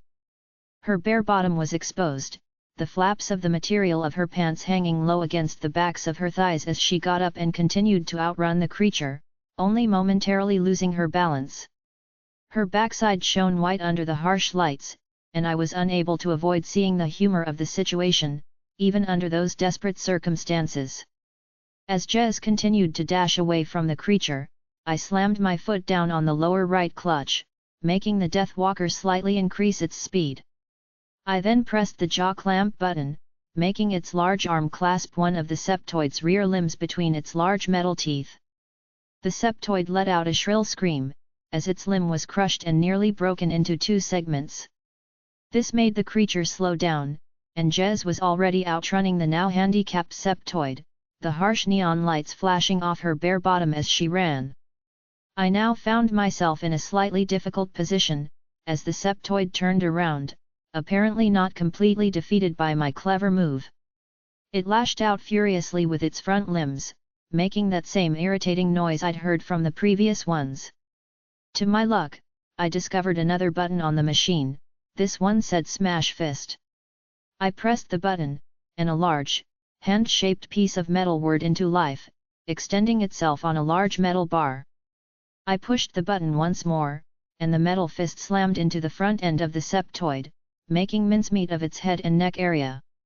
This weakened the creature considerably, and I continued to pound and smash the creature's torso with it, bringing it to defeat. To finish the septoid completely, I once more slammed the jaw clamp into motion, gripping and tearing off one of its front limbs. I repeated this action, tearing its other front limb off also, making it scream again, this time just preceding its inevitable death. As the creature shuddered one final time and died, I turned the Death Walker off and leaped out of it, landing on the hot sand with a mild thump. I looked around, summing up the situation. Jez was nowhere in sight, and it seemed that the Amazon women had gotten the upper hand. Most of the bloodsuckers were dead, their bodies scattered here and there. I looked towards the east end of the gridiron, where a bunch of the Amazon women were finishing off the bulk of the remaining vampires. They didn't look like they needed any help. I was about to go looking for Jez, when I heard a shout. I turned around and realized it was Comet who'd called me. He now jogged over to me, a stake bow in his hand. Slapping me on the shoulder, he said, "Greetings, comrade. This weapon your ally provided me with is excellent. I must say I enjoyed using it. So is your work here finished?" I nodded, a little amused. "Yes, thanks for your help, then. In fact, why don't you keep this as a souvenir?" I released the clasps which held the stun blaster against my arm, then, removing it, I handed the weapon to Comet, whose eyes lit up with sheer delight. "By the Seven Suns, my friend, I shall never forget this. Your heart is that of a true hero." I grinned. "Your help is much appreciated. Please take care, friend." The mighty warrior nodded staunchly, then left my side, proudly carrying the gift I'd given him. Within the next few Galaxians, I managed to locate Nerva. She had some bad news for me. "Lord Kaine," she said. "Although victory is ours, we've lost Myrina during the battle." She lowered her eyes sadly. "Lady Camilla and I will miss her always." I gently placed a hand on her shoulder. "I'm sorry to hear that, Nerva. I'm sure she meant a great deal to you and your people. But as you said, victory is ours. Tell me, do you know where Lady Camilla and my companions are?" She nodded slowly. "Yes, Lady Camilla has already signaled for the unicorns to land so we can be picked up. In fact, the entire herd should be waiting for us at the northern end of the gridiron. We should go now. Your friends should be with the rest of our group." 51. Joining the fleet of unicorns and Lady Camilla, as well as my own group and what remained of the rest of the Amazon women, Nerva and I quickly got a rundown of the situation and results of our battle with Lord Dominion's clan, mostly from Lady Camilla herself. She updated us on how few of the evil leader's remaining minions managed to escape, and insisted there weren't enough of them to possibly cause a threat to the planet anymore, what with Lord Dominion also having been destroyed. She also said that the gridiron itself could probably be used as a playing field for the Amazon women and their archery contests in the future. I also had a quick word with Pandora, Jez, and Jericho. All three of them had managed to get away without any serious injury, although Jez had gotten a scrape or two from the septoid. "We should head back now," Camilla finally said. "We shall then celebrate the freedom of this planet from Lord Dominion's evil into the night. Our thanks go to you especially, Lord Kaine. Without your boldness and knowledge of the workings of his minions, none of us would have succeeded." The remaining Amazon women all nodded, agreeing with one another on what their leader had just said, and they all gave me a special curtsy, complemented by a comical-looking salute. They then stood taut and erect, a bit like a soldier might do, looking as though they were holding their breath, their feet close together. The neon lights gave their skin a warm ambient tone, and the way their nipples jutted out gave me a mild erection. We then mounted our unicorns and let Camilla lead the way, the faithful animals slowly ascending to the now mostly dark skies, which had a strange purple tone to it, the likes of which we'd never witnessed on Earth. The flight back to Phantasma was mostly a pleasant one, the smell of victory still fresh. Jericho, the girls, and I were looking forward to the special celebration ahead with much enthusiasm. As we flew over the river Tigris, a spectacular feat of nature caught our attention, since the planet's nighttime light was sourced from artificial generating reflected off twin moons. A beautiful rainbow came into view. It was unlike any we'd seen before. It actually started near the edge of the river and arced vertically into the sky. We practically flew right through it. It was amusing to see its shifting spectrum of colors glide over Jez's bare backside, as she rode just ahead of me. Entering the skies directly above Phantasma, I watched the strange reddish light shift over the naked bodies of the Amazon women, whose skin was dirty and mottled here and there with particles of sand. It was also interesting to see how dirty the soles of their feet were. Now, as they maneuvered and gently controlled the flight of their unicorns, shadowy light danced over their flexing, taut muscles here and there, accentuating their nakedness and the sheens of sweat on their bronzed skin. 52. Later on, after we'd arrived at the main grounds of the Amazon women's dwelling, Camilla insisted that we stay on, celebrating their new beginning with them. She told us there would be much merrymaking, including dancing girls and fine food. Jez, Pandora, Jericho, and I all agreed to stay for the night. Our leaving the planet could wait for one more day. The next few hours were both relaxing and joyful. Song maidens sang beautiful, previously unheard songs, and dancing girls complemented these songs with graceful movements the likes of which Jez and I had never seen on Earth. At one point, Jez, who looked like a bit of a joke walking around with the split in her pants, her bare bottom jiggling every now and then, persuaded me to dance mildly with her to one of the happier tunes the girls sung. The food was delicious, mostly consisting of deer meat, special orange-colored berries and that same non-intoxicating wine once more. There were also a few other special moments, including one where a special ceremonial speech was performed by Camilla, in which she expressed how honored she and her fellow Amazon women were to have fought at the side of Lord Kaine and his friends. Finally, we decided it was time for us to make it back to Zebediah, check on our vehicle and head off home. Camilla embraced me in a final farewell, then quickly spoke to one of her attending ladies. "Let them take the Nighthawk, it's quick, and uses very little fuel, plus, it's also got enough space for 4 people. We bade a last goodbye to all the Amazon women, then let the girl Camilla had picked guide us over to the Nighthawk's takeoff pad. As the young woman gestured towards the machine, which resembled a long motorbike absent of wheels, Jericho spoke. "I shouldn't have any trouble driving this machine. I've done simulation flights on Nighthawks before." The girl nodded, then bowed humbly, all her attention focused on me. She seemed to disregard my companions. Then, without a word, the girl left to continue her celebrations with her people. As her naked form faded into the night, I turned to Jericho. "Let's get moving." We mounted and sat on the seats of the vehicle, Jericho taking the front driver's seat, with Pandora, Jez, and I taking up the other seats. At first I felt a little awkward, as we had to lean forwards and hold on to 2 bars on each side of the miniature vehicle. The Nighthawk then took off, Jericho steering it masterfully. As we flew over the now mostly dark terrains of Phantasma, my face was only a couple of inches behind Jez's bare backside, the globes of which were occasionally darkened with dusky shadows. ******. Further into the night, we finally flew over the outskirts of Zebediah, then entered its terrain. Jericho slowed down the Nighthawk's speed, and then let it dive forwards gradually, till we hovered over one of the kingdom's smaller landing bays. He then turned the vehicle's engines to low power, bringing the Nighthawk down onto the landing pad almost silently.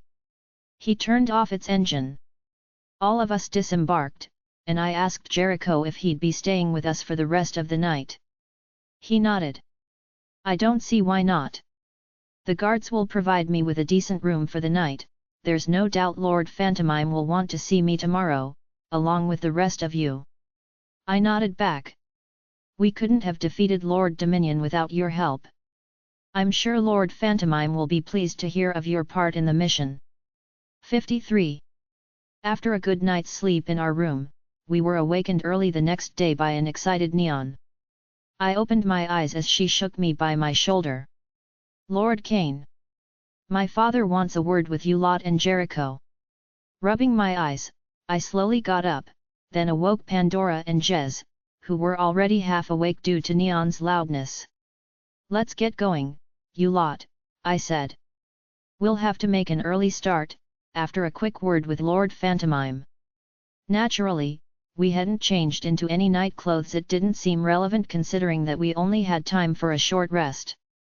We were ushered into the throne room, where Jericho already stood in front of Neon's father and mother. Greetings, young heroes, Lord Phantomime now said, my most appreciative gratitude goes to all of you. Thanks to your efforts, my land is free once more, and we needn't ever fear another attack from the likes of Lord Dominion. Now, as I understand, you are pressed for time. I take it you wish to return to your homeland as soon as possible. I cleared my throat and spoke on our behalf. Yes, Your Highness. We are most urgently needed back home. I take it your worksmith has finished working on our vehicle. As a matter of fact, I don't know. Lord Phantomime scratched his beard for a second, looking a little absent-minded. Then, Neon, dear, why don't you take Kaine and his friends over to see Chrome in his workshop? Neon spoke next. I shall do this right away, father. With that, she did a little curtsy, then turned to our group. She beckoned for us to follow her. Farewell, young warriors, Lord Phantomime wound up addressing us. May the cosmos always be with you. Goodbye now. Queen Mercilla also nodded in silent farewell. In response, Jez, Pandora, and I bowed in farewell also. I then quickly thanked Jericho on behalf of all three of us. Jericho shook my hand proudly, still a little drowsy from sleep. Finally, we left the throne room, Neon leading us out of it. As we did so, we heard sudden laughter from Lord Phantomime. We looked over our shoulders, and realized that the old king was laughing due to having noticed the split in Jez's pants. ******. Chrome's space garage, if you will, was a marvel. The aged but youthful-looking intergalactic mechanics workshop was something right out of a Golden Age fantasy novel. A large fire lit up the large cave-like quarters, its smoke lightly fogging its atmosphere. A truly unique array of various metals and other alloys were displayed on its walls, and I guessed some of them had to be cherished by the workmen as trophies. Our jet car was near the south wall's recesses, where even now the mechanics seemed to be working on it. As Neon guided us through the workshop, snaking her way around various items Chrome was working on, Jez's backside flashed dancing shadows and spots of light, the room's meager light accentuating her bare bottom, making the rest of her almost unseen, due to her black garments. Chrome raised his work mask, revealing a weathered but gentle face. He smiled warmly when he saw little Neon. "Hello, little lass, I see you've brought your friends with you." Neon nodded solemnly. "Yes, they're ready to leave." "Have you finished fixing the machine?" "Indeed I have, little one." I quickly stepped up to Neon's side. "Hello. I'm Kaine from Earth. Is our vehicle ready? We have very little time to spare." Yes, don't be in a rush. Your machine is in even better condition now. I've not only repaired its engine, but I've enhanced it. Among the modifications I've given it are 2 new electron fuel cells. With those, the machine can travel at twice warp speed." He then smiled proudly. "All right, that's good to know," I said. "Thank you." I shook the mechanic's hand, which, thankfully, wasn't greasy. "I'll open the hatch door at the back, then all you got to do is drive it out to the ramp in reverse, then take off." Chrome smiled and nodded a quick farewell to the rest of the group. Just as I was about to open the wing door, Neon quickly stepped up to the car, blocking the door. I smiled a little wearily. I was about to speak, when she beat me to it. A tear welled in one of her eyes. Will I ever see you again? I touched her gently on the cheek. I hope so. She sniffed, then wiped the tear from her eye. She pulled out an object from one of the pockets on her dress. I want you to take this, it'll help you remember me. She gave me the object. I lifted it in front of my face and looked at it closely. It was some sort of hologram, depicting two moons, which I guessed belonged to her home planet. The image was obviously taken by some sort of high-tech camera. The image changed its color from blue to green as I put it away in the back pocket of my pants. I'll never forget you, I promised her, then gently kissed her on the cheek. She hugged me fiercely, not wanting to let go. Finally releasing me, the little girl looked up at me one last time, then quickly bade her farewells to Jez and Pandora. As tears started to flow from her eyes, I realized she didn't want to watch our vehicle take off. Before we could say another word, she ran out of the mechanic's workshop. Feeling a lump in my throat, I swallowed. Then, looking at Jez and Pandora, I said, we'd better not waste any more time. ******. With the three of us seated inside the jet car, I pulled it out of Chrome's workshop, then kept reversing till we were near the middle area of the miniature takeoff ramp outside. I then set the coordinates to heaven and checked the speed selector. I only needed to increase its speed from the previous setting to the newly available twice warp speed setting which Chrome had so generously included for us. The sexy female voice said, "Ready for takeoff, please make sure your seat belts are fastened." I pulled the takeoff lever, and the jet car's front end was raised upwards, the engines roaring to life. I pushed the go button, and the vehicle blasted off the ground, no doubt leaving a large cloud of dust behind. Soon enough, we were deep in space, nothing but night sky and stars all around us. 54. By the way, Jez. Remember that ATB CD you bought me for my birthday last year, which I lost? Well, I managed to find a cheap pirated copy of it in a market in Singapore. Neat, hey. Producing the CD from the glove compartment, I popped it into the jet car's CD player. I've been swallowed by your kindness. Every part of me is breaking down. You have let me feel so helpless. As if I couldn't drown. It was only love. You understood the need in me. So much tenderness. You wrapped me in humanity. You touched my soul. My very being. You made me hope. Now life has new meaning. *****. Look, I said. The temperature's decreasing. I think we're almost there. The screen indicated that there was land in the near vicinity. This has to be it. Hold on tight, you two. The jet car shot through a flock of clouds. When we emerged from behind them, the scanners indicated that land was only a kilometer or so below.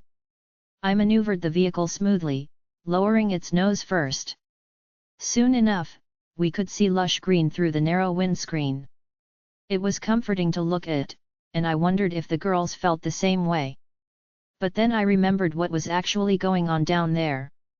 I knew we shouldn't waste any more time. The vehicle made a slightly shaky landing. "All right, you two," I said. "Get out of the car after me. Be sure to stay behind me. There may be Dhrovu's vampires in the vicinity." The three of us exited the jet car as quietly as possible, then looked around. We saw nothing but trees with dark green leaves, below which ran a river. "My God," said Jez. "So this is heaven." She looked around, a little breathless. "Pandora," I said. "Do you know where we are?" The girl looked thoughtful for a moment. She then nodded. "Yes. We're in the area of the Crystal River. It's about 5 miles from my house." "All right," I said. "We have to locate Dhrovu and his army. I can usually feel him when he's near. But first, there's something else we could do. Pandora, have you got any friends here who can help?" Pandora nodded. "Yes, my friend Night Shimmer doesn't live too far from here. She's got wonderful magical powers. She'd make an excellent ally against that scum. Pleased to hear this, I said, all right. Let's go and see your friend. The journey took us maybe half an hour. We had to make our way over some hills and then through a stunningly beautiful valley. I now had a better understanding of what heaven meant. It didn't just mean carnal and sensory pleasures. It meant everything one could possibly want, right down to a childhood memory brought back to life. We now arrived at Night Shimmer's home, a simple-looking dwelling with a bright red roof. Smoke drifted from its chimney. As Pandora knocked on the little wooden door, Jez and I waited with expectation. After what seemed like maybe 10 seconds, time didn't actually seem to exist in heaven. As I'd stated earlier, the door opened, and a beautiful young maiden stood just inside the doorway, a look of curiosity on her pretty face. She was dressed in a skimpy light blue outfit, which had a transparent quality, revealing small, perky breasts with surprisingly hard, pink nipples. Her feet were bare. She seemed to recognize Pandora immediately, and smiled warmly. Pandora stepped up to her and embraced her, taking the maiden in her arms and squeezing her fiercely. "How are you, Pandora? It's been so long. It's so good to see you again, Night Shimmer. Unfortunately though, this isn't a social visit. My friends and I are here because we may need your help." Night Shimmer finally let her friend go and looked from me to Jez. She then nodded. "Certainly I'll help you and your friends in any way I can. Please, come in, all of you." She stepped aside elegantly, with a gesture as if to say you're welcome here. We thanked her and walked into her neat little dwelling. It was a cozy little house, complete with a fireplace and furniture right out of an illustration in a children's book. "Please be seated," said Night Shimmer. "Make yourselves comfortable while I bring you some refreshments." With that, she left the living room and disappeared through the entryway to what appeared to be a hallway. A few moments later, she reappeared holding a tray on which were some glasses and some sort of drink resembling lemonade. 55. Later on, after we'd enlightened Night Shimmer of our urgent quest, she presented one of her mystical pets. "This here is Twitter, my golden falcon." The large bird stood elegantly on her wrist, observing her guests with intelligent eyes. "See this medallion on her neck? Once she has located the whereabouts of this demon you speak of, she will fly straight back to me. With the power provided by the amulet, we shall be able to observe the location of your enemy, through a special image projected by the medallion." I nodded approvingly. "Sounds like a good plan." Night Shimmer bowed her head. "I shall set Twitter off right now." With that, she stepped outside her cottage. I noticed how her backside moved behind her transparent outfit. A few moments later, she stepped back inside the little house, her hands empty. She then spoke. "We won't have to wait too long, hopefully. Asterisk asterisk asterisk." After what seemed like maybe half an hour, we heard the call of Night Shimmer's falcon just outside the doorway. It then swooped through and into the house, finding its way over to Night Shimmer's wrist. It landed on it gracefully, then settled there. Night Shimmer closed her eyes for a moment, as if in concentration, then gently touched the medallion on the bird's neck. As we watched with expectation, a blue halo appeared around the medallion. This in turn emanated a glow, which threw a dark blue pool of light on the floor. Eventually, it was as though we were looking into a mirror. An image appeared in the pool of light, and we were able to make out what appeared to be a mountain range, which had a shade of blue all over it, topped with sheets of ice. Deep within a valley, we could once again make out Dhrovu and his blood platoon, still at play, doing all kinds of ghastly things to the maidens that surrounded them. They'd obviously moved to a different environment, though, which I assumed Night Shimmer should be able to recognize. It was disturbing to see just how far the fiends had progressed, wallowing in chaos just for the mere sake of it. While they occasionally trampled the remains of carcasses here and there, some of Dhrovu's cohorts actually wore torn flesh taken off the deceased maidens' bodies. Both Pandora and Jez looked away, unable to stomach what they witnessed. I looked on, Feeling strange, I felt more guilt than sorrow, and I wasn't sure why. Mike. Jez's voice pulled me out of the trance-like state I was in. I cleared my throat. Then, I'm sorry about that. I turned to Night Shimmer, who looked a little puzzled. Can you tell us what part of Eden those fools are in? Do you recognize that valley? Night Shimmer nodded. Yes, that particular range is known as Mount Mysteria. It's several miles from here, and also at a high altitude. You'll need special transport. I nodded with determination. Nothing the jet car can't handle. 56. After what seemed like maybe 45 minutes, we arrived at the foot of Mount Mysteria's south end. According to the coordinates calculated with Night Shimmer's help, we'd have to sneak our way around the mountain until we arrived at its eastern end, which was where the specific valley being used by the fiends was partially hidden. Thanks to Night Shimmer's magic, we had been instantly provided with extra warm clothing, and it seemed unlikely that we would be needing any special snow equipment to make our way to the valley in question. So we set off on foot, our arms glued to our sides to further block the chill that somehow managed to seep into our bones. Although we did encounter the occasional obstacle, mostly miniature hills, the bulk of the journey was bearable. Eventually, we arrived at a small rock-like landing, from which we got a good view deep into the heart of the large valley being used by Dhrovu and his minions.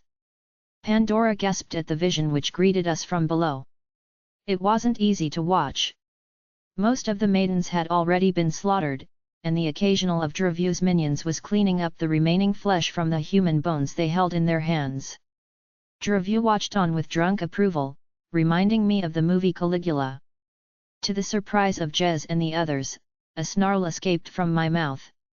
It was a deep growl, and didn't sound the least bit human. My God, Mike, look at your hand. I looked down at my right hand, which was changing before my eyes. It was much larger now, claws growing out of the tips of my fingers, also, it was growing a minor forest of hairs on its upper surface. Then I realized that the rest of me was changing shape also, but that wasn't all. I was also growing in size. In fact, I was now maybe 7 feet tall, and my shirt started to tear at its seams. My eyes felt like they were on fire, and I was now shirtless and hairy all over. My nose had turned into a snout, and my teeth were definitely all of the canine variety. I heard Jez comment just behind me. Way cool. Unfortunately, Jez's louder than necessary shout raised the alarm. Realizing her foolish mistake, she popped her little finger in her mouth apologetically. Her bare bottom looked rosy pink in the fair light available just above the valley. What followed next happened fast, and with ballet-like grace. As I took my usual initial position, kneeling on a knee, the blood platoon ran at me, their fangs bared, obviously determined to tear me to pieces. Their stupidity was a sight to behold, as I felt a power I'd never felt before surge through my veins. I raised an elbow towards the first in line, and the brute's jaw smacked into it, his teeth, including his main fangs, flying out of his mouth. I had just enough time to knee the vampire beast in the groin, just before the next 10 or so warriors reached me. In a blur of action, the entire group of preliminary attackers were torn to shredded meat by my powerful claws and teeth. I released another growl, ready for the next onslaught. Jez, mesmerized by my newfound power, suddenly threw me a stake. Mike! Use this! I caught the weapon underhand, then spun around cleanly, slashing the first 3 brutes in line with one clean stroke. All 3 were instantly castrated. The rest was a piece of cake. As the full onslaught began, all the maniacal brutes giving it everything they had, their efforts were to no avail. I bit, tore and ripped through the army of vampires as though I were a cyclone with teeth. Soon enough, in my wake, all that remained of them were clumps of meat and bone, not to mention a crimson stream of blood, which flowed down one of the steeper slopes of the valley in an arc. Having finished tearing the foolish army to ribbons, I looked up at the night sky. A pale moon shone down brightly, and I howled at it, spreading my upper body and chest. I then began to slowly transform back into my human form. Asterisk asterisk asterisk. Dhrovu finally spoke, breaking the silence. Now look what you've gone and done. This displeases me greatly, Kaine. The demon turned to his main cohort, a towering warrior. Colossus, I hear that particular woman over there is one that Kaine is particularly fervent of. I felt an eerie chill scurry up my spine. Although I already sensed the impending danger of what was to come, I knew I could do nothing about it. So I watched helplessly, along with Jez. Dhrovu continued. Show us some wickedness, won't you? The giant brute smirked, then stepped over to Pandora, who stood helpless, pure terror confining her of any useful struggle. Her body was now dusky, covered with a sheen of sweat. She cowered slightly, turning her head away, her eyes frantic. Colossus stood before her for what seemed like maybe 10 seconds. He then proceeded to withdraw a double-edged steel blade from a sheath on his right leg. He gripped the blade, holding it up for a moment, turning his head to get a final nod of approval from Dhrovu. He then turned back to Pandora, who now looked terrified. I felt my heart beat so fast that it felt like it would burst out of my chest that particular moment. Colossus smoothly slid the top edge of the blade upwards, starting from just below Pandora's crotch, violently jerking and sliding it all the way up to her throat, only stopping his hand just below her chin, ripping the girl in half. Colossus's torso was sprayed crimson with Pandora's blood. A shrill scream emanated from the poor girl's mouth, followed by a goop of blood. Her eyes were bugged out, staring. In the next few seconds, she choked and died. 57. Kaine. I looked up, trying to locate where the strange, echoing voice had come from.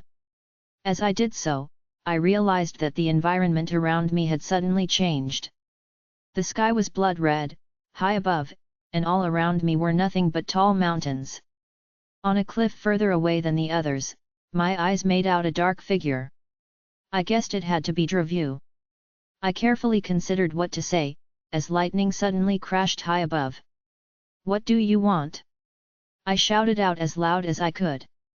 I blinked a couple of times, waiting for an answer. In those 2 or 3 seconds, Dhrovu had disappeared from his position on the cliff, reminding me of my first encounter with the fiend in that church all those years ago. Then I heard a whisper. Kaine. Behind you. I instinctively turned around, ready for anything. There he was. He wore a dark brown robe. His face couldn't be seen because he wore a hood. I stared for a moment, which seemed like hours. He then raised his hood, revealing the bald head with sunken eyes that I'd seen before, not so long ago. His hideous fangs were as recognizable as ever. He now grinned eerily. What do you want? Kaine. You're a man of intelligence. The real question is, what do you want? I'm not sure I follow. Hushed laughter emanated from the vampire lord's mouth, strangely sinister, and somehow out of the world here in Eden. Let me put it this way, immortal. Right from your childhood, a human's life is scarred with pain and sorrow, one way or the other. Despite moments of happiness and sometimes even bliss, it's marked by occasions causing tears to fall. But here, in Eden, life is meant to be blissful eternally, is it not? What's your point? Dhrovu was silent for a moment. Then, Kaine. What if I were to tell you who I really am? I frowned. What? His grin was so evil that I felt the hairs on the back of my neck rise. Kaine, I am merely a part of you. I am the side of you that is hidden from the confinements of the world you've lived in. But here in Eden, you needn't hide any more. Immortality is only part of the given reward, hero. You see, the opportunity to be evil is what I offer you, at no cost whatsoever. I grinned also. Then, sorry, maybe I like myself just the way I am. Dhrovu shook his head slowly. The grin started to leave my face slowly as I witnessed Dhrovu's transformation before me. I swallowed and looked on in awe, and maybe also a little fear. He flung aside his robe as he started to grow in size. Everything about him was changing. He was becoming some kind of demon, like you'd expect from a netherworld. His skin disappeared behind a strange, feathery black moss. His eyes were now glowing red. Also, his height was now maybe twice mine. This wasn't all. He was growing wings. As his transformation was completed, he stood there, drawing deep breaths, his dark wings now spread wide, stark against the blood-red sky. That was when it happened. In a fraction of a second, he was gone. When I opened my eyes again, I was down on one knee, breathing heavily. I raised my eyes. Where Dhrovu had been standing, all I could see was a doll. I knew I'd seen it before somewhere, although I couldn't remember where, just then. It wasn't your average doll. In fact, there was something very sinister about it. A side of it was burnt, and it was missing an arm. The other arm was raised, with its finger seemingly pointing at me, as if in accusation. I shook my head, gathering myself together. At least Dhrovu was gone. Phew. Epilogue. When I opened my eyes, I was in the clearing within Misty Woods, where Jez and I were to be wed. As I looked on, Hera approached me. "Lord Kaine," she now said, looking at me with warmth. "You're welcome back here. This has always been your true home." She smiled. I felt pretty emotional just then. "Thank you. Somehow, I'd always known that." I cleared my throat. "Listen. Could you give me a few moments alone, before you present the bride? I want to spend a few quiet moments with Pandora."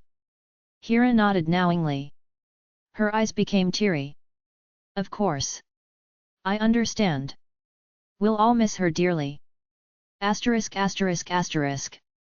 5 minutes later, not technically, of course, I was back in the clearing, and thankfully, not the slightest bit nervous. I suddenly had a flashback in my mind, to when I was so shy as a teenager. A smile appeared on my face as I reflected on how things had changed since then. "Relax, you dork. You're not on Earth anymore." Hera noticed me walking back into the clearing, and quickly raised her hand and came over to me. "We're just finishing the final decorations, Kaine. Jez should be ready any minute now." I nodded. "Sure. No problem. Listen, are you sure I'm dressed appropriately?" I looked down at myself. I then whispered, "I've still got some blood on me." Hera shook her head in a motherly fashion. "All right. Come with me." She led me to the miniature shed which was just inside the east area of the bordering trees of the clearing. There, she opened a chest while I waited patiently. She took out a red shirt, made of pure silk. "I saved this for the day you would return to Eden, Kaine. The sisterhood and I made it together just for you." I blushed. Gosh, I don't know what to say. "Well? Hurry up and put it on, silly. Your bride is waiting." Hera and I returned to the clearing, after I'd put on my wedding shirt. The maidens looked at me admiringly, some of them teasing me and poking their tongues out at me. That was when I saw Jez. I took a deep breath, feeling a little shaky in the legs. She wore a stunning white dress which drifted down past her feet, making a circle around her on the ground. Her hair was loosely draped over her shoulders, her lips painted bright red. She had a steel blue paint complementing her eyelids. In all the years I'd spent with her, I'd never seen her look so beautiful. She looked at me now as though a little stunned also. She was obviously a little speechless herself. The way her adoring eyes bore into mine gave me a lump in my throat. I felt a nudge on my side, pulling me back into reality. Naturally, it was Hera who'd done so. "Go to her side, silly. She's waiting for you." I nodded, then walked up to her slowly. As I did so, she held her arm out, and I intertwined the underside of my elbow with hers. I looked deep into her eyes. Then, arm in arm, we were led through the clearing to its northern edge, where a makeshift altar had been put together by the maidens. Night Shimmer was waiting behind it, standing on a raised wooden platform, around which all kinds of flowers had been arranged. She nodded with approval as we stepped up to the altar, then recited the special words the ceremony required. First of all, welcome home again, Lord Kaine. You have saved our home from a truly evil force, and have well earned your reward of eternal bliss. Now both of you, please repeat after me. You first, Jez. I, Jessica Wilde, take you, Michael Fury, to be my loving husband from here ever after. Jez looked deep into my eyes, obviously unable to hold back the emotions she was feeling. But, after a moment, she managed to clear her mind. I, Jessica Wilde, take you, Michael Fury, to be my loving husband from here ever after. Night Shimmer continued. Now you, Lord Kaine. I, Michael Fury, take you, Jessica Wilde, to be my loving wife from here ever after. I cleared my throat. I, Michael Fury, take you, Jessica Wilde, to be my loving wife from here ever after. We continued to look deep into each other's eyes, a little taken by the moment. Meanwhile, Night Shimmer quickly nodded to one of the two 9-year-old flower girls on each side of the altar. In acknowledgement, the little girl quickly stepped up to Night Shimmer, handing her a black velvet box, which obviously contained the wedding rings. Night Shimmer in turn gave Jez and I each other's rings. She then spoke our next lines. With this ring I thee wed. As we each slipped on the other's wedding ring, we both spoke almost simultaneously. With this ring I thee Wednesday. We then waited, a little breathless. Night Shimmer spoke the last line in the ceremony. You are now husband and wife, Michael and Jessica Fury. As we kissed, the female minstrels began playing their instruments, and the song maidens began singing. The dawn of a new era. Next right page. Johnny Blaze. The Lazarus Game. Nothing much happens in the small town of Hillwood. Teenager Jenny moves there with her frustrated mother. Jenny finds a friend in Samantha, who introduces her to the world of witchcraft through the local mistress of night, Jade. Before they know it, the two girls find themselves immersed in the dark art of bodily resurrection. But they soon find out that once resurrected, the dead don't always want to return to their graves. Fiction/horror. Look out for this macabre tale, coming next Halloween to Amazon.com from the new master of horror. When I'm reading Johnny, don't come a knockin'. Joe Creed. A new H.P. Lovecraft who understands just what makes the genre work. One Night reads. The new Richard Lehman. Night Show reviews. Next right page. Johnny Blaze. Death House. Ouija boards. They say that no one should mess around with one. But when Emma moves into her new house by the cemetery, fate plays her a strange round. She finds herself compelled to find out where the messages she reads on a Ouija board she finds in the spare room closet are coming from. Why does the mysterious caretaker of the nearby cemetery act more and more strangely each time he visits? And why does her best friend Liz act like she's someone else? Emma and her sister Jenny soon find themselves up to their necks in strange goings-on, and they eventually wonder if maybe the Ouija board is the one and only chance they have of ending the curse that seems to surround Death House. Fiction/horror. Look out for this brand new gore fest, coming in 2012 to Amazon.com. A brilliant and truly gifted writer. Midnight features. Next right page. Special sneak peek. Next right page. Legacy of Kaine, Dawn Fury. Prologue. Armageddon came and went, leaving Earth scarred and solitary. Thank God my mum and dad weren't here when it happened. My name is Dawn Fury. I'm the daughter of Michael and Jessica Fury.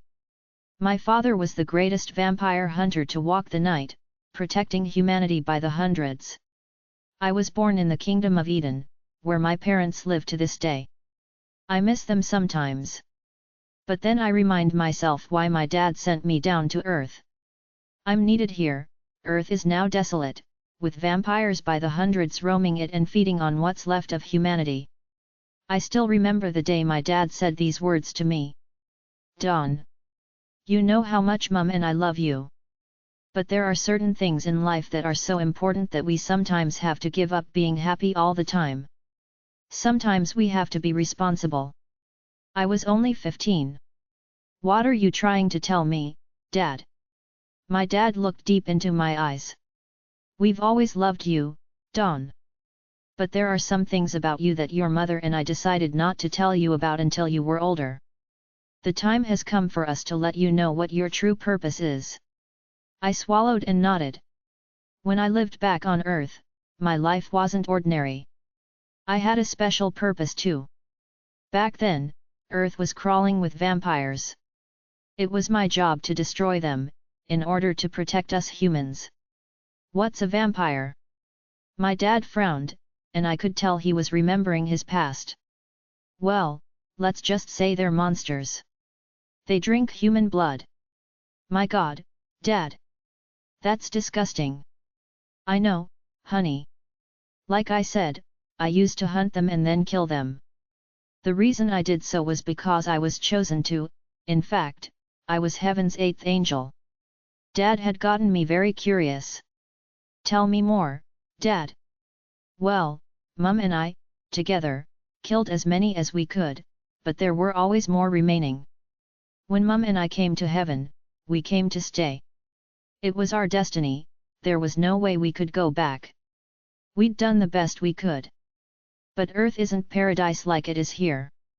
There are more vampires than ever down there now. This is why you're needed, honey. You're the 9th angel. 1. My t-shirt was soaked in blood. I looked down at myself disapprovingly, steak bow still clasped in my left hand. The night chill cooled me, my nipples felt stiff and achy. A coyote howled in the distance. A female vampire lay bleeding at my feet, shaking with spasms. She then died, without uttering a sound. I stood there for a whole minute, panting, gasping for breath. You had it coming, bitch. I walked up to my black Audi and got in, laying the steak bow on the passenger seat. I turned on the stereo. Evanescence came on, performing Breathe No More. I sang along softly, as I started the car's engine. I then began the long drive home, down Arizona's desolate highway. Arriving at my apartment building's car park, I stopped the Audi in its usual place and got out, feeling exhausted. Luckily, no one was around to see me in the suspicious-looking state, and that's putting it mildly, I was in. I then quickly made my way to my apartment. Inside, I went straight to the bathroom. I quickly removed my clothes, then used the toilet. I badly needed a shower. I shook my head as I inspected myself in front of the medicine cabinet mirror. My breasts looked rosy, due to smudges of red from where the blood had soaked through to my skin. The nipples, which were sticking out like fingertips, looked redder than ever. I had smudges all the way down to my navel. I turned around and stepped onto the bath mat, then leaned over the tub's edge to turn on the shower faucets. After adjusting them until the water felt just right, I stepped into the tub and pulled the glazed door shut. The hot water felt wonderful, hitting me powerfully, soothing me. The water turned red as it gathered around my feet, washing away the blood from my upper body. I turned around slowly under the hot spray, letting the heat soak into my skin, taking away my aches and pains. I then picked up the shampoo container and squeezed out a generous amount. I massaged it into my scalp, then rinsed it away. After the shampoo had been washed away, I soaped myself, reaching into every orifice. Finally, I rinsed away the soap, then stood under the hot water for another good 10 minutes, my eyes closed. I tried to clear my mind. Finished showering, I turned off the faucets, then opened the shower door and stepped out of the tub. Standing dripping on the bath mat, I stood still languidly. I felt good, fresh and clean, and also sleepy. I wished I could just flop straight down on my bed, without having to bother drying myself and walking all the way to my bedroom, which was actually only a few paces from the bathroom. I sighed. Then reluctantly, I opened my eyes and stepped up to the towel rack. I took the large, woolly towel and quickly dried my hair. I then dried the rest of my body. Finished, I hung the towel on its rack and walked naked to my bedroom. There, I turned off my bedside lamp, then crawled into bed and snuggled under the covers. Within minutes, I was fast asleep. Asterisk asterisk asterisk. The next morning, the phone rang, startling me awake. I cursed silently, then picked up the receiver from the phone on the bedside table. Hello. Dawn, honey. It's Sally, sunshine. Guess I woke you up, hey. Oh hi Sally, yeah, you did. Don't worry about it, though. What's up? Well, last night's stakeout wasn't exactly a breeze, I got butt cramps. Also, nothing happened at all. But hey, you still on for tonight? Yeah. I can't afford not to be. What time? Midnight sharp. And honey, don't forget your steak bow. I couldn't help but grin. Midnight it is, Sally. Have a good one. Will do, sweetie. Bye for now. You take care. I hung up. Pulling aside the sheets, I jumped out of bed, feeling pretty good. I went straight to the kitchen, not bothering to get dressed, it was a warm morning. At the counter, I made myself some coffee, then drank it at the kitchen table. Finished, I went into the bathroom to use the toilet and wash up. I then went into my bedroom to get dressed. Dressed in jeans and a fresh t-shirt, I walked out of my apartment barefoot to get the mail. Having collected it, I quickly made my way back to the apartment. Inside, I quickly flipped through the mail, there was nothing of particular interest. I sighed. What was I gonna do for the rest of the day? That was when I remembered the little plant I'd grown for Mum and Dad. I decided to go water it, and also say a few words on behalf of my parents. I walked out of the kitchen and into the backyard. I made my way over to the small area where I was growing various flowers. The red roses were for Mum and Dad. The little watering can was where I'd still left it, near the pots holding the flowers. I picked it up and stepped in front of the 3 bright red roses. Mom? Dad? If you can hear me. I miss you both so much. Sometimes I wish I'd stayed in heaven with you. There isn't a day that I don't think about you, about us. God. What I'd give to be able to do something together like we used to. Just something simple, like going out for ice creams. The best part would have been that we were together as a family. I want you to know that I'll never give up on seeing you two again, ever. One day. Having finished my little prayer, I watered the roses with what was remaining of the water in the can. I then put the watering can down and walked back inside. 2. Back inside, I quickly wrote down a reminder of my midnight appointment, and tacked the piece of paper onto the fridge. The rest of the day went by quickly, and at 11:45 a.m., I began to get ready for the night's stakeout. I dressed completely in black, black jeans, black t-shirt and black leather jacket. I slid my makeshift steak bow underneath my jacket. Sally would be bringing the steaks. I then locked up, jumped in my Audi and left for 9 Pelican Drive. Arriving at my destination, I parked the Audi in a concealed area on the side of the road, shadowed by a nearby clump of trees. I then walked to number 9, occasionally looking around me to make sure no one had seen me. The coast seemed to be clear. At the house, I quickly headed for its rear, as Sally had told me to do. In the backyard was a wooden shed, behind which Sally said she'd be waiting. I jogged to the shed and went around its rear corner. I could barely make out Sally squatting at the other corner. Hey, I said, making her jump. God, she said. What are you trying to do? Piss off the neighbors. Sorry, I said, squatting down next to her. See anything yet? Nothing. I guess it's too early, though.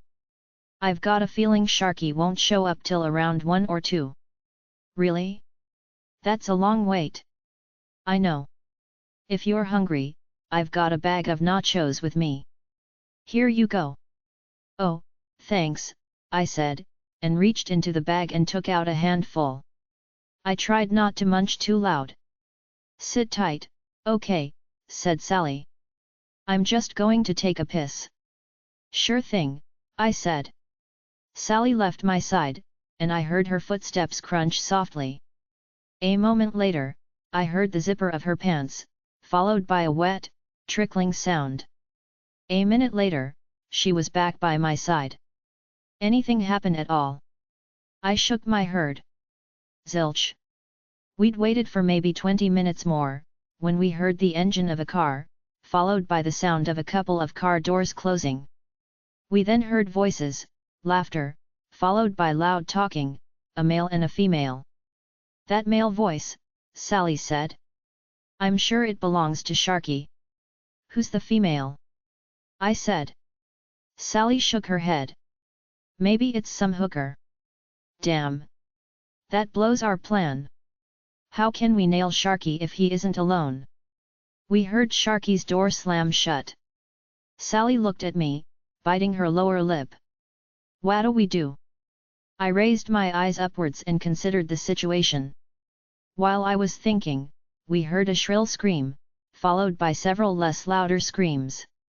I quickly exchanged glances with Sally, then got up and ran past the corner of the shed, Sally right behind me. We ran over the backyard, then dashed around the rear of the house. We then ran along its east side, and soon found ourselves at its front door. We heard more screams. After exchanging glances like before, I kicked the front door down. It gave way easily, due to my superhuman strength which I'd inherited from my dad. As we smashed through the remains of the door, we heard the woman yelling. Please, somebody, anybody. Help! He's trying to murder me. Sally and I dashed down the hallway, and stopped outside the doorway to a bedroom, from which light spilled out. We took in the scene. There was Sharky, sucking ferociously on the helpless woman's neck, blood seeping from her bite wound. The woman continued to scream hysterically. Hey! I said calmly. You with the fangs. Over here. Hey! Sharky's vicious fangs released the woman's skin as he looked over his shoulder, an expression of surprise on his stone-cold face. He started to rise off the woman, who tried to get away from underneath him. A corner of Sharky's mouth tilted upward, revealing his 2 gold teeth. Why, hello, if it isn't Lil Miss Dawn herself. I dived at the vampire, my hands out to grab him. I landed flat on his back, knocking the wind out of him. We rolled over the bed together, while the naked, bitten woman quickly got up and crawled off the bed. She ran for the door and quickly hid behind Sally. Sharky and I rolled off the bed, hitting the floor with a loud thump. The stink of his mouth was nauseating, and his fangs were only a fragment of an inch away from my throat. But I had almost the strength of my dad, and that was enough to keep the freak from getting at my jugular. I suddenly stuck a knee in his ribs, making him let out a loud oomph. That pretty much disabled the vampire, and he rolled over and clutched his stomach, moaning. I got up. That ought to teach you, Sharky. I turned around quickly and nodded to Sally. She nodded back, then quickly reached under her jacket and took out a wooden stake. She threw it to me underhand, and I caught it cleanly. Sharky was now looking up at me, blinking his eyes. I guessed his vision must still be clearing. I raised the stake and brandished it over him, mocking him. His eyes suddenly showed fear, they pleaded with me. I placed a boot heel on his throat. Listen up, you gore-sucking freak. I'm gonna let you live but only 'cause you're my favorite vampire, Sharky. But I want you to give me a few answers, no bullshitting. Comprehend? Sharky made a slight, pathetic nod. I put more force on his neck. Comprehend? Yes. Good. Now, first of all tell me who brings in your stash of this new euphoric drug I've heard so much about. I don't know what you're talking about. I raised my boot and stomped down forcefully. Sharky cried out in pain. Talk. Okay, okay. It's not a narcotic drug. We get it from overseas, Romania. Go on. My dealer's got a hideout stationed on the east border of Arizona, his name's Pearl. Good. Now tell me what this stuff does. It's a mind-altering liquid drug. His eyes showed regret. It cures vampirism, but it has side effects. Like what? I don't know. I pressed down on his throat. Sharky choked. No, really. I'm not lying, I haven't tried it. I thought for a couple of seconds, then took my heel off Sharky's neck. Now, Sharky. I want you to get up very carefully, then write down the address of this Pearl's hideout for me carefully, carefully.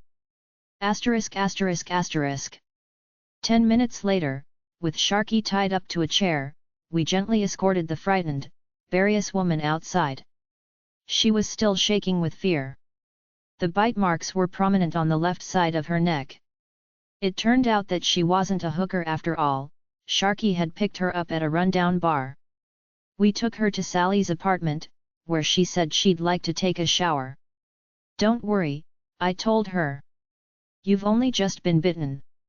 We'll inject you with a shot of Redux, it should clean you of Sharky's bite within 15 minutes. Thank you so much, the woman said. You two saved my life. Later on, I took out the piece of paper on which Sharky's pal's address was written, and studied it. The address was 15 Luxem Avenue. Sharky had said the place was on Arizona's eastern border. It was going to be a long drive. Look out for this new series. Kicking off in 2012. Next right page.